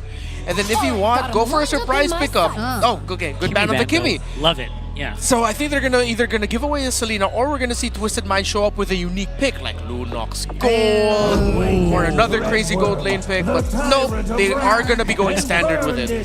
So standard for Twisted Minds, man. I guess they're waiting for maybe the next series. Yeah, but for now, obviously, it's gonna be all firepower here for Falcons. They need a really solid mid. Again, not surprised if it's a Paramis, and maybe a carry for Super Marco for old time's sake. Yeah, most likely. They will have to acknowledge that this is definitely going to be a macro approach for Twisted Minds for a huge part of the game, though. So I'm not entirely sure who they're...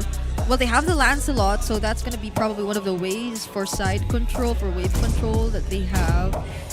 Go Layla or something.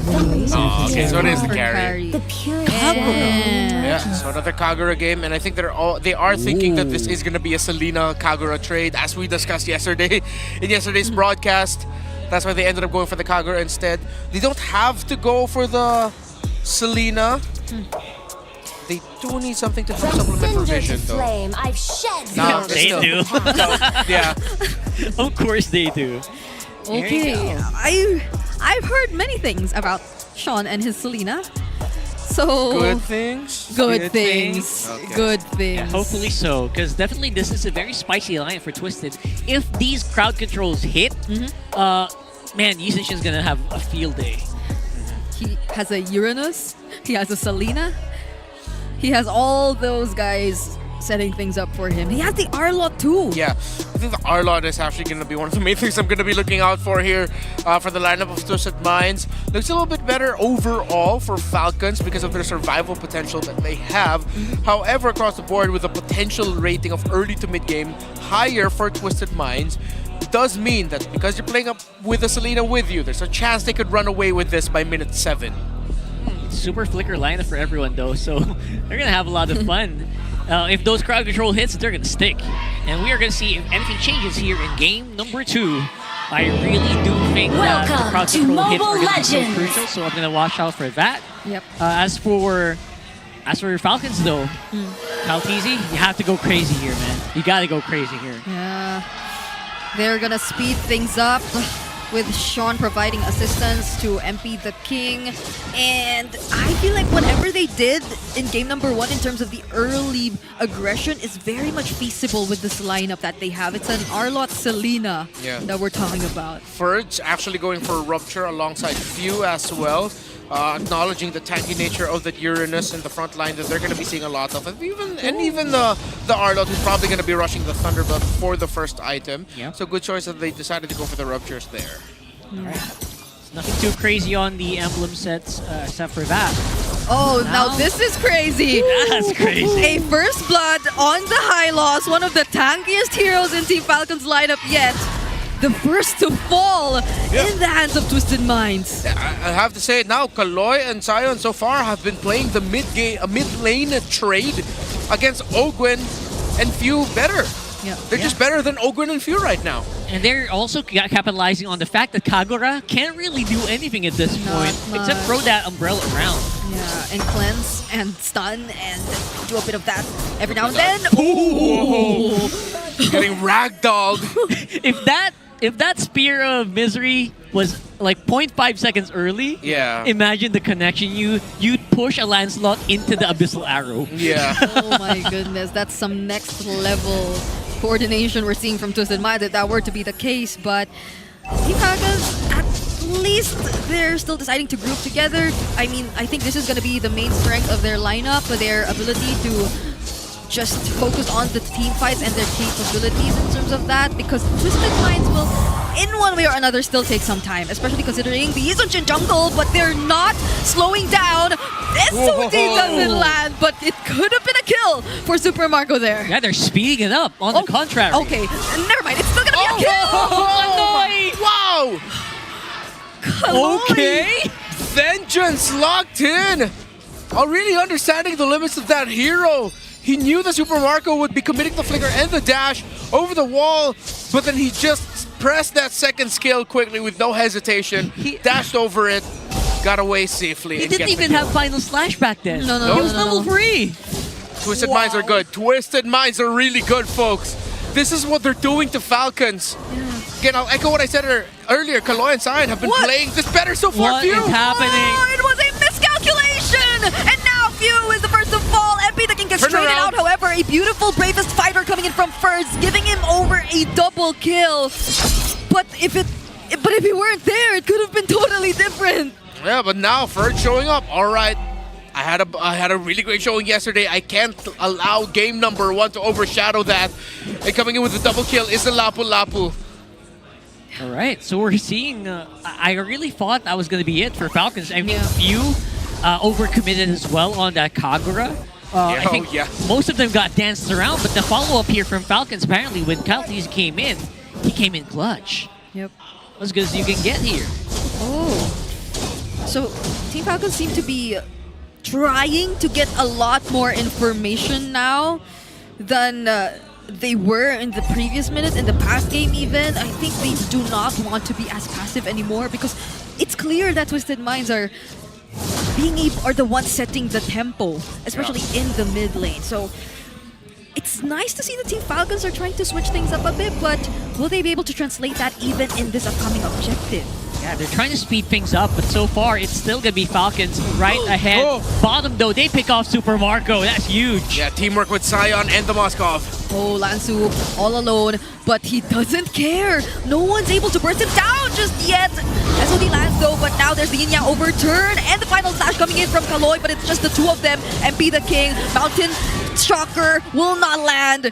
But they lose Kaloy in the process in exchange of Super Marco, even though it was a bit delayed. Yeah, earlier the target was clear, it was Few. Now is Twisted Minds willing to give up objective so that Super Marco now has 2 early deaths. Earlier it was Kaloy, now it's Sion. So he was basically denied 1 minion wave as well as giving full outer turret energy shields as well as the tower over to the Moskov. That's crazy. Nosha's ahead. Yeah, can't believe I'm seeing the bulletproof with an early 0-2. Yeah. Because of Twisted Minds and this rotation that they've been doing. Ooh, yeah. Great pressure by Twisted, great pressure by the center of the map. And all still locked in for the objectives. Falcons still have secured the first 2 turtles of the game. Double War Axis, one of the Lapu, one of the Lancelot. Only up to Corrosion Scythe is the carry. And a Genius Wand for the Kagura. Corrosion Scythe as well for the Moskov, and a Hunter Strike only so far for MP the King, waiting on that endless battle. Again, we're talking about like ways that Falcons can kind of just reel this back in. Kyle Teasy could be one of those things. Currently ahead in the leaderboards here for experience. Yeah, that's what was mentioned in the How, but so far Twisted Minds, not just the CC deny, it's literally twisting Team Falcons and their entire idea of how things should be working for them and their lineup. Now it seems like they are a bit split up. They're trying to work a bit more on the macro, but it's still overall really great map control for Twisted Minds prior this upcoming objective. I can't believe we're just 6 minutes into this game. Yeah, Good lots read. of things are actually hitting here. Yeah, with that Abyssal Arrow, that means that Twisted Minds will get into position a little bit quicker compared to Falcons. They'll have to fast clear the mid. They do give up the position though. The Falcons has a little bit of priority, but Lansu and Kaloy are here to get the info.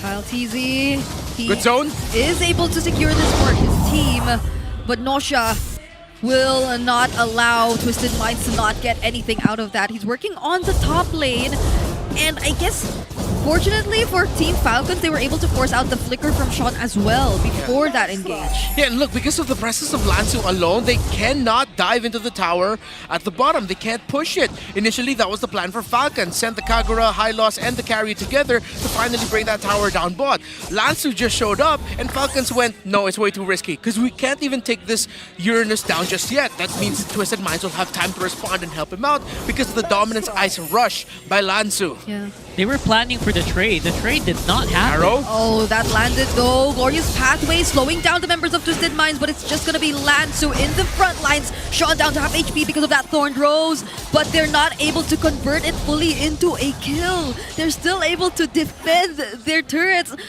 and even their lives. So far, they're getting pushed back. So Falcons, they're not completely good getting away from this game yet. Nosha, though, is building bank. Like, he has been banking all game long. I wonder how much of a lead he already has.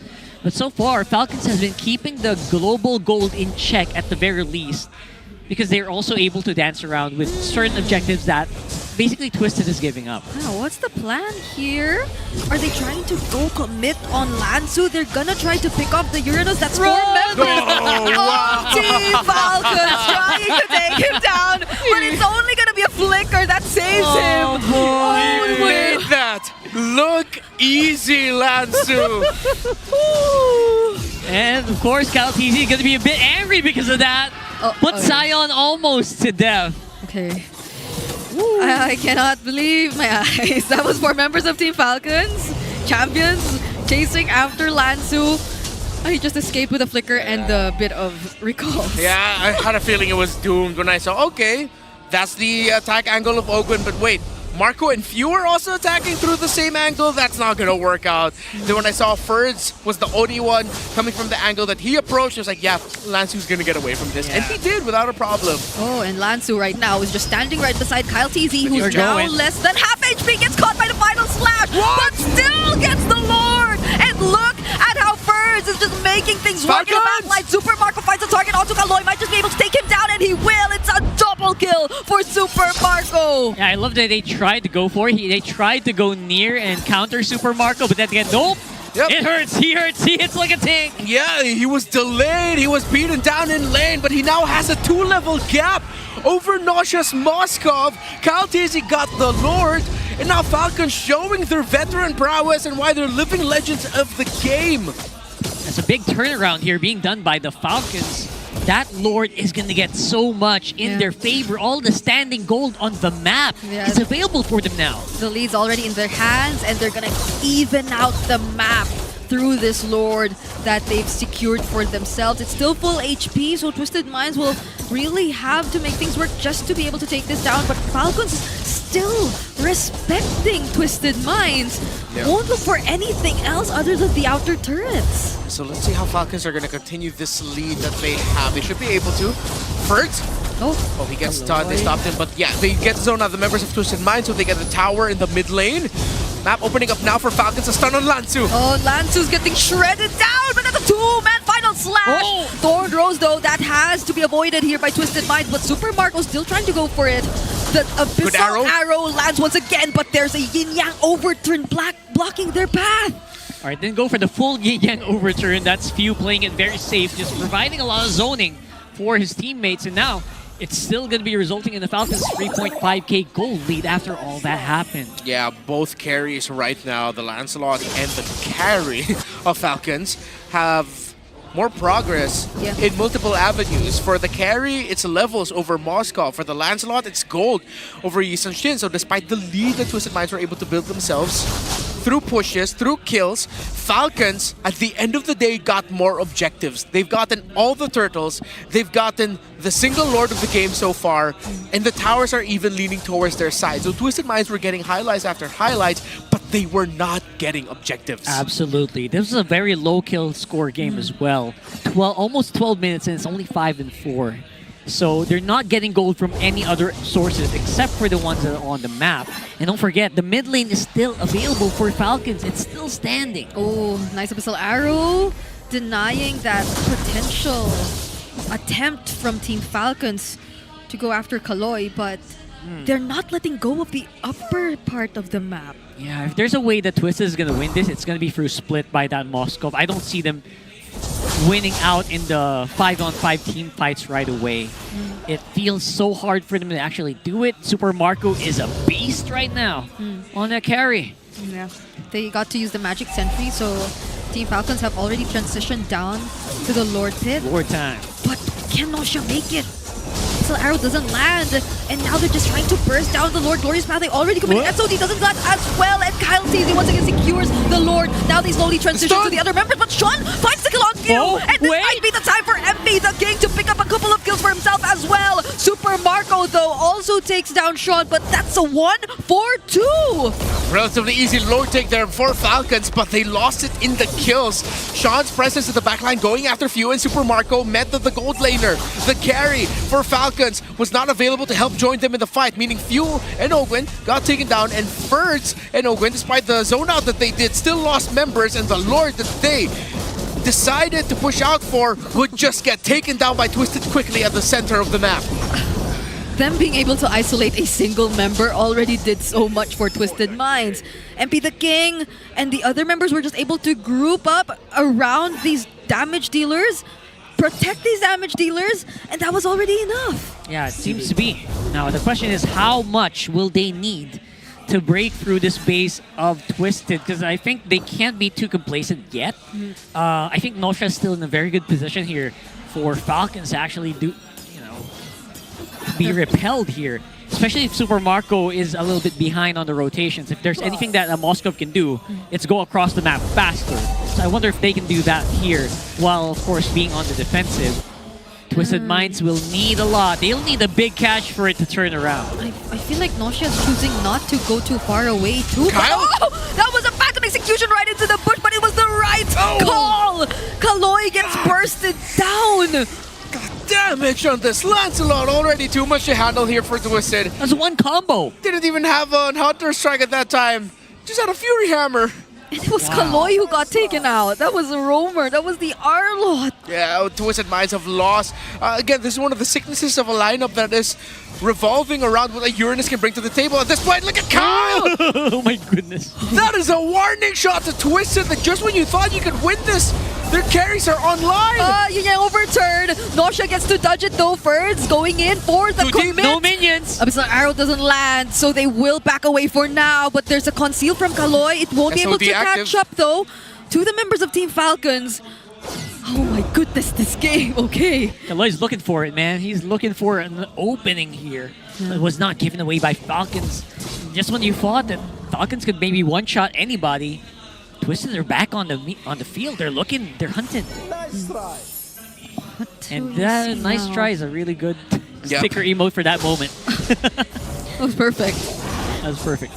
Okay. All right, so Falcons, obviously, Kaltizi is very scary. Yep. We're not contesting that, but it feels like it also is true on the other side, where someone like Super Marco, like Few, can get erased in a moment's notice. I feel like Team Falcons, they're more able to move individually. Yeah. Like Twisted Minds, they just have to work together to make sure that they get the win, but Falcons can have multiple other angles to work through from. They get to reveal where Team Falcons are going to come from, though. Good arrow. With the Mountain Shocker, and that's the conceal already denied. But that's the Mountain Shocker too, already committed. It hurts. Wait, they actually get to burst down Ogwen! Now Bird's going in with the Bravest Fighter will Kaltizi. He also finds some targets. Nosha! Might get bursted down! And Birds will find the kill! But MP the King is still alive, however. Super Marco trying to go after Sean, and MP the King are... What? What? Action left and right. The fight got split. Super Marco got the double kill. It's 5-2 and 0. Kyle TC got taken down because he tried to go after MP the King, who was able to use the Traceless away, committing the flicker from the Uranus to secure the kill there. Now it's Marco versus the Uranus, Marco versus the world to try and secure this Lord. Okay, Furs is here to provide some assistance. He's literally shredding Lanzu down, but MP the King will be able to join as well. Doesn't use the Mountain Shocker just yet though, so Falcons will be a bit more careful with this decision. They still have MP the King, they still have a Retribution holder. They're trying to hold the Lord as well. They're trying to hold it, keep it at half. So I don't know what Twisted is thinking here. Obviously, it's going to have to be a crucial SOD for Nosha. Will he be able to come in? I don't think so. Kaltiz is back on the field. It's a 5v5 again. Yeah, first gets the info. Good arrow there onto Ogwen. SOD! Oh, but Kaltizi freely takes the objective. Ogwen, though, might just be the trade now. And Twisted Minds are trying to chase after them. Super Marco will fall. First is isolated. They get access to Kaltizi. Few will also pick up a kill, but that's going to be about it. But Kaltizi! He's still fighting up against 3. Final Slash doesn't land, and he dashes away from everyone. Might just go for an outplay, but no! Kyle wasn't able to survive. He eventually gets taken down, but the Lord is still on the side of Falcons. We were not ready for that to happen. We were ready for Kaltiz to take it and go home, but he did not. He chose to fight. He chose to buy more time, and Twisted are now going to mount the classic defense. That Lord is going to matter so much. That's another Bravest Fighter coming in from Birds. He gets stunned right after, though. He wants to get the charge off. He wants to allow the Lord to charge, but Twisted Minds hold it in front of the turret. And they will stop it from charging into it. Yeah, overturn doesn't land. Oh, wait a SOG second. will. Nosha doesn't go in. Nosha doesn't go in. What a game! Okay. All right, take a quick look at the items. Dominus Eye still on the way here for the Arlot. Oracle and the Blade Armor both for the Lapu-Lapu and the High Loss. Blade Armor on the Uranus has also some of the damage eventually coming back to the carry. Every time he's trying to help whittle Lansu down, it's the reflect from that. There's a Divine Glaive on the Selena as well, which is why every time we see an Abyssal Arrow land, Sion is able to make a lot of damage. Worth it, especially onto Ferds and Ogwen, who do have magic defense items, but Sion just hurts that much. He just hits like a truck as well. Yep. This is gonna be such a tough challenge for Twisted Mind. They're up against veterans. Late game decision making is gonna be put to test. But Kyle TZ doesn't land the crucial skill. But no! He's the one who gets to land the crucial skills. A pickoff onto Nosha. The perfect pickoff for Twisted Minds. What the heck? Speaking of veteran experience, just casually remove the enemy gold laner at 19 minutes. That's a 7-year-old umbrella. And it still got bite. It's got bite, man. I barely saw it, so I like the skin. So maybe that's why. That's the goat's goat for ya. Okay. Oh, there you go. That's tower down. Yep, another Raven Spider from Ferds as well. Yin Yang Overturn will be used onto Kaloy, but he gets to vengeance his way out. Kyle TZ received the Abyssal Trap. And now there's the Mountain Shocker. Could they actually go for it? Flicker! Lots of flickers in. Thorn Rose, no deals enough damage. There's another attempt from There we go! MSOD! Nosha will try to go for it. Super Marco's down! And he's not going for No way! Nosha is not innocent. He's guilty of a turnaround. They find the Abyssal Trap! And it's a shutdown for Sean! This is looking to be it for Twisted Minds, but they have to wait for the minions. But it's only Kyle TZ. Can he make it happen? He's gonna try. He's gonna cut all the way in, but looks like that's not gonna be the case here. We've got a minion in the field, and the game in the hands of Twisted Minds is 2-0. They start off their Season 16 campaign with a sweep of Team Falcons PH. 4 members of the MPL Philippines Season 5 championship winning roster. And MP the King have swept Team Falcons. Kyle TZ didn't know.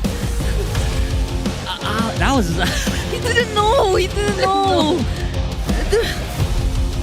The minions were right beside Twisted Minds. There was a minion hiding there. There was a... I swear, I didn't see it. Did you guys see it? It's like they summoned the minion out of thin air. That game was...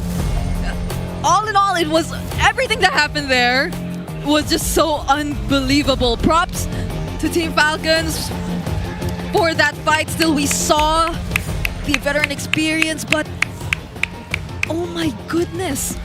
Sean, Kaloy, Nosha. They definitely put on a good show. This is as good as any debuting team has ever done in the MPL Philippines so far. Yeah. At least for the longest time. Yeah, that is definitely up there in best debuts.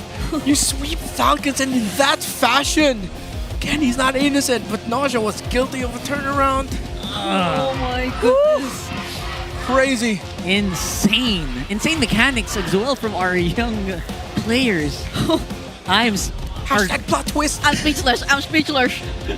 Our mouths are open. Let's see what they're going to have to say about this. First match, also their first win. Ladies and gentlemen, your winners, Twisted Minds! What a start, Nosha, Kaloy, Sean. Welcome to your MPL moment. I'm sure you're feeling good about this win. Unahin na natin, man, Nosha. I can't believe I'm seeing this. What a spear. The dun sa dulo na matchup that sealed the deal. How does it feel na after, grinding from the amateur scene, right at the MDL, nandito na kayo ngayon and first match, kuha nyo kagad ang first victory? Lagi kami inaalalayan ni Coach Bon na kaya naman talaga namin sumabay, pero hindi niya inaya na lumaki yung ulo namin. Parang lagi niya lang sinasabi na basta labanan nyo lang, i-treat nyo lang na scream yung laro, ganun. Tapos maging humble lang lagi, yun lang. Kaya yan. Sobrang gandang performance ang pinakita nyo ngayon, no? Sa mga hindi pa po nakakaalam, sila ang MDL champions sa ating former season at talaga you guys performed well. Kasama nyo rin dyan, of course, si Lansu na nagbabalik sa MPLPH stage. Lansu, welcome back. Kumusta naman ang pagbabalik mo? Ano yung pakiramdam na nandito ka na ulit sa MPL stage? Hindi na po ako kinakabahan. Excited na po eh. Kasi gigil po akong bumawi eh. Way back season 10 was, I believe season 11, right? 12. Okay, so season 12 was that time na nandito ka. Ano bang dapat i-expect ng mga MPL fans from you from season 12 na ngayon nasa season 16 ka na ulit? Ang laki po talagang pinagbago ko kasi basta po, mali-mali yung ginawa ko. Yung season 12. Ngayon, babawi talaga ako. Itatama mo na yung mga yon, Lansu. At isa pang gusto ko matanong, si MP the King. MP? Of course, MP. Ano po? Among your team members, ikaw lang yung nasa Twisted Minds ngayon na main 5. How are you feeling na sila ngayon ang kasama mo na alam mong buo na yung chemistry nila na 4 tapos ikaw nakasama nila? Parang magaan sa pakiramdam po kasi hindi ko naiisipin yung chemistry pra. Kumbaga ako na yung magbe-blend in sa kanila.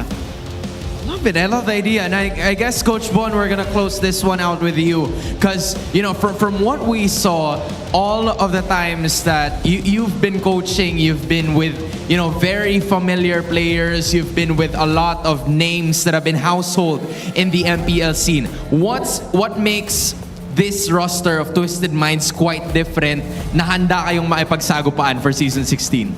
Unang-una siguro, nung una ko silang ma-meet, sobrang nainigab ako sa gagawan nila. Wow! And bukod pa doon, pangalawa, may kanya-kanya silang motivation. Lahat sila mga breadwinner ng kanya-kanya nilang pamilya. Kaya malalim ang pinaguhugutan nila. And with that being said, that inspiration led to their victory. Once again, your winners, Twisted Minds! What a victory, what a statement, Odin. Ang nakita natin from the Minds as they get their first victory right here. Talagang may pinapatunayan agad ang mga members ng Twisted Minds. And with that, let's see kung ano pa ang sasabihin ng ating mga casters.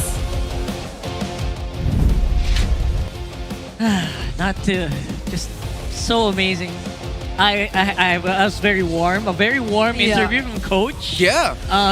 And a very enthusiastic interview as well from our newcomers and the returnees. Yeah. Did I say that right? Yeah. Lancey coming back from his stint at MPL Philippines Season 12. And in his own words, I made a lot of mistakes and I want to make up for it. And in Coach Bon's words, the first time I met them, I fell in love with their moves in game. Yeah. And that Selena definitely has some great moves from This is why Sean. I told you. I heard good things about this Selena. It is good. It is good. Absolutely. Sion, which apparently is what is supposed to be pronounced to be as, did exceptionally well here. Again, Brigida was bringing that up, right? Where it was like, you're surprised where the damage is coming from. It's a little surprising, especially if you're the one on the receiving end of this. Falcons did find their way back though. Like, even despite that early 0-2 for Super Marco, when they were able to find the right timings, it was so hard for Twisted Minds to fight back, especially given how well Ferds just played this Lapu-Lapu, which is why we were saying that he was clearly on the road to redeeming themselves after that previous game, but no, it just took some time for Twisted Minds to realize that they really need to work together a lot more, because I feel like in game number 1 there were a lot more individual calls that weren't bad, but this lineup required them to really go hand in hand. Oh, this was my goodness, this highlight. It was so close. Yeah, there was a Kyle Teasy freestyle, baby. And there was just so much that he had to do to actually turn it back. But look at this, beautiful. Yeah. I was already watching. I was already scared. Once I saw there was still a green dot on that Moscow, I was like, oh no, I've seen this before. I saw this in Malaysia. I saw this in other countries. It might happen again. And it did. It was a Moscow play, and that's something you always have to watch out for when you're up against a Moscow. You're fighting outside the enemy base, and the game is still close enough for the other team to turn it around, and you are all so low.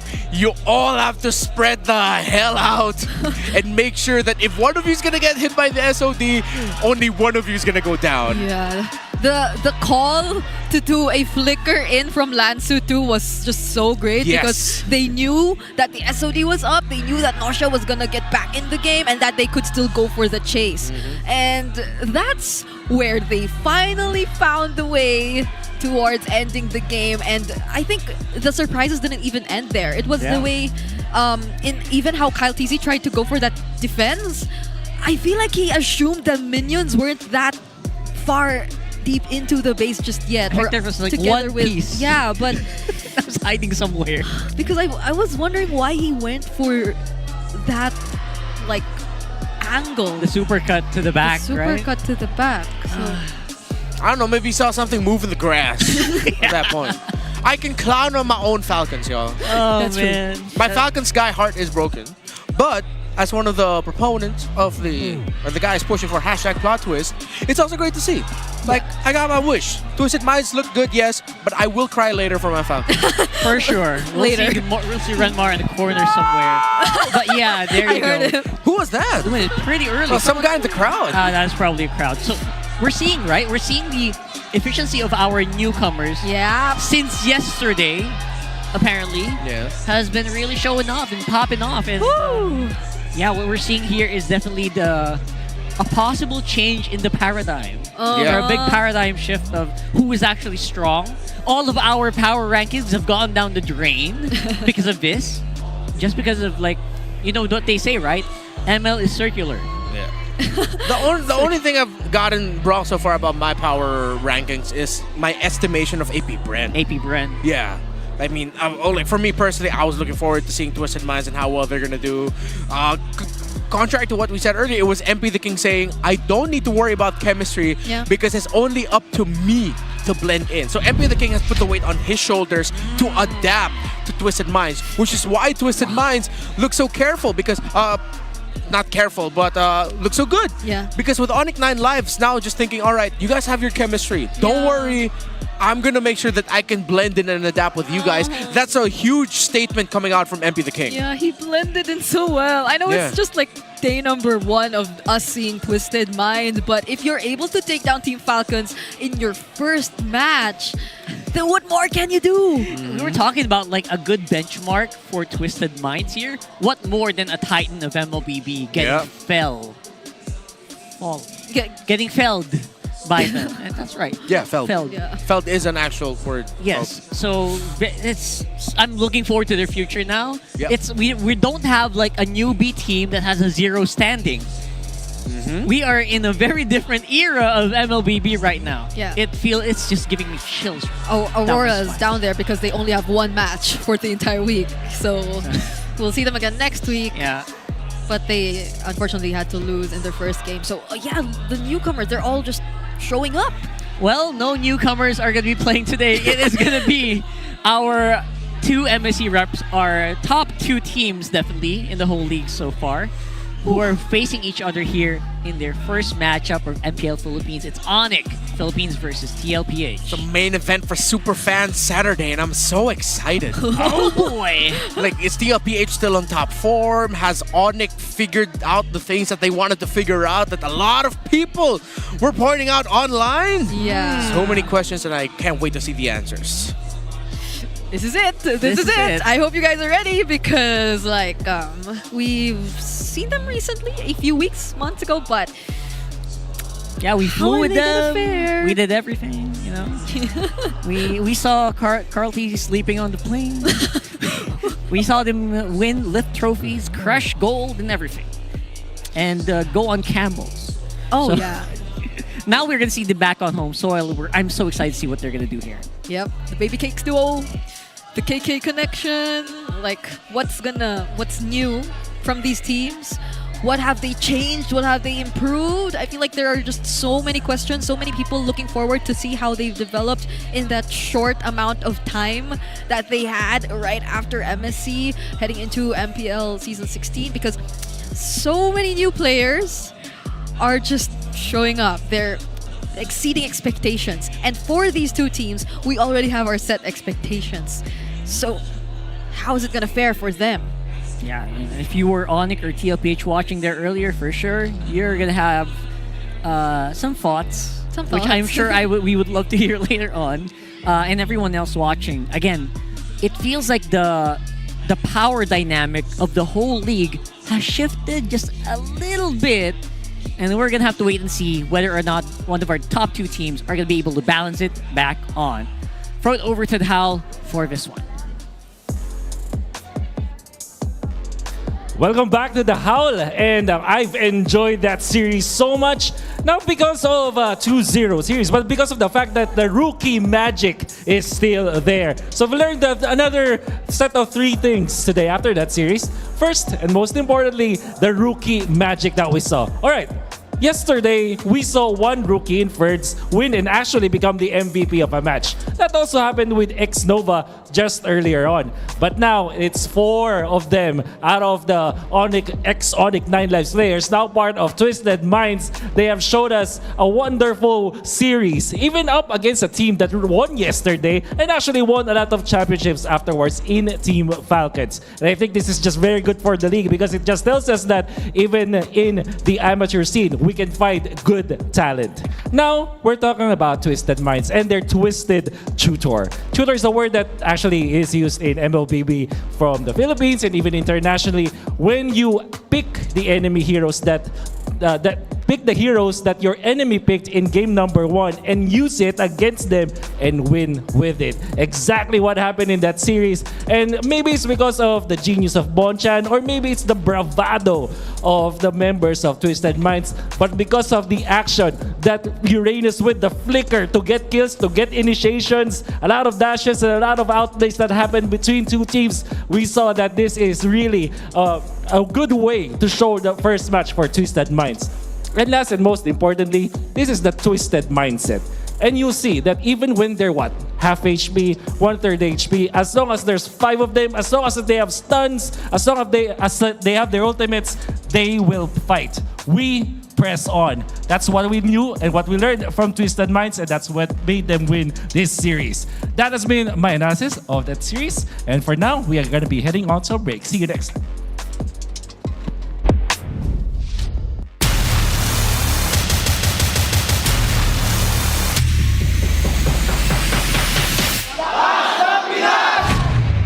Di abot ang data!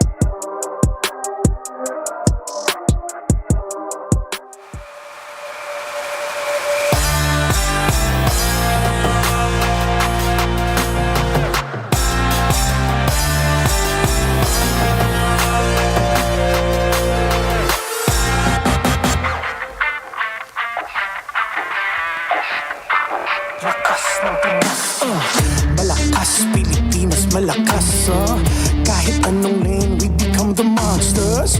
Malakas Pilipinas, malakas face the golden sun and repping for the 3 stars. Look at us to the top, no ifs, no buts, winning any game para to sa PIN na yes. Di mo matitinag aming boses sa new level. Nasa kalye man o mobile, you know I become a legend. Listen, open fire, we unite, we winners. But with pressure, like diamonds are made of. Switching the lane na parang gera, HP racing made a setup. Pagkakatang buhat ni Hilda, full dome SS parang Laila. Susundan ko ang iyong wakas, kasama pataas, tagumpay natin to dahil tayo'y malakas para sa Pinas. Nasa amin ang alas, hindi to atas, kinikilala sa taas kasi kami ang malakas para sa Pinas. Nasa amin ang alas, hindi to atas, kinikilala sa taas, ganito kami sa Pinas. Yeah.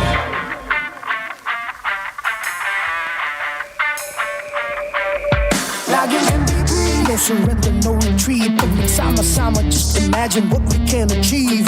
Laging MVP, no surrender, no retreat. Giving 100 on my all, cause we just cannot be defeated. We are unstoppable, immune and invulnerable. Ready ang equipment, lahat frozen, mala, crowd control. Pakita on the jab, east to the southeast.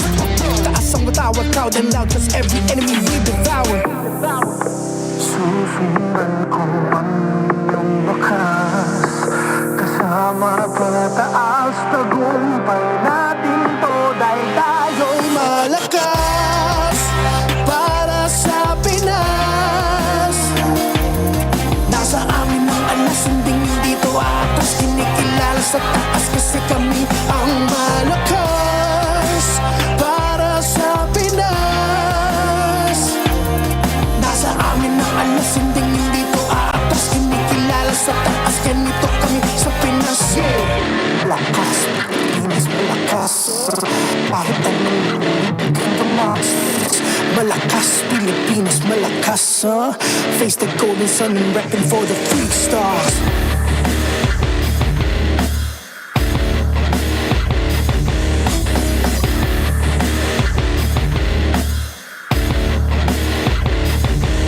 Ang lakas ng Pinas, reunite with the stars. Ang lakas ng Pinas, reunite with the stars. Ang lakas ng Pinas, reunite with the stars. Ang lakas ng Pinas with the stars.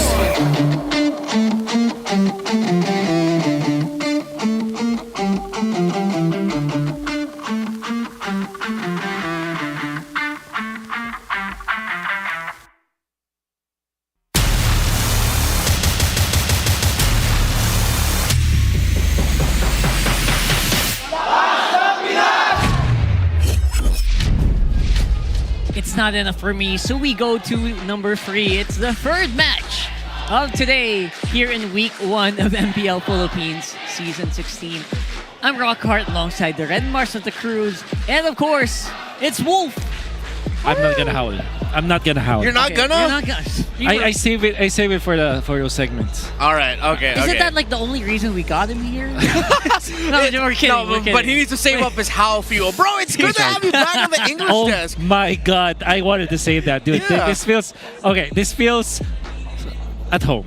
I guess that's what I'm There it saying. is. Right? Yeah, There's no other way to describe it. Yeah. We're speaking in English. We're talking to the international viewers, and I believe that the humor in this desk is totally different from the Filipino desk, right? So Yeah, it is. I'm excited. Yeah, you said the exact same thing in the Filipino broadcast. So which one is his actual home? I You don't heard that, know yeah. anymore.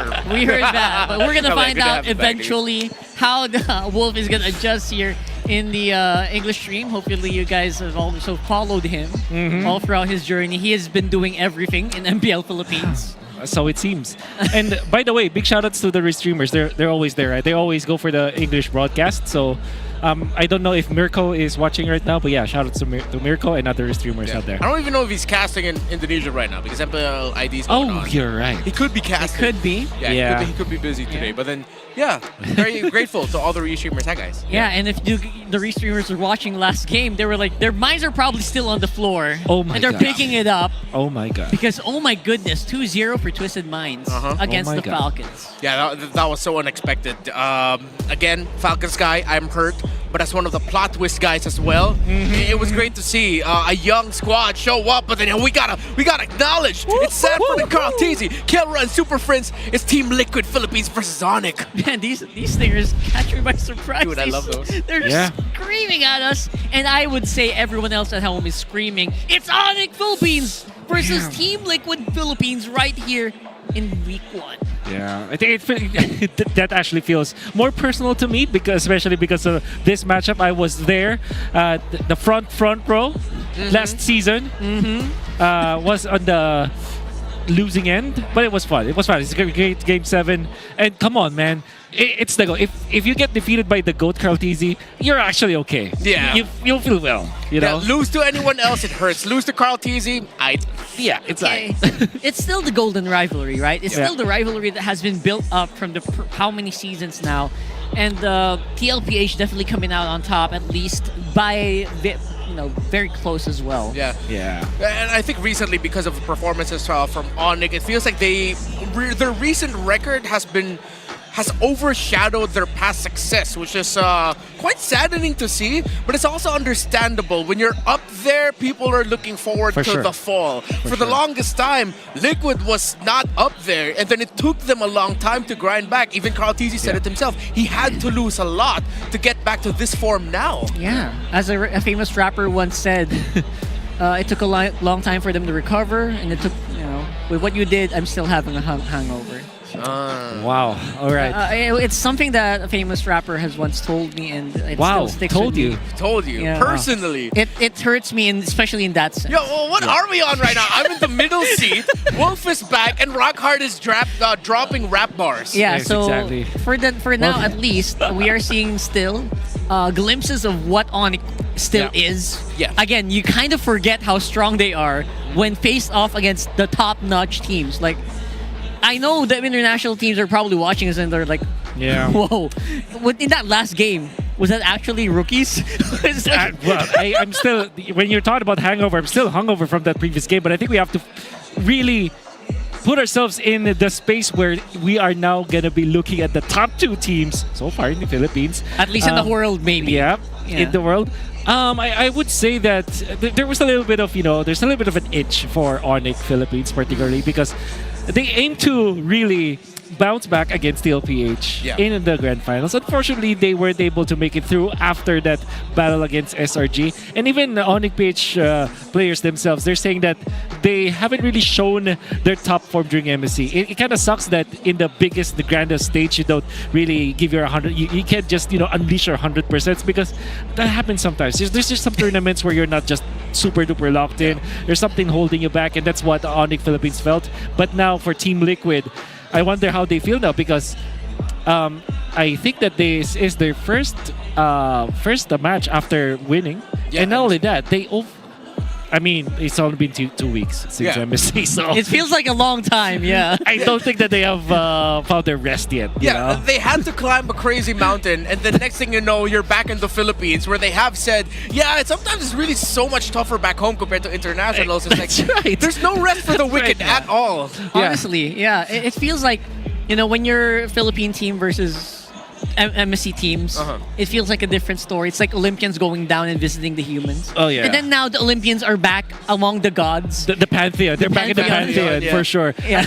That's crazy to paint where they've just battled SRG, one of the obviously top teams around the world, but then in the grand final, but then they come back home and they face up against their rival a reunion that we really wanted to see, a matchup that we really wanted to see. So it's crazy to think that after MSC, there's another big headliner. Yeah. 2 weeks after, Yeah, it's like we just won the title, we beat SRG, you come back home and you're facing off against ONIC right away.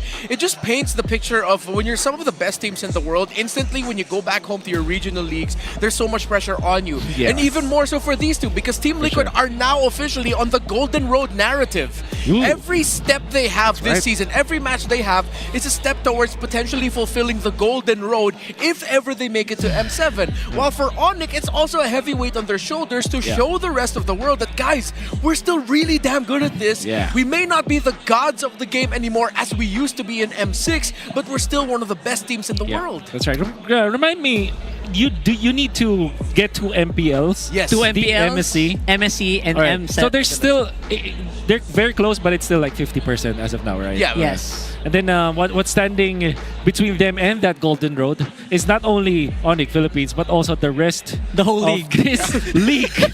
Yeah. Oh my God, with what rookies like dominating like previous champions, like, oh my God. Which what makes it even crazier. It's like you have the entire league in front of you, but then your first step, all right, what we got to do first for Golden Road? ONIC? Champion right away. Right away?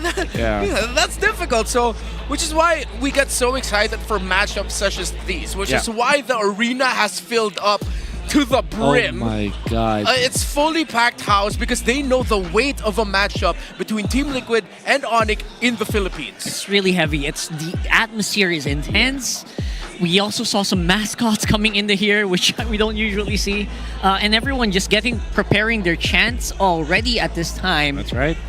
I can really feel like it's a big homecoming, right? It's a big homecoming for all of us. It's a big homecoming for the fans, where they can welcome ONIC and Team Liquid back into the home of champions. Oh my goodness. Yeah. To make it even harder, Team Liquid has this thing. They have this pattern where it's always the odd season with them. 11, 13, 15, and every even numbered season is where they sort of crumble. Yeah. It seems like they become champions. They perform in the international tournament only to struggle in the following season. And I would say that this is not really about Team Liquid. It's more of, hey, I'm being honest there. I think it's more about the league, not actually Team Liquid PH. Yeah. Because here's the problem when you are in the Philippines. If you're the top, they always look. They always want to counter what you're trying to do. Yeah. And that has been the thing. I think the only, I would say, successful back-to-back championship was the Blacklist International one, where they thought that teams started to craft things to kind of counter them, but they also solidified their own strategy. They did it back-to-back seasons and then corrected along the way. But apart from that, it's so difficult to pull it off in the Philippines because there's always someone to try to defeat you. Yeah, basically under a microscope, everything you do. But now we'll go and use a different microscope. Let's throw it over to our All Access. Maraming salamat sa ating mga casters cavalry. I wanna hear you scream! At walang iba, andito ka na naman. Everyone, please welcome ang Mima ng lahat, Mima Doors! Mima, alam mo na to? Yes! Kamusta ang feeling na champion na naman ang Team Liquid? Syempre, alam mo naman, nakakakaba pa rin ngayon. Pero alam namin, makukuha pa namin to ulit. Alam mo, feel ko hindi mo na kailangan yan eh. Hello? Kasi, hello? Ay, meron na, okay. Simulan na natin to, Mima. Ano bang ituturo mo sa amin ngayong araw? Syempre, yung natin, ang chant talaga ng Team Liquid. So, alam na rin ng mga Cavaliers yun. Okay, pahingi nga ng sample. Let's go, Liquid! Let's go, Liquid! Let's go, Liquid! Ayun. Tatlo lang muna, babe. Cut na daw yun pag ganun. Alam mo, Let's Go Liquid has been very much a classic na nagaganap ever since nandito ang MPL. Paano ba dyan sa kabila, Odin? Kamusta dyan? Alam mo, Hans, parang nakukulangan daw sila sa energy niya. Di ba, Sonics? Royce! Alam na nila to eh. Kahit hindi mo ituro eh. Parinig naman. Paano ba magiging mga Sonics? Season na to eh, no? Kailangan ba ituro dito? 1, 2, 3, and O! N-I-C! ONIC! O! N-I-C! ONIC! O! N-I-C! May buff kasi, nandito yung mascot nila na si Sonic. Hans, meron pa bang ilalakas daw ang TLPH Cavalry? Men, parang sample naman Naku naman. Naku naman. May lalasa. Meron yan. Meron yan, di ba? Men, kailangan talunin. Teka. Hindi tayo mag-cheer, okay? Sisigawan lang natin sila in 1, 2, 3. Hoy! Eto yan, go! TLPH Liquid! TLPH Liquid! TLPH Liquid! Ay! Hiningian nyo kasi. May ganun sa dulo. O, ayan na. O, din, paano ba yan? Nakita nyo naman, di ba? May ganun sila sa dulo. Okay, for the last time, Sonics, magingay! Let's make some noise! Wait lang. Sonics, what time is it? Let's go on it! Alright, let's go on it!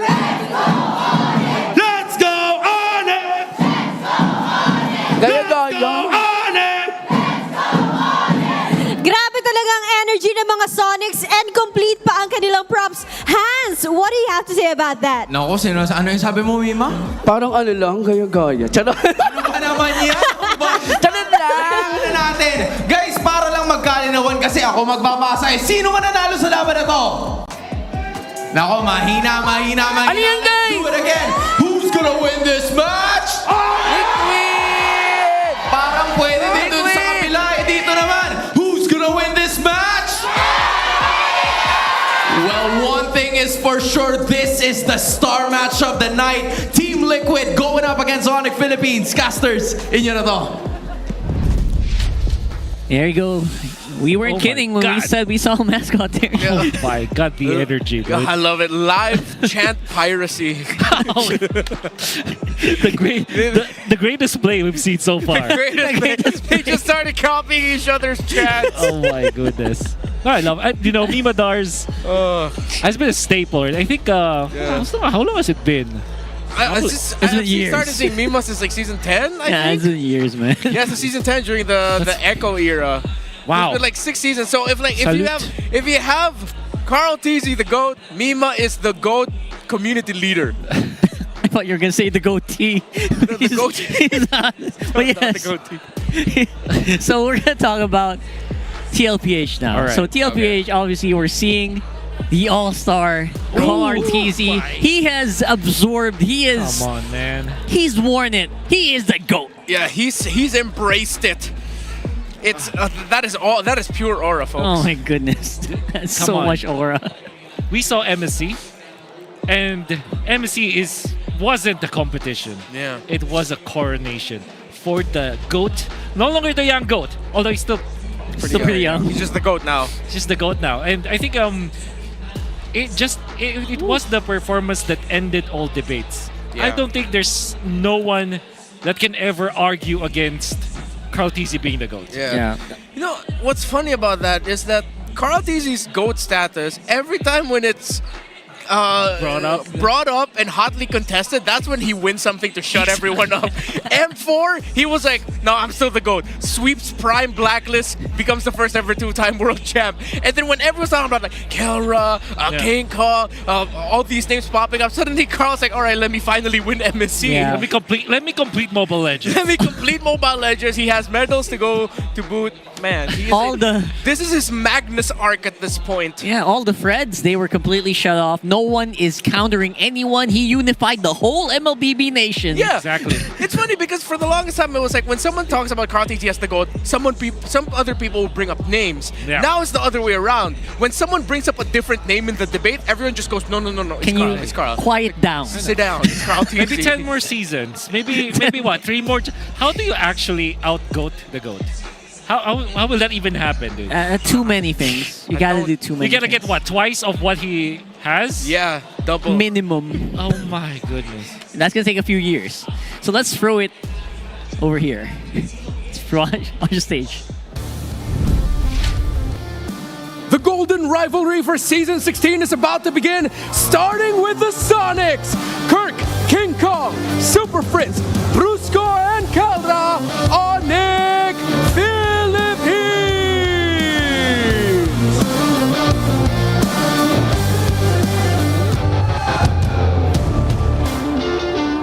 making their way into the arena, the defending MPL Philippines and MSC champions, Sanford, Carl Tizzy, Sanji, JB, and Oheb, Team Liquid Philippines!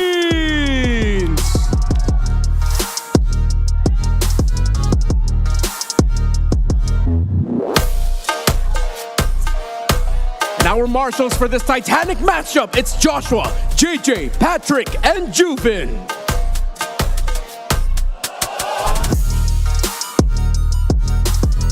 And the coaches to represent the two teams, Coach Why Not and Coach RC. MPL Arena, will it be ONIC? Will it be Liquid? Magingay!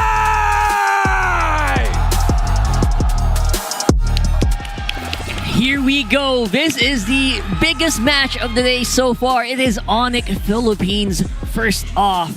Again, coming in third in MSC.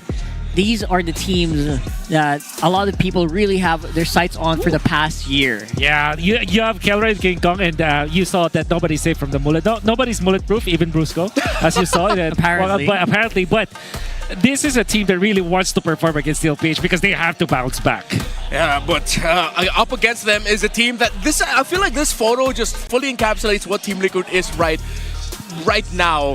Multiple time world champions, champions in their own right. I feel like this is the most realized version of Team Liquid we've ever gotten, with Sanford, Sanji, JP, Oheb, and Carl TZ now just fully embracing a lot of the things that were either thrown against them or just put on their heads and say, yeah, we are this, and this is the reason why we're the best. Yeah, it really feels like they realize their full potential the moment they really step into the ring together as a team.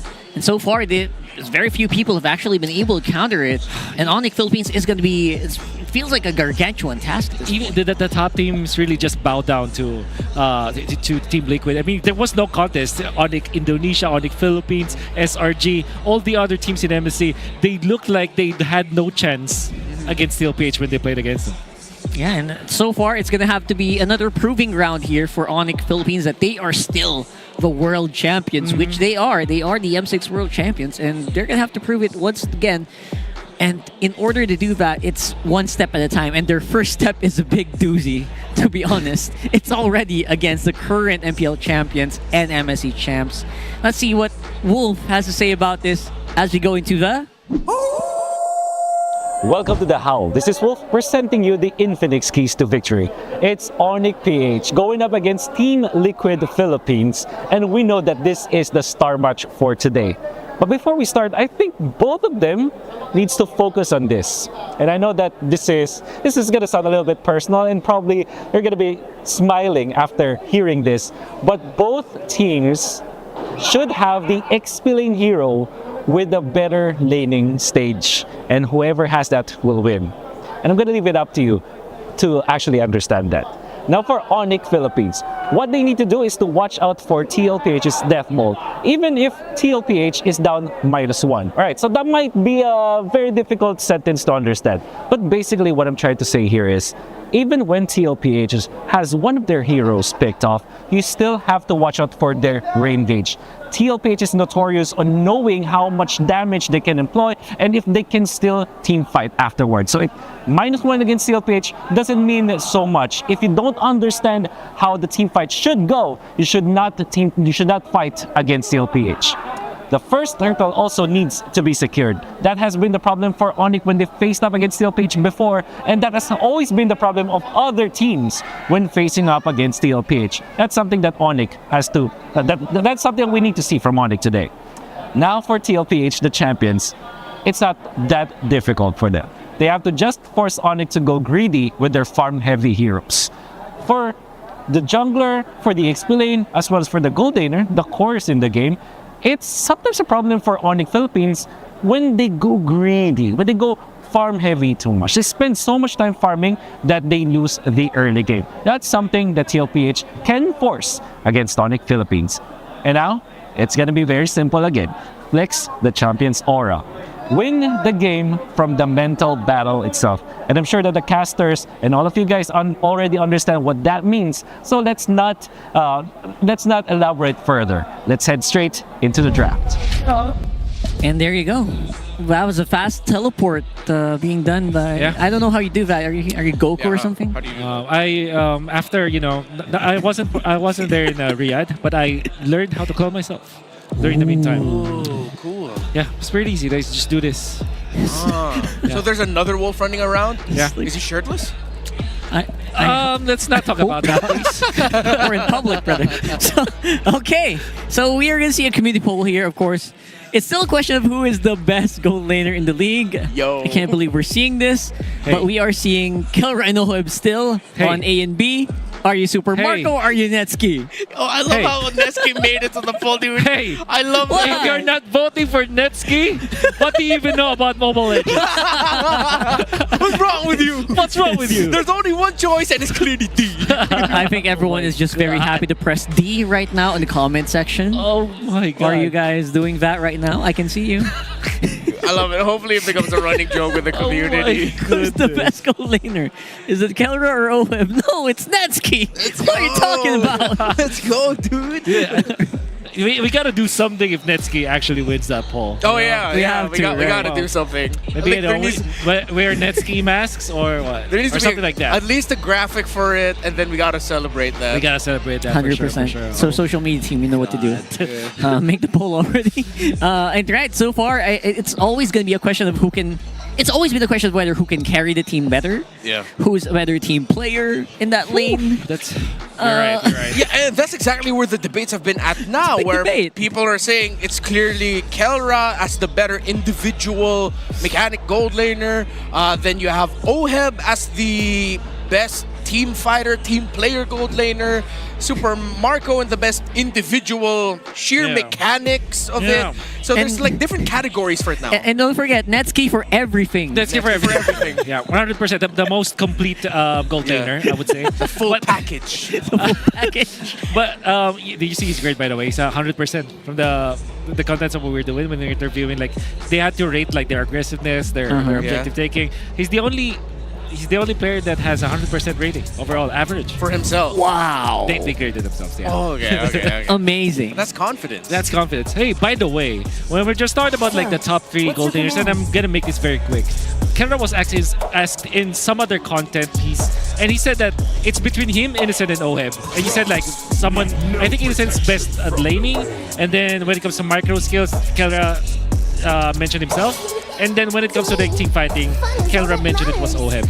But when I did an interview with Kelra, guess who he said was the best gold laner that he ever faced? Marky. That was actually Marky. It is Marky. It is Marky. It is Marky. We miss Marky. If you're watching Marky, play soon again here. Yeah, come back. Come back home. home. Come on. Come on. We need you here. We're going to draft for game 1. We need someone to challenge Nets. That's true. Yay. Okay, so here on the first one, Arlot's out, Easton out, all the usual suspects are gone. So are Sushin. Yeah. Sushin, Kimi, Farsa, those trades. Yeah, doing it. Sushin is like, or probably Lancelot. Oh yeah, actually. right. Yeah. And yeah, we want to see King Kong in action with the Lancelot. Yeah. Okay, so do you pick Zushin or Selena? I think it's much better to pick up the Zushin now for TLPH. There it is. Okay. And then probably Fredrin. Oh, right away. Oh, that's... Yeah. Oh. CC. CC. Okay, they go for the CC instead. I think they still do have room to pick up the Frederick. Yeah, they can you're just right. slot it in later at Red 3. You're right, actually. So yeah, that's okay. What do you now answer again with the CC? This is always tricky because there's no Arlot. I just hope he's not Phobius. I was about to say, what about Phobius? Come on. Don't give me the. Okay, Or is that matchup like you can kind of reserve it maybe for later? You reserve it never. You reserve it never. That's too personal for me, you know. Yeah.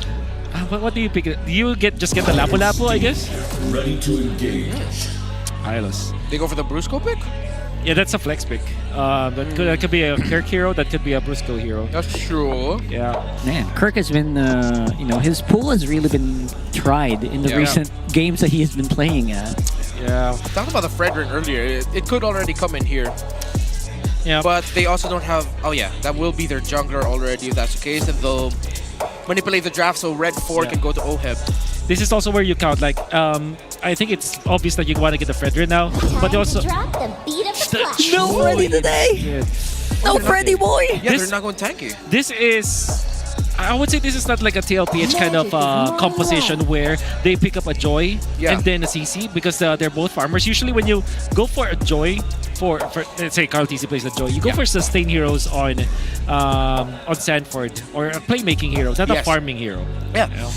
CC is one of those aggressive options that you put in the EXP lane, and I think this is a little bit more telegraphed now because ONIC can expect, okay, TLPH will most likely want to get up the Moskov, so then you start drafting around, okay, what else can we pick to give Moskov that difficulty? They take away the Hilda, also respecting that as a potential JP pickup. That's right. As good as it is for messing up jungle rotations, it's also good at defending its own jungle. Yeah, I like that they're so well-rounded as well, because a lot of people tend to forget JP is still in the ring. You know, when you go talk about people like OHEB, like Carl TZ, and Kelra, man, you gotta watch out. What a surprise would it be if the Franco was the choice here for JP? You knowing that they just wanna they kind of wanna destroy the jungling pattern of King Kong, and having the extra vision and obviously that guaranteed stun against the Lancelot actually works. But we've seen a lot of Kufra in the past 2 days, so that can also be a JP choice here. Still banning the Phobius. Alright, still respecting it. Okay. No, if Team Liquid You're taking that person. I was there, man. I saw his game. Yeah, he was actually watching my stream. Yeah, I was in the hotel room. I was chatting in his chat. I was like, oh, the pain. Bro, the pain. The pain. But that still opens up the Lapu-Lapu, by the way. It's still open for ONIC to take. Has decent synergy with the Lancelot, especially if you already have the Hylas. You already have the contact hero, you have a vision hero, so you're allowed to get a secondary initiate with the Lapu-Lapu. But at the same time, it does not completely stop the Joy. So we'll see.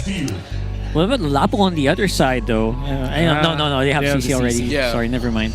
I mean, dude, they'll just go Granger here, right? If you're TLPH. Yeah, if you're gonna play it safe, you already have the Joy with you anyway. Either the Granger or the Moskov are the picks that I want to see them consider.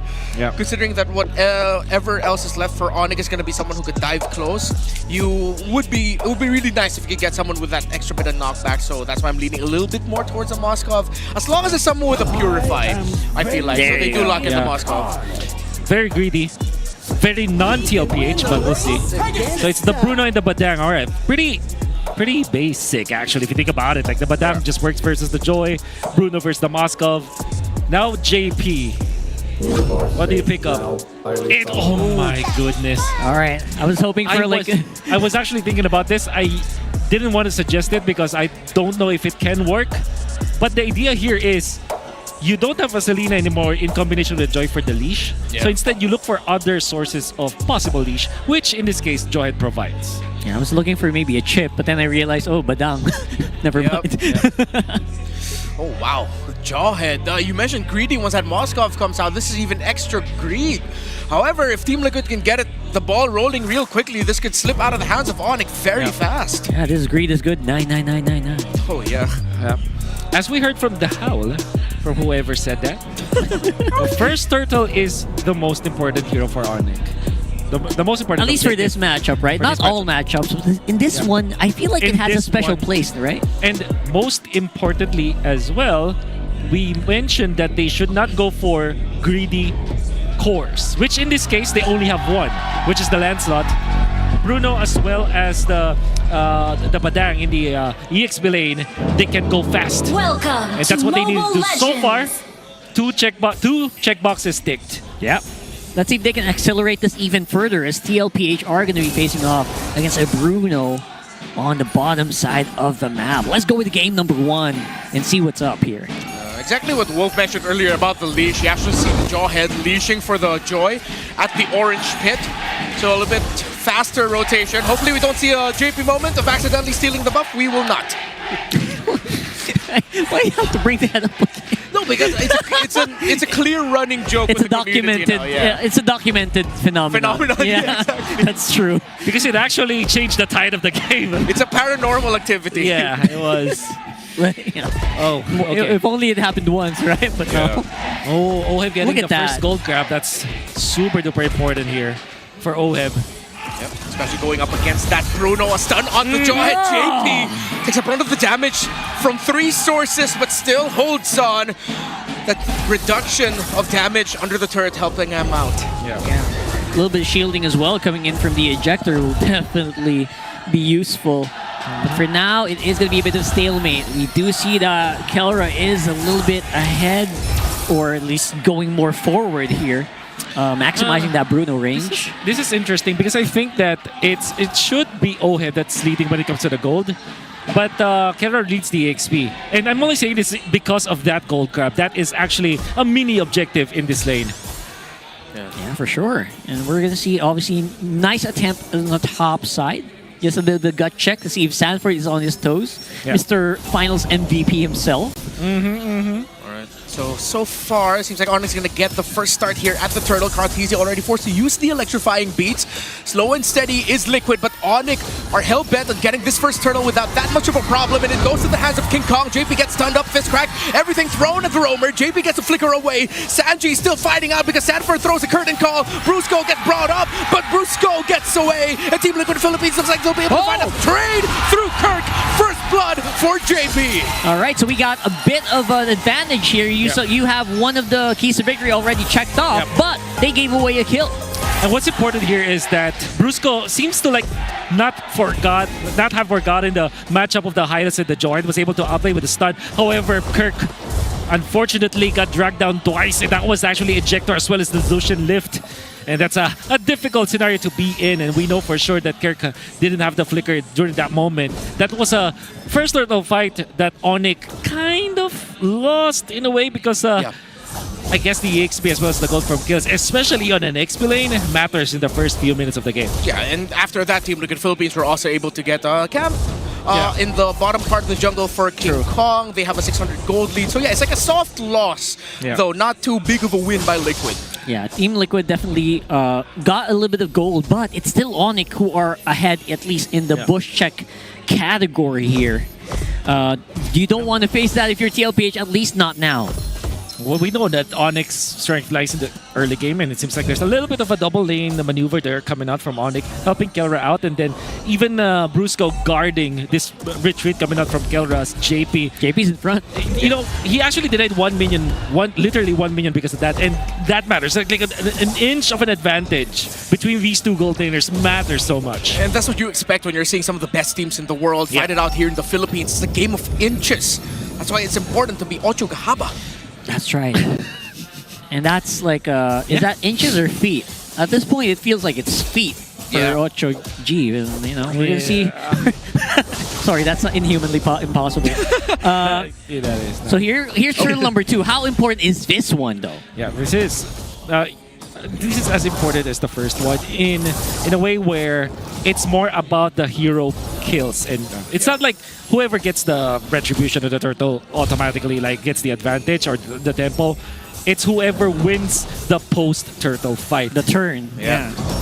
Both these two teams, both very good at the turn right now as King Kong pulls his beetle away. JP, already second skill out, should be coming back relatively quickly. Kelra in a good spot. Brusco already brings out the glorious pathway. That's going to be a stun and everything thrown at Sanford. And the XP laner gets taken out, but Carl TZ is here. He doesn't secure. It's actually Brusco who gets the turtle, and Carl TZ, JP, and the rest of Liquid have to run. That was so good. Did you see that Super Friends reposition? Yeah. Just refuses to give up that feathered airstrike. Still fighting it out. JP takes a brunt of damage as ONIC will be able to break down the mid lane turret of Liquid in 5 minutes. Liquid traded out up top, but it is a favorable trade for ONIC in the middle. It's a favorable trade because that's their MO in this particular game. They want to take the neutral objectives first because they have the Bruno. They want to siege as fast as possible, and getting a turtle and then a turret with a kill on top of it, that actually makes their tempo really good. However, because of what OHEB decided to do with this split push, TLPH still holds on to the lead. Norris pathway, JP gets spotted out. Although he tosses Brusco, but right away the feathered airstrike by Super Friends, keeping the members of Team Liquid at bay. Sanji shows himself in front of them. Kirk takes a brunt of the crowd control and damage, but Liquid will not go for the heavy contest and chase onto Kirk. Yep, ONIC's game plan definitely got messed up a little bit there, but they seem to be holding steady. Again, if Kelra, as long as Kelra is still alive, looks like they are still going to keep that fight going. Brusco making sure that he doesn't go down, but again, they're going to get forced back. It's a 4-man for TL. And seems like what TLPH is doing is to develop an allergy against minions, because that's what they're literally doing right now. They're fast clearing the minion wave. Then right after that, they are forcing the issue against ONIC. You can see like JP just standing in front of ONIC, like just being really aggressive. Carl uses the electrifying beats to help clear the middle minion wave. Team Liquid cannot seem to find a big opening against ONIC right now, who so far has been able to break Liquid apart slowly in these team fights by throwing everything they have at Sanford right away when they see him. Yeah, I think at this point it feels like they kind of accept the fact that we're not going to win a team fight here. We might have to split. Sanji! No, he's going to be able to get away. No feathered airstrike burn. Kaltizi sees Kelra. He's going to burn him down. Oh, the stun, the slide tackle. Stopping the flow of Carl Tizzy in that fight, and it looks like ONIC are going to get all 3 turtles for this game number 1. And the good thing about here for ONIC is that they're not overreacting to the split push. They're okay by trailing behind by 1,000 gold, because what really happens is that King Kong is farming anyways, and Kelra as well. So this gold lead from TLPH is more about the other players of ONIC. So Kelra and King Kong, they're okay.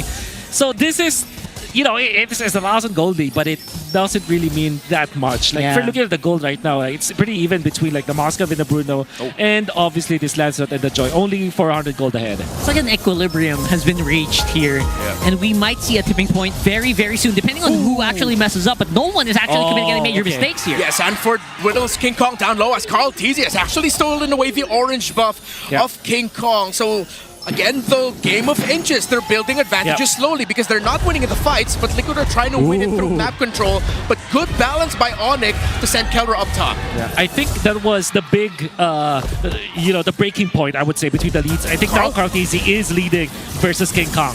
Hey, they spot them out. Curtain Call already dropped down, but look at the discipline between the two. Kirk spots out Sanji, throws out the fist crack, and Super Friends with a feathered airstrike to back him up, but it's not going to be able to take him down. Sanford takes a lot of damage. He gets stunned down, locked down, and everything in between. Kelra takes down Sanford, and Liquid back off yet again. Focus on Sanford. It seems like it's a very clear game plan for ONIC every time they spot him. And what an exchange, what a rally between the two teams. One makes a move and another, you know, answers right back with it. Even a spike or even just a short ball, even if it's so flicker. Dodges coming out from, ult dodges coming out from Sanji, but then Sanford getting taken out. The battle of the golden rivalry is just about like making the moves right after doing one. Again, minimum mistakes being committed here. I would like to remind you that was kill number 3 at 9 minutes. So, but there were so many close calls. So many close calls. Plays that's happening. It's like physically they're in Manila, mentally they're all still in Riyadh. Like still they're thinking it's like we're still in MSC, guys. We can't mess up. Guys, relax. It's only week 1 of PH. Wait, we're back home. This feels like a $3 million USD game. I know, that's right. I know what you mean. That's right. It's like you know.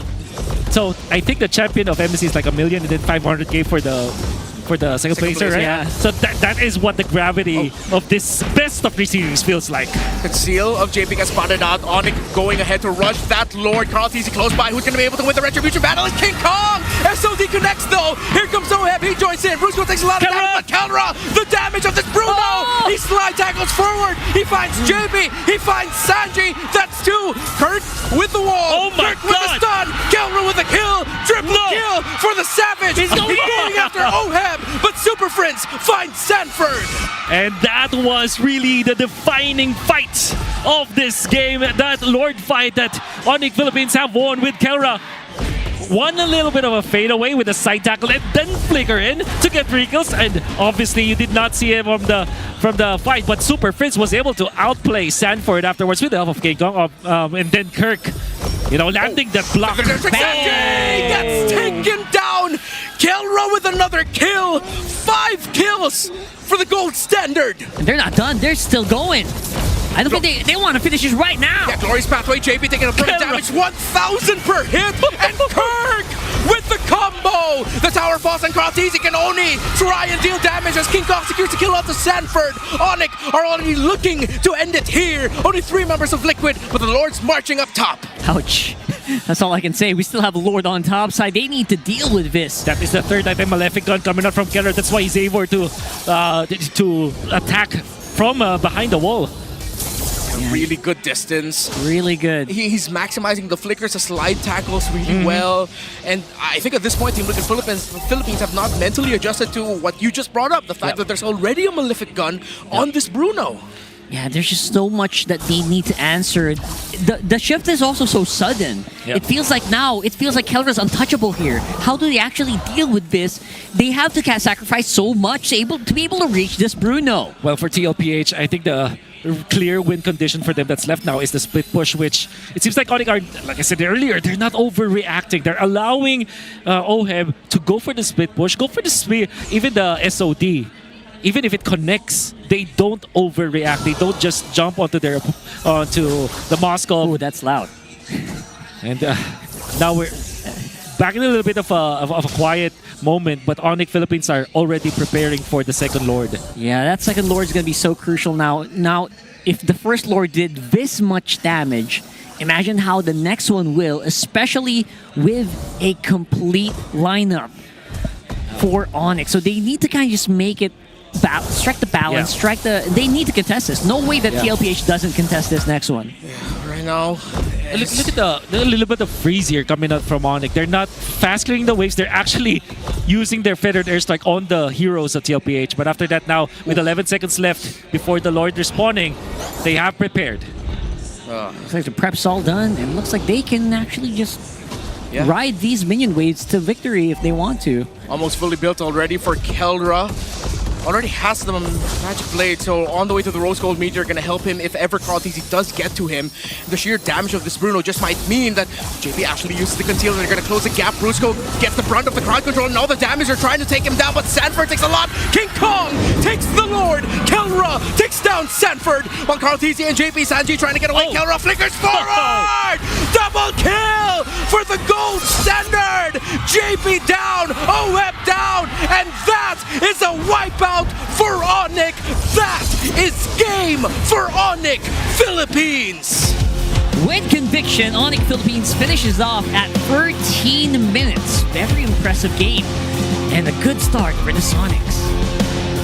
The first key to victory for ONIC was to not draft farm heavy cores or greedy cores. I mean, Lancet's pretty greedy, but if you have the Bruno and as well as Badang on your side lanes, that means that you're not taking up so much time when it comes to the farm. In fact, they were trailing by 1,000 gold, but like we said, it wasn't really a big 1,000 gold lead because it's not in the right hero composition or not the right heroes. More like it's more like a balance, right? That 1,000 gold lead, it felt like there was a balance ongoing on. It was distributed very well. And then they only had to tip it to one side. That's right. For anything to change. The second key to victory for ONIC was to get the first turtle.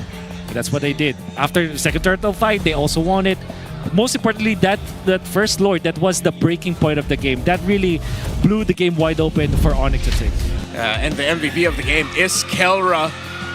Not to say that it's like ONIC cannot escape the Kelra is carrying the team allegations, because the only reason why Kelra was able to carry the team is because the rest of the team did their job so incredibly well. And yes, he walks away with a 7-0-4. His timing, his entry, the key moments were perfect. He maximizing the gap closers that he has, knowing that he has the advantage. But you can't also take away the efforts of Kirk and Brusco, who I feel like I haven't seen them disconnected in quite a long time. I mean, obviously it's a Badang and Hylos combo. It's not the most difficult combo to pull off, but this time they're up against JP, who's actually, I would say JP's locked in. The way that he positions himself and the way that he uses the ejector, fronting for the team and timing himself when he provides the vision is actually pretty good. But this was the clash. Look at that fade away from Keller, then the flicker afterwards. He goes back to the fight, gets a triple, and then on the other side of the team fight, as Kirk lands a good fist break initiation with the flicker as well, it was Sanford getting taken out by Super Prince. Yeah, and overall, you can really not doubt how how beautiful that is, man. Good Lord, I feel like God. it's poetry in motion. This is why ONIC Philippines dominated a good amount of late 2024 and early 2025, and we're seeing them back in some of their best form, in their best showing. And on the other side, for Liquid, I feel like we're seeing the fruits of the labor that they've chosen, which was built around the idea of being greedy. Why does it look like when Kelra is playing the Bruno and he's getting his ball from behind, it looks so smooth, but when I do it, I wouldn't be able to get the attack off afterwards. It feels like, I agree. It's just built diff. Oh my goodness. When I play the Bruno, when I catch the ball like that, it feels like I'm still doing 300 damage, you know?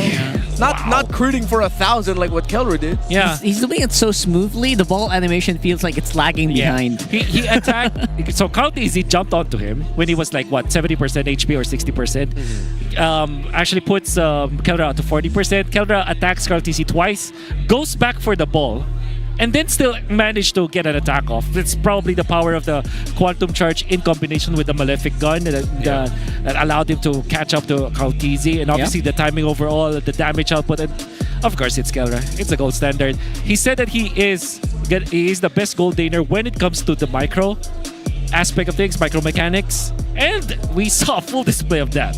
Yeah, you cannot doubt that right now with what he showed off here. It's always so impressive to see a gold laner being able to time their flickers and their dashes for offensive capabilities. Yeah, not just waiting for like a moment to actually, get out of harm's way. Yeah. That's exactly what Kelra is. He has been known as a Filipino savage for it.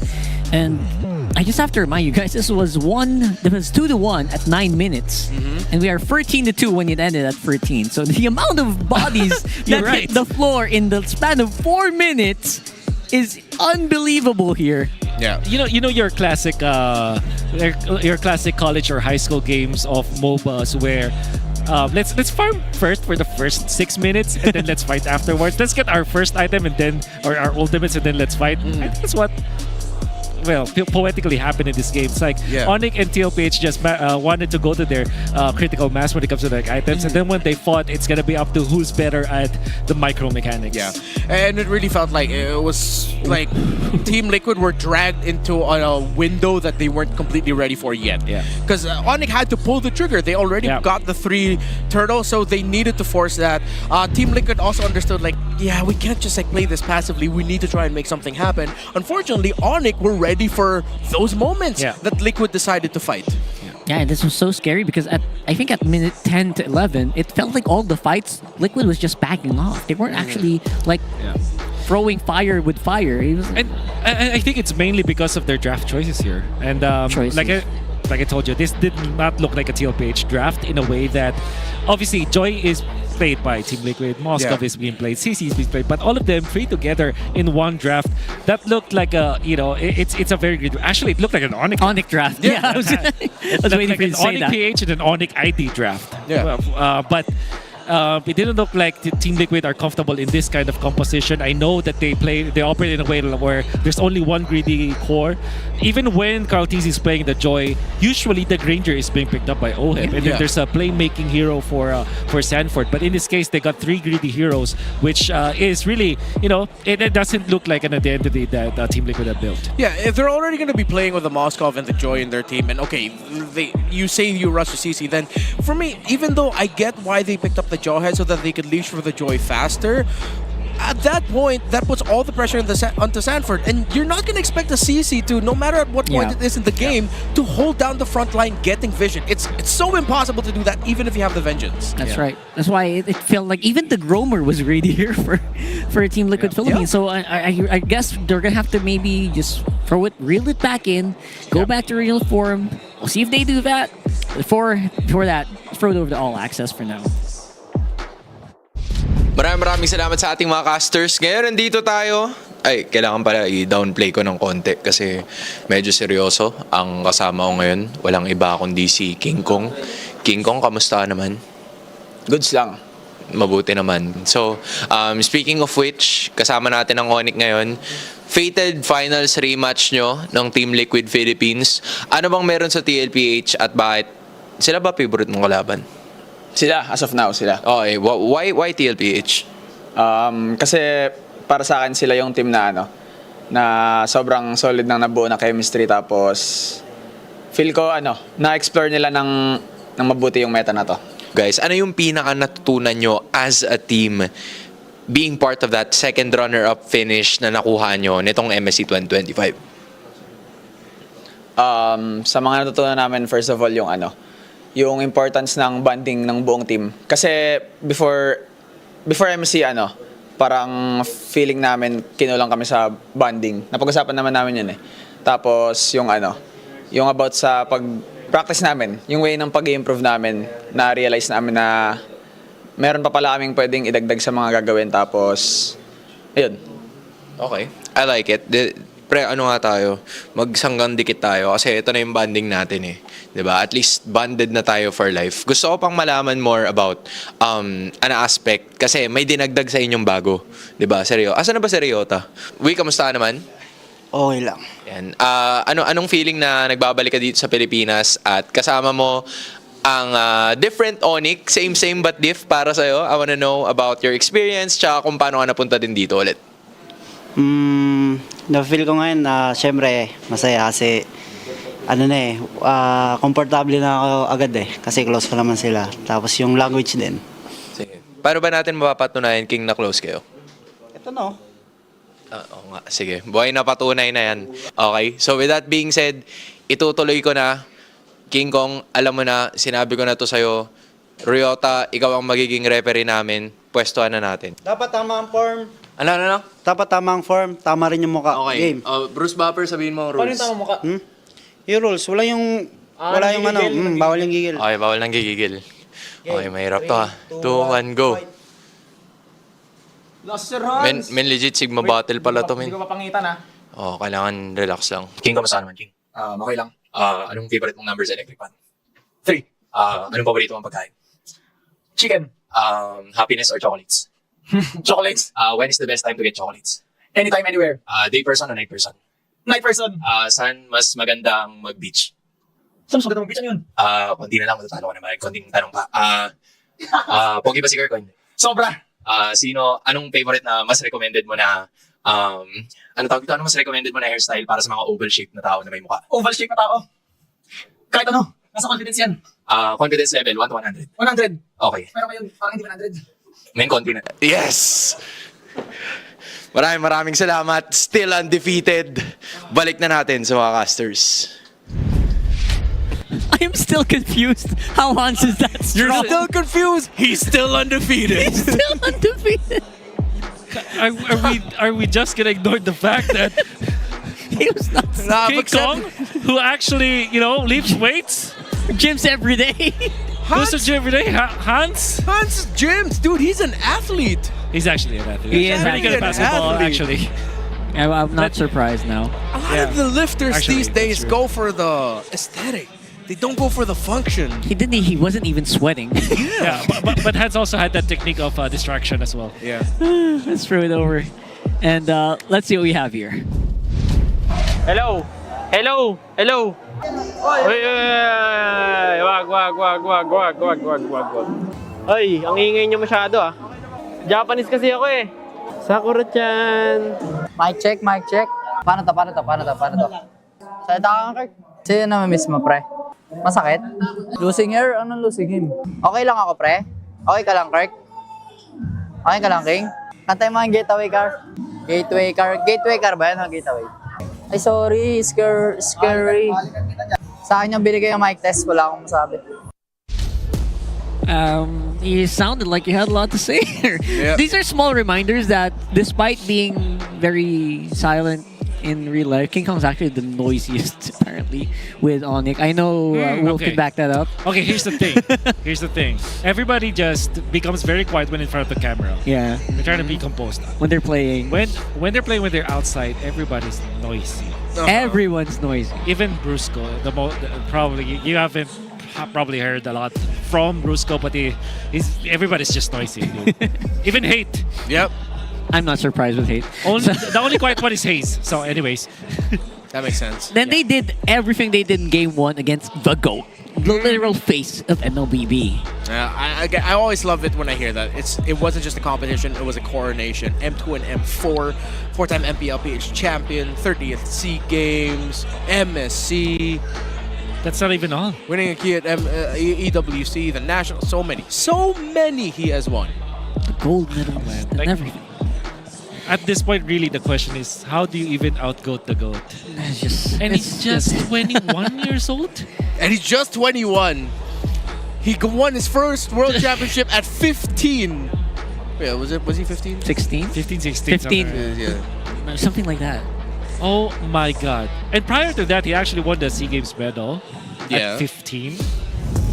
So, man, this guy is just doing it. No, you can't. You just can't do it. Nobody can. How do you out-GOAT the GOAT? Maybe we'll have a segment there someday. But yeah, for now, everyone else is pretty far away. Far away from that. He just became of legal age, and now he's the GOAT. That is crazy. That is Carl Teasy. But if you're wondering, why, if he's that good, why is he losing? Like, why is their team losing? Let me just say the common trend across esports as a whole. Yes. Once someone gets named the GOAT, or the GOAT just wins something big, the GOAT will struggle back home. Yeah. And just when you expect them to not make it into the playoffs, they will somehow make it into the playoffs. That happens a lot. Yeah. So many games. Yeah, this is ONIC PH that they talk. You saw that ONIC PH came prepared. Yes. Not saying that that the keys to victory should be followed at all times, but they did follow the keys to victory and they won with it. So just saying, same proof is right there in the letters, you know. Yeah, it's like you know ONIC so well for some reason. Wow. I wonder why. And look at it. Brusco's holding the mic. He's holding the mic for Coach White. What is wrong? Why is he doing that?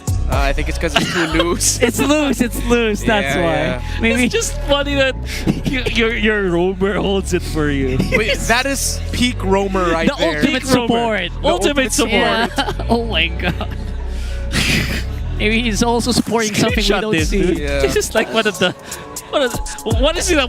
with today? That's There's just so many good things that's happening on broadcast. This is how the super fam works. We got each other's back. Yep. Their mics. Lancelot for TL? Yeah. That's a Lance, yeah. I think Lancelot and just give the YSS to ONIC.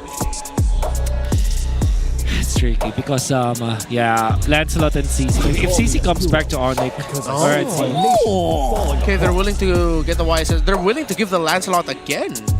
So if that's the case, then they're gonna have to lower down the greed. You know, have something stable to allow Carl Teasy to farm.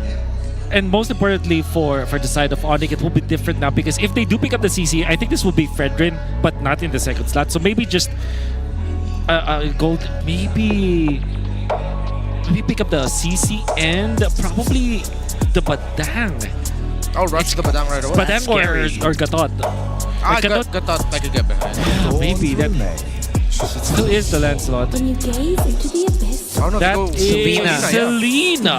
Oh, they don't want to give it to Sanji right away. Okay, so ONIC, I think this time, this isn't greedy, but it still continues their trend of they just want to continue to apply the pressure against Liquid. They don't want JP and Sanji to be comfortable, and when those two are uncomfortable, that means Carl Teasy is putting in the extra work to try and find farm. I feel like they want the short game here. They don't want this game to last too long. Yeah. I thought they were so ready for the Lancelot to come out, but no. This is very interesting. TLPH now has the access to the CC once again, but yes, usually the CC usually does not work that much. Uranus is still available, but now they pick up the Gatot. This is what I'm scared of when ONIC actually forgo the Gatot Gacha, because what can happen is actually ONIC not picking the Lancelot because there's no way TLPH picks it up anyways, right?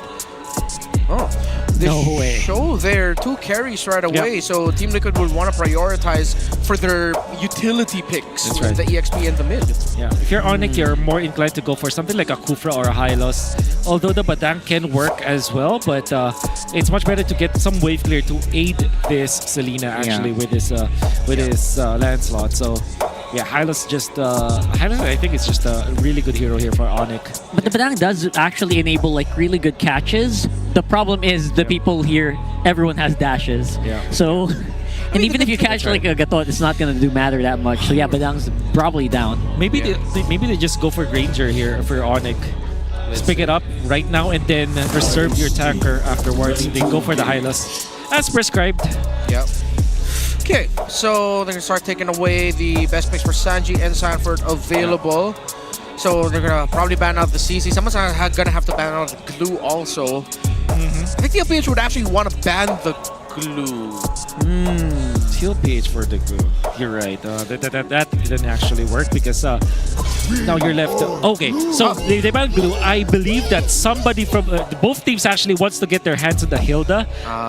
Or yeah, the Ranger also. That was a really good pick for ONIC, but yeah, it did not materialize for ONIC. Another option apart from the Hilda probably is another tank hero like Lapu Lapu actually. Lapu Lapu might work for ONIC in this case, and then they go for again like somewhere along the lines of a Bruno that doesn't require that much farm for Mr. Kalra.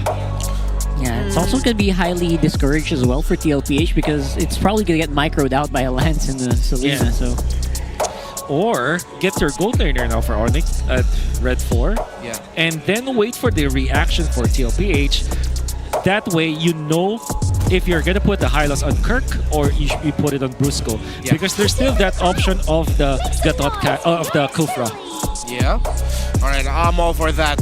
Just save your EXP pick for last. And plus we all know in this meta just how big a really good EXP pick at the right time can become for a draft. Yeah. So instead of taking away another Kelra hero, I think take another potential EXP pick to help whittle down the pool so that you reduce the variance available in the field.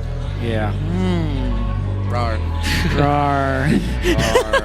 That's not what the Team Liquid mascot does, by the way. So good ban on the Bruno actually for TLPH. There you go. Would have been hard for the Harith to fight. You know what? How about a Kimmy for Kelra versus this composite for TLPH? Very susceptible against the Gatot catchup, but at the same time wins that matchup versus this Harith. If that's the case, they might actually save the gold pick for later. For later. Yeah, because I mean, in MSC we still saw Irithel getting picked up against Hariths. And just go for the Batang, right, for ONIC. Yeah. You know, it still kind of keeps the flexibility of both the Hylos as well as the Badang if they do pick up the Badang in this case. Yeah. But yeah, they can also pick up the Claude here. That's a pretty safe pickup. Actually, I like that Claude. ONIC. Yeah. What if ONIC go for something like Edith? Because they need a bit more magic damage. It can't just be the Selena though, right?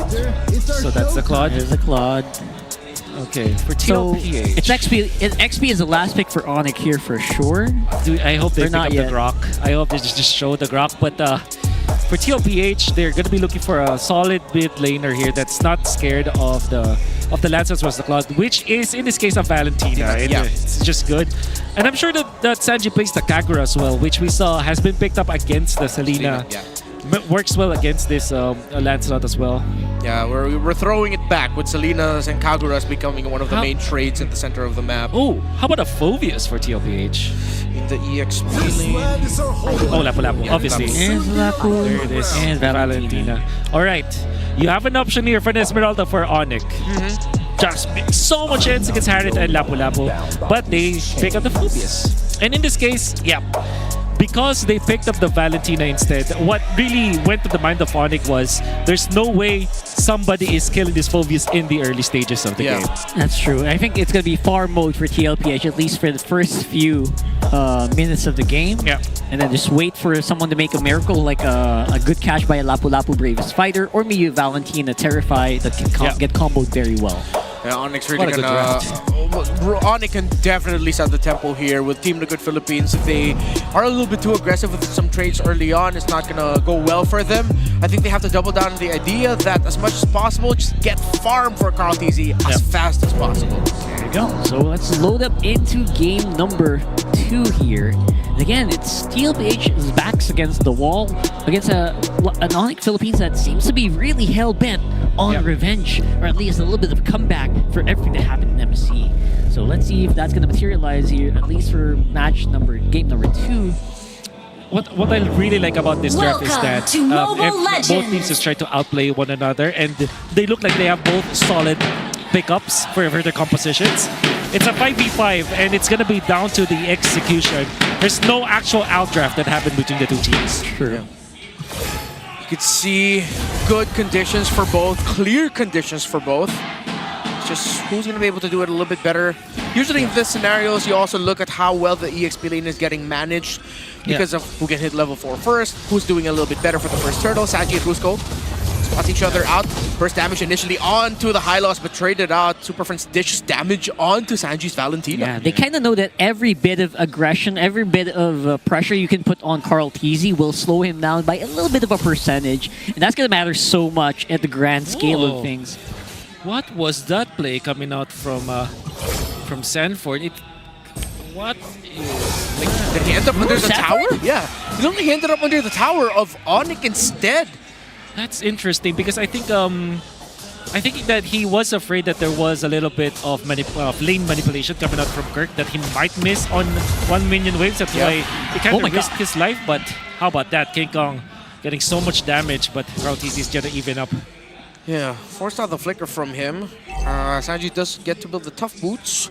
So I think Sanford just needs to chill out a little bit with how he's handling it against Kirk. But yeah, clearly Kirk does have an advantage over him. So Kirk's been doing things right, which is why Sanford's been desperate to get minion waves. Wild. Oh.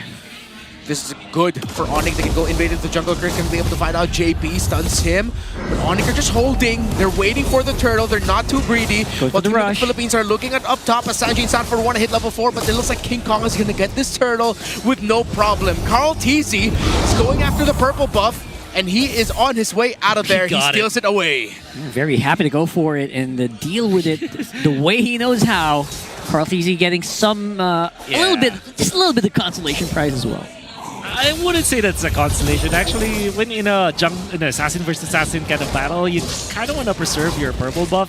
And Carl TZ also leaves the small buff to kind of delay the respawn of the buff. So has added salt to the injury.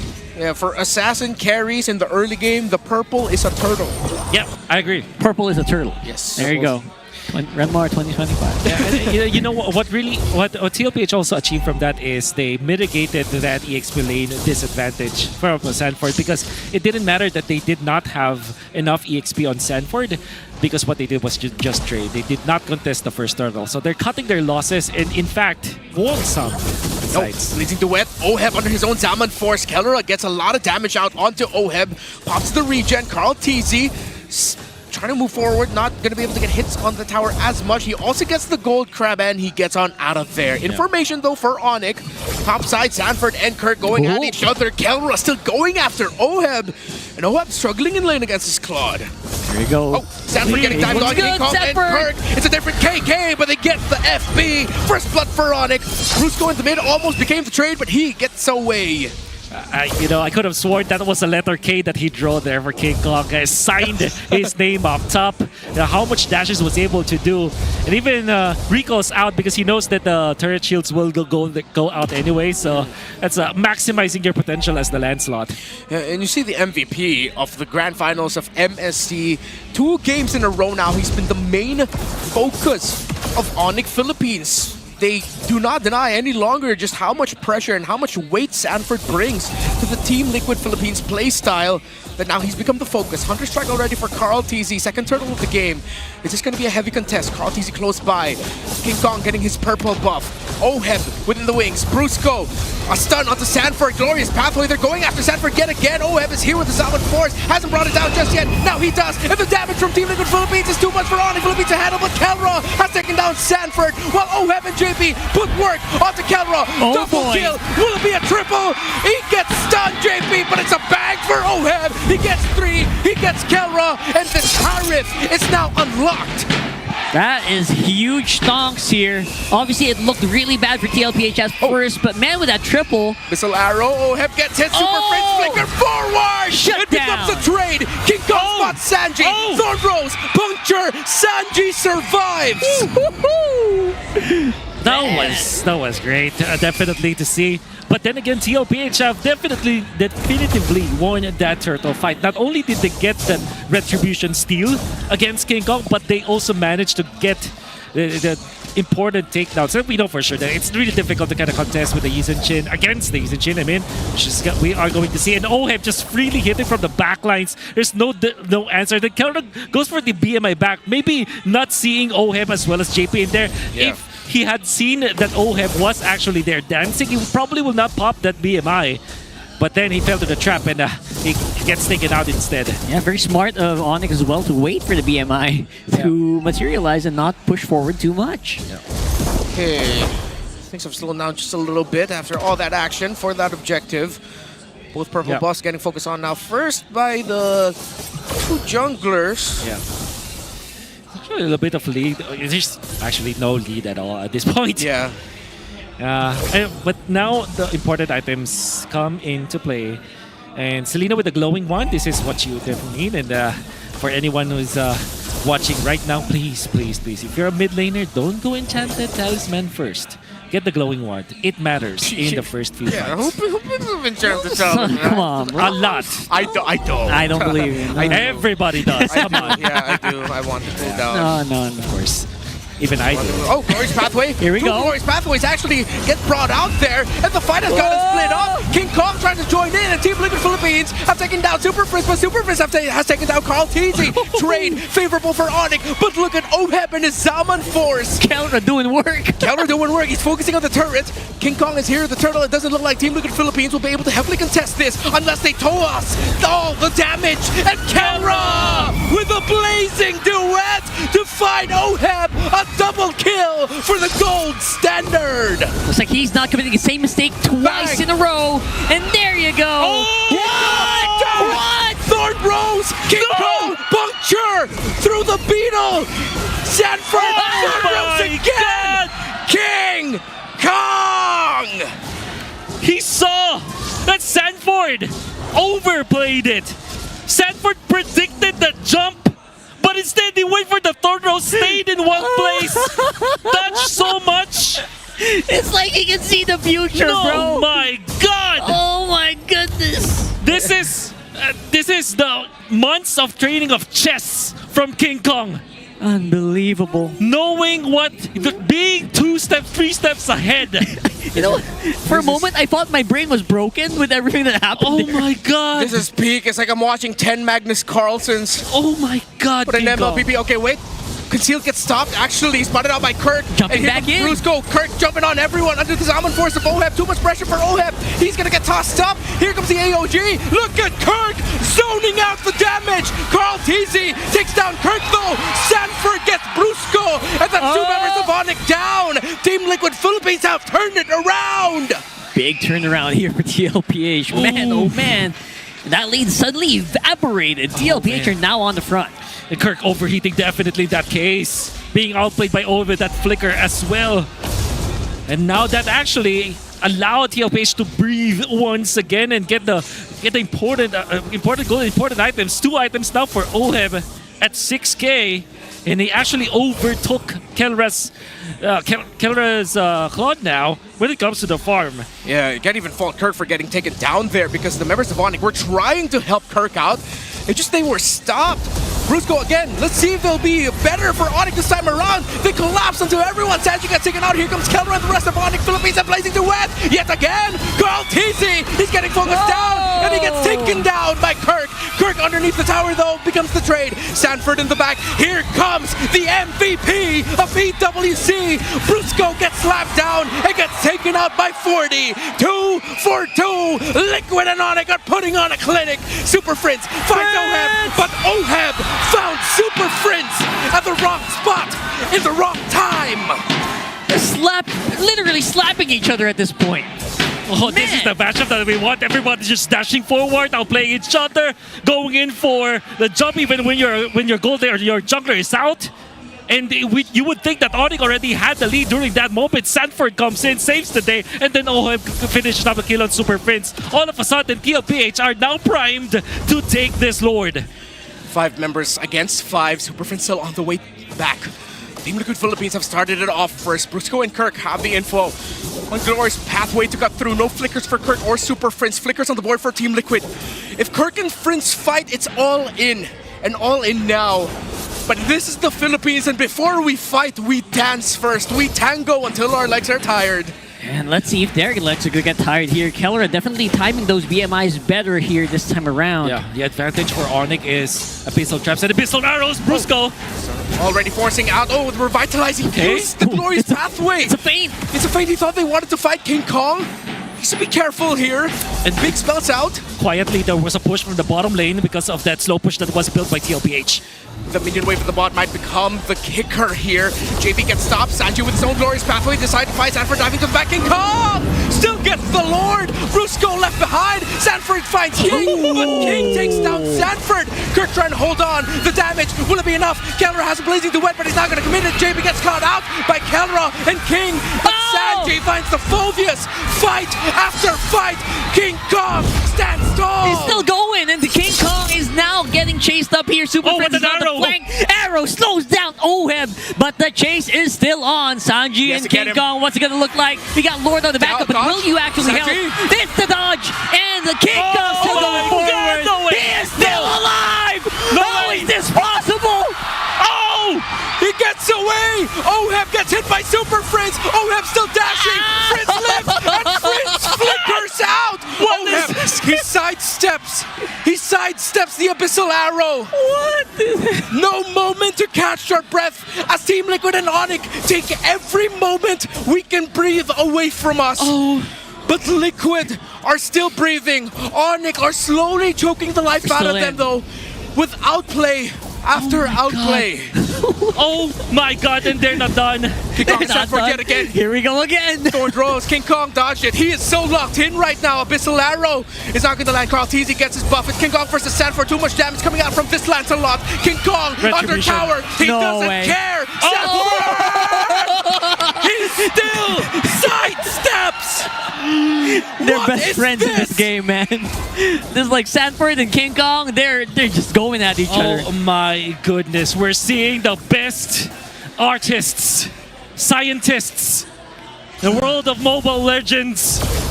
Everybody's just trying to outplay each other. 12 minutes in, 13-11, nobody's leading. And there's so many important dodges and, so many important details that happened. And there was a time where Kellera actually missed the Art of Thievery onto JP. And even when he was able to take out JP in the middle, it was taken out by one Synchro Fission coming out from Oheb. Details matter. At this point, what we're seeing is paranormal as Sanji brings down his own glorious pathway. JP takes a brunt of damage, but ONIC is not going to fight into it. So is Team Liquid. They're trying to look for a turnaround. Abyssal Arrow is not going to land. Carl Teasy gets his own buff and camp. And little by little, it now slows down. ONIC still has a significant advantage in the map.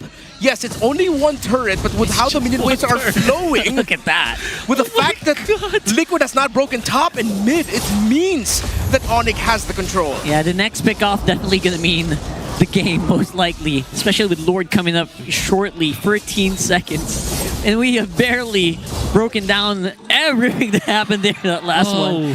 Oh, we need this. We need that. We need this. We need this. Thank you. We're not saying that the casters called the pause. We did it. We did it. Do not misread what we're saying here. Well, man, we need a breather. Holy.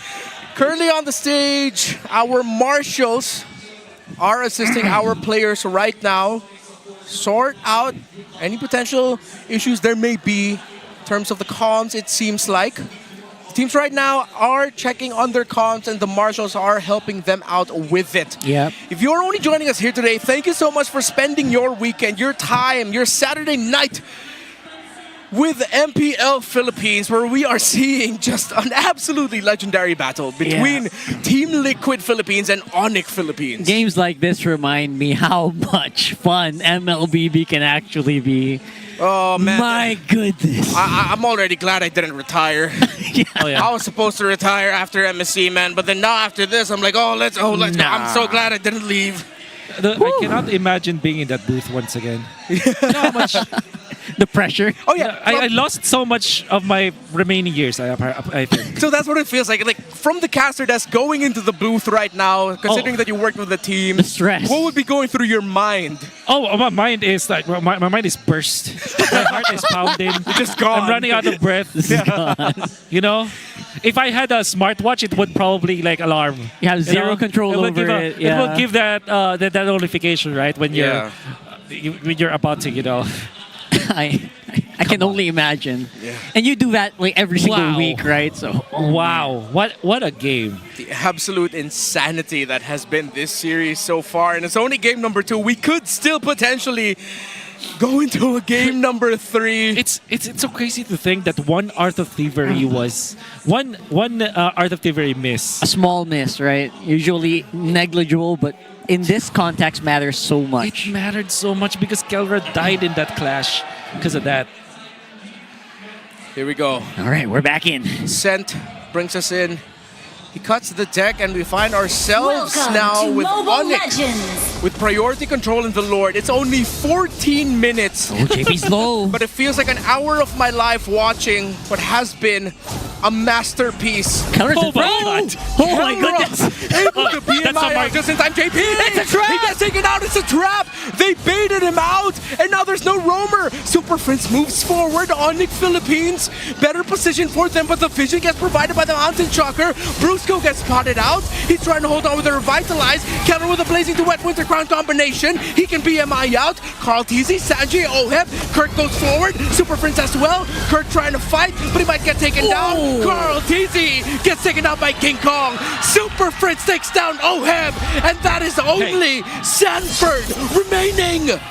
Oh, that is so bad for them. Sanford actually tried to chase down Kelra after the BMI went in. Dude, I'm gonna tell you, that's a marquee move. Yeah? That's a marquee move. I've seen that Season 12 versus RRQ.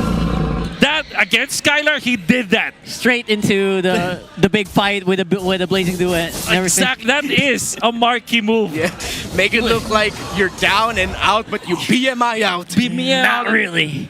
Oh, we're seeing it. I want to see it in replay. I want to see it in 4K once again. Here we go. Beautiful. Break it Look at down. that. Slow it down. Okay, what was it? No, What this was is it? I was already way after before. this. Yeah, Winter Crown entry. Oheb already popped the Zaman Force, but then since he popped it where the ultimate of the Cloud was, he couldn't maximize it any longer. Yeah.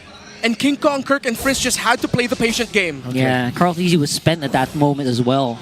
Couldn't really fight back. ONIC, will they sweep the EWC MSC champions here? They're playing the slow game first. Focus on the towers. Systematic. People were looking at this to be the potential grand finals of MSC. We didn't get it, but we're getting it now. And what could have been for the Sonics, because ONIC is on the way to potentially sweeping Team Liquid. Man, this could have actually been it. Imagine playing the game at the knife's edge for 14 minutes and played safe during the siege. Oh my goodness. What a series. Yeah, I cannot imagine how that would end up. But right now, it's Oheb using Zaman Force very early on. I can imagine what that's going to do, but it's going to be enough to clear the waves at least for now. King Kong and Sanford has been having their little duels all throughout this game. And everything that has happened right now for Team Liquid Philippines has been they have the damage, but they just don't have the time.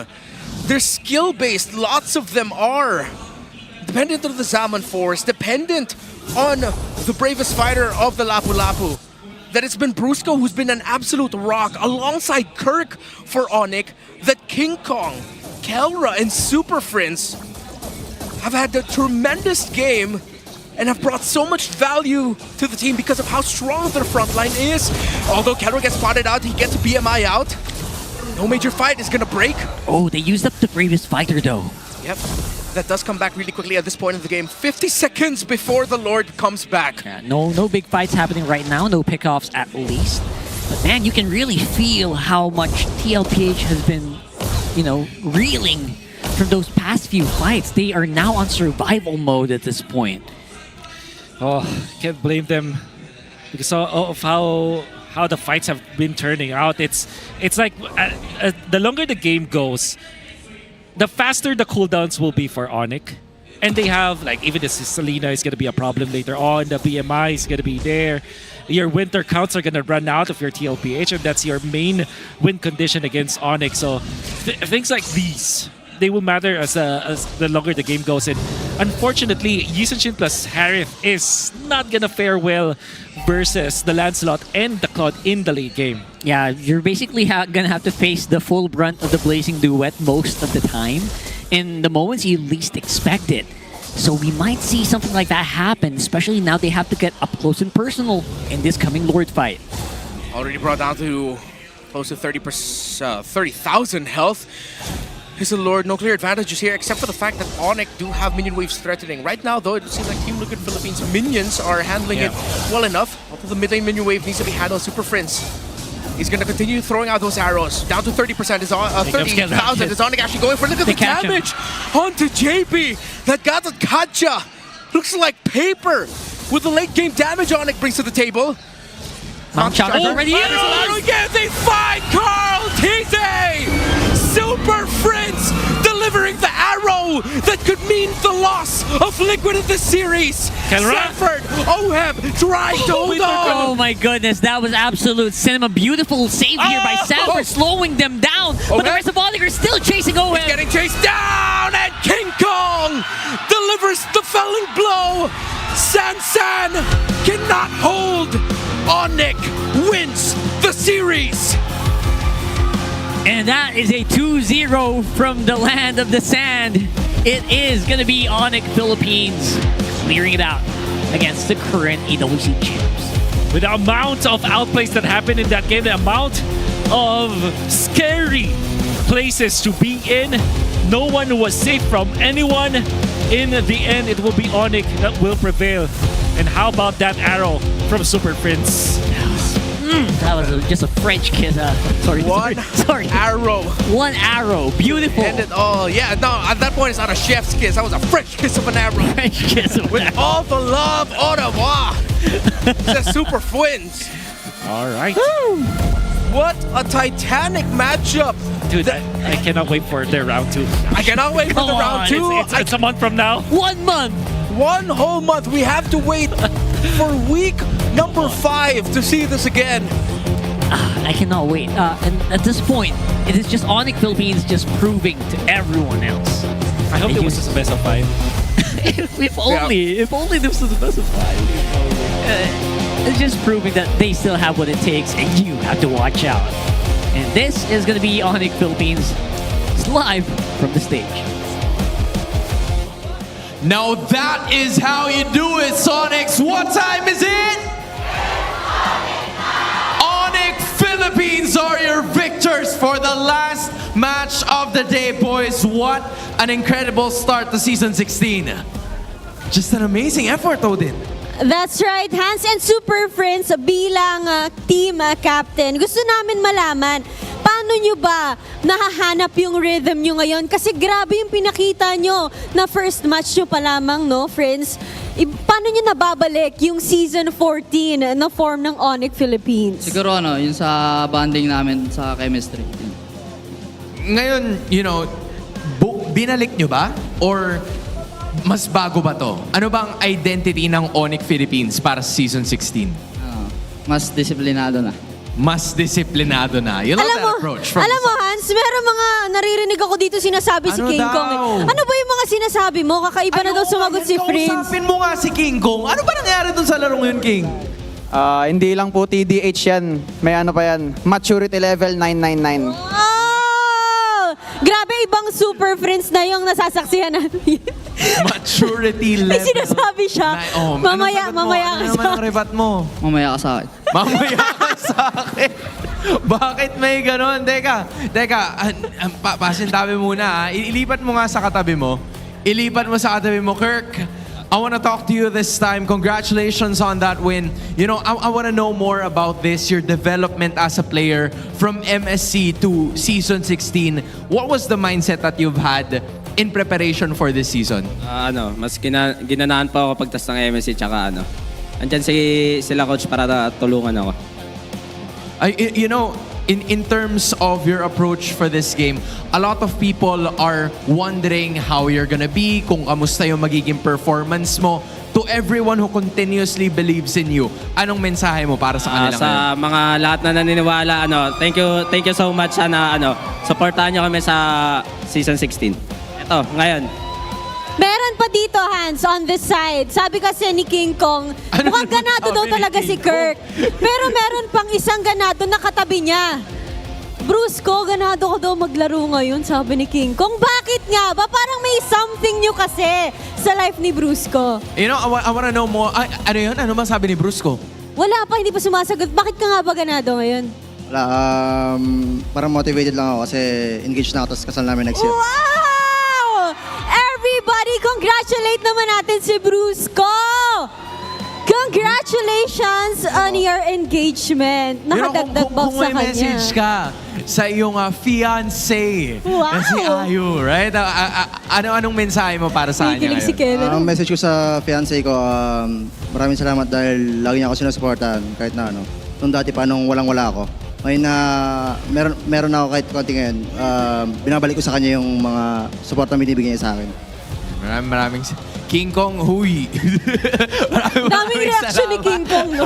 Siya yung real life comment section, no? You'll have to see it. Pero ito, nasa likod ko naman, walang iba kundi si Coach Why Not. Coach, this was a statement win mula sa ONIC Philippines. I wanna know, how did you guys regroup way back nung nasa MSC kayo? Was there a form of regroup na ginawa ninyo, or is this the same approach na ginagawa nyo way back nung past seasons also? Regroup talaga. And hindi naman siya secret. Kumbaga maraming taong nang bash kay Kirk nung time na yon. So bago pa lang kami umalis ng Riyadh, nagkausap na kami sa mga reform na gagawin namin. Yung addition ni Noe, nasa sa kanya kung mas sisikapan niya pa or tatama rin siya. Turns out na mas gaganahan siya. So it's good. And I think mas gigil lang din talaga lahat ngayon bumawi. Kaya yun talaga yun eh. Pero I think mas gusto kong labanan yung TL pagka mas mahaba yung ano nila. Parang kakabalik lang daw nila. Coach, I wanna know, kasi tinanong ko lahat ng mga players, this is gonna be my final question. ONIC Philippines, at the end of Week 8, where do you see this team sa standings? Still as a family, standings-wise, I don't wanna say, ang mahalaga gawin namin lahat as a team. And that team just got their victory para sa araw na to. Ladies and gentlemen, your winners, ONIC Philippines! Gentlemen, you may now take your bow. In a fated finals rematch, it was the Sonics getting the victory over Team Liquid Philippines. That's right. What a good start for the Sonics. And with that, itanong na natin kung ano ba nangyari sa game na yon with our casters. What a very meaty interview we've had here.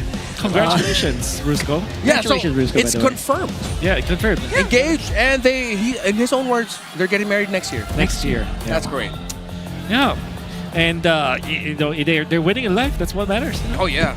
Everybody's winning. I think majority you are the like Kelra. Why not? There's a lot of like big announcements in the past year because Brusco got engaged. Yeah. It was Kelra's son's birthday, and then why not also being a father? Amazing. Yeah. So overall, they're winning in life. They won in this game as well. Look at King Kong. He's the MVP for this one. Yeah, that's why I was wondering, like, why give the lance to the man? He has 100% kill participation. A lot of the actions and sequences that ONIC were able to pull off, King Kong was there. Yeah. Obviously, there's a lot of good plays that they actually did. I still can't get over that dodge that he did outplaying Sanford. I want to see it once again. And hopefully with a slow-mo, because it was so smart that how he was able to dodge. Wait, that was okay, so we will not see it, unfortunately. Yeah, this was after. But it was great because he outplayed Sanford by reading what Sanford wanted to do. And look at how many, and the Art of Thievery missing onto JP. It's pretty important right there. And it was taken out by JP himself. Then Oheb finishes off, but then King Kong is like, I don't care. I'm gonna take over. And how about this? Oh my god. The minion wave also actually Oheb appearing to give a dash to King Kong, by the way. That little extra dash. Yeah. Oh my goodness. It was Details matter. Yeah, it was slightly off angle, like the point of entry. But then you also get it because Oheb placed himself a little bit further. Yeah. That means King Kong would have just gotten away much easier. Yeah. Kara with the play, with the Winter Crown. Kirk with the flicker does not find any opening, but eventually finds it. Very, I would say, target locked onto Oheb, which is important, by the way, because he knows his task in this game. It is to lift up Oheb, but in a negative way. Yeah, he just knew it. He just had to get into it. And when Kelra, when everyone's so busy with Sanford and everything, that's when Kelra does pop in and gives you hell for it. And by the way, Kelra survived against Sanji long enough for them to push it, and they got denied away from them. So we're not still done here. quite yet. We're still here. We're still here. We're still here. There you go. So that was a 19-minute game. At the very end of it, it was a very back and forth. There was no point in that game when I said, you know what, TLPH, they're done. Yeah. There's no coming back from this one.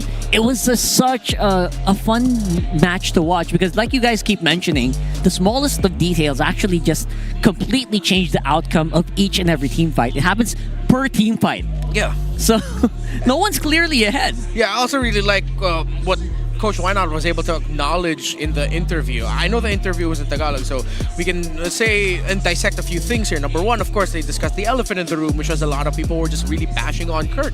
And what happened?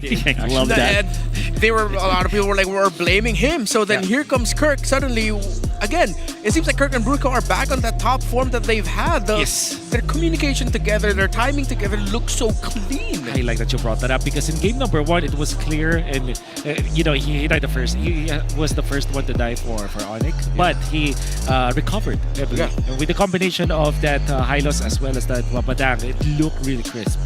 Yeah. Overall, you just can't blame the teamwork. The synergy is still very much there here for ONIC Philippines. And when Kirk and Bruce are very well in sync together, good things really do happen. King Kong can make stuff done, and Kelra is just untouchable in most of these situations. Everyone hungry to deliver, and King Kong walks away as a rich guy, BPI rich guy.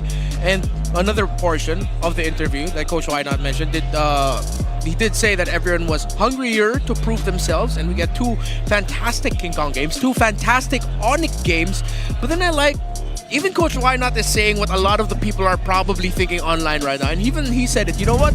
They really want to face Team Liquid Philippines again when they feel like they're facing a top form Team Liquid. Very well rested. Very well rested because he did acknowledge, because to them, he heard like it's as if Team Liquid just got back. So the preparation for the season isn't as much so far compared to the other teams. Oh, yeah, I hope I can say this, but I'm gonna say it anyways. Yeah, but most teams are already prepared during MSC. Yeah. For the case of those for our representatives, ONIC started a week, just 1 week ahead of TLPH, which is not saying much because literally there was just like 2.5 weeks of break in between MSC.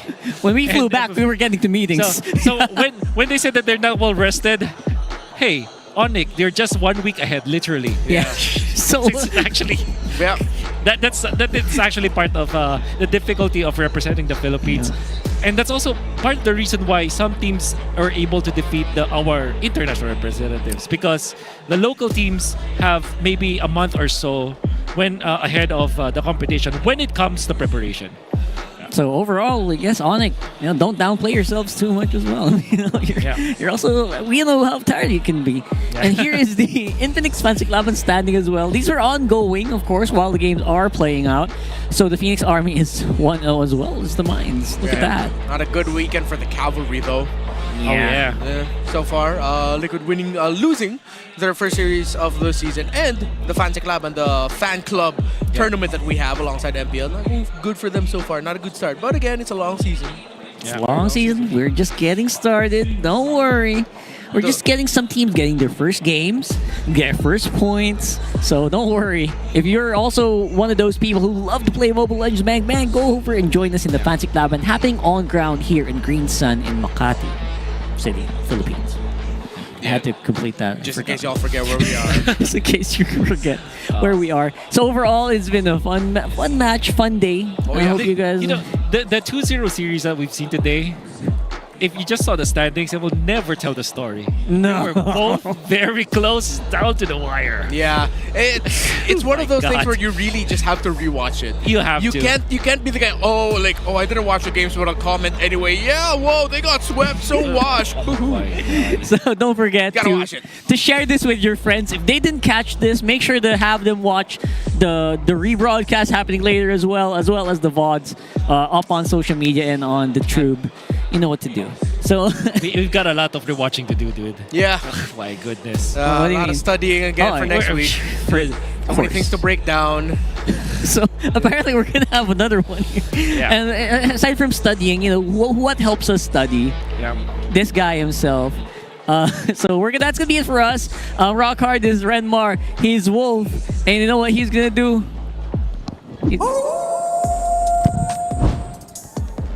Wow, what a series we've seen, and this time it's ONIC Philippines winning against Team Liquid. And what did we learn from this game? We have to just go back to the keys to victory. First, we said that we needed to have a victory when it comes to the X-Plane battles. We said that we needed both teams, particularly ONIC, to win when it comes to get the winning matchup in the X-Plane, and that's exactly what they did. So let's put a check on that. Now let's put another check on another item, which is the first turtle needs to be secured. And so far for both games, we've seen ONIC secure the first turtle, and they also won the fights thereafter. Now for another check mark, we saw that, oh well, actually this is an X mark in fact, because TLPH weren't able to force ONIC Philippines to go for the Greedy Heroes. They themselves drafted the Greedy Heroes, and if you've seen our cast, we actually analyzed that the first game for TLPH didn't look like a TLPH game. So it was kind of weird because it was very greedy, but ONIC Philippines, they stuck to their MO. They wanted to win against Team Liquid by being the aggressors, being the team that has the faster way around the map, and that was what happened in game number 1 with that Bruno. But game number 2 though, that cannot be explained by anyone. Only the top 2 teams that we have right now, only the 2 teams that we saw can explain what happened in that game. We are just happy to be the ones to see and witness greatness in the top 2 teams that we have. That's it for the How for me, and congratulations to ONIC and GG's to TLPH. For now, we're going to be throwing it over to the stage. Today's Saturday was full of twists and turns. That's right, Hans. And I would say this day was made for the rookies. Talagang pinapatunayan ng ating mga rookies na kayang-kaya nila makipagsabayan dito sa ating liga. Underdogs more like competitors dahil walang nagpapalamang, walang nagpapaapi para sa araw na ito. Even though we went the triple header series, we saw them make their way para makakuha ng mga panalo. Sinimulan yan ng APBR as they secured their first win this season. And sinundan naman yan ng plot twist ng Twisted Minds with the rookies from MDL to beat out the Living Legends. And in our faded golden rivalry for our last series of the day, it was ONIC Philippines shining brighter than Team Liquid Philippines to get their first win via a sweep to kick off their season strong. Paalala ko lamang na day 2 pa lamang ng ating season at ano pa nga kayang aabangan natin bukas sa ating first week? Well, we're about to find more about that because the last day of week number 1 is tomorrow. Muli, ako si Hans Galeria. And this is your very own Odin. Sama-sama pa rin nating tungayan ang MPL Philippines Season 16!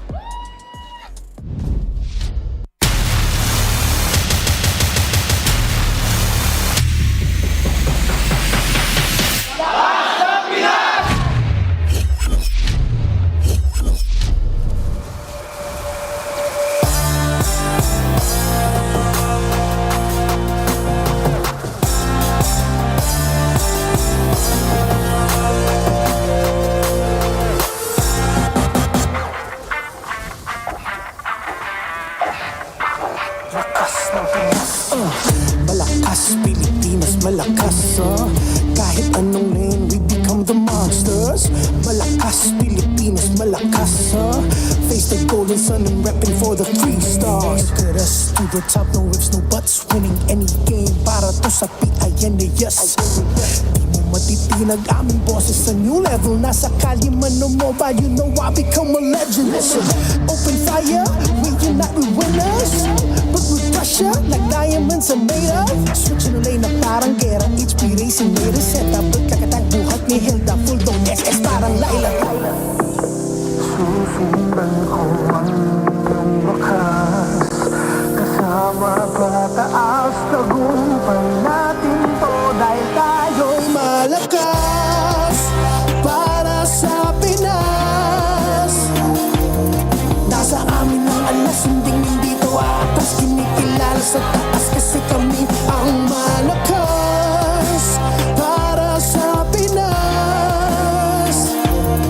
Nasa amin ang alas, hindi to atas. Kinikilala sa taas, ganito kami sa Pinas. Yeah.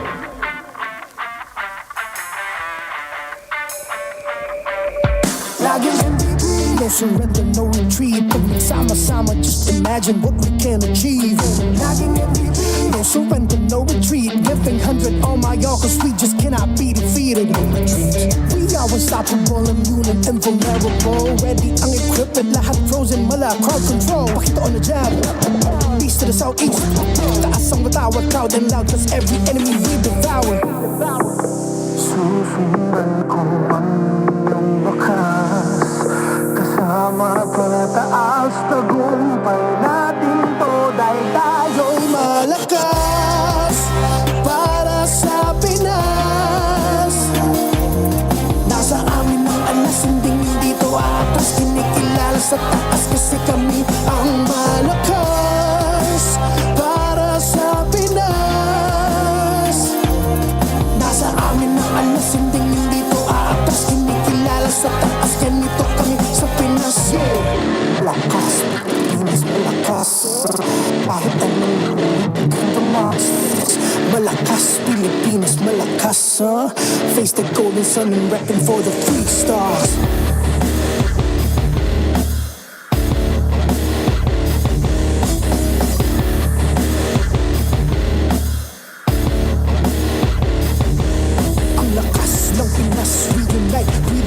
Ang lakas ng Pinas, reunite with the stars. Ang lakas ng Pinas, reunite with the stars. Ang lakas ng Pinas, with the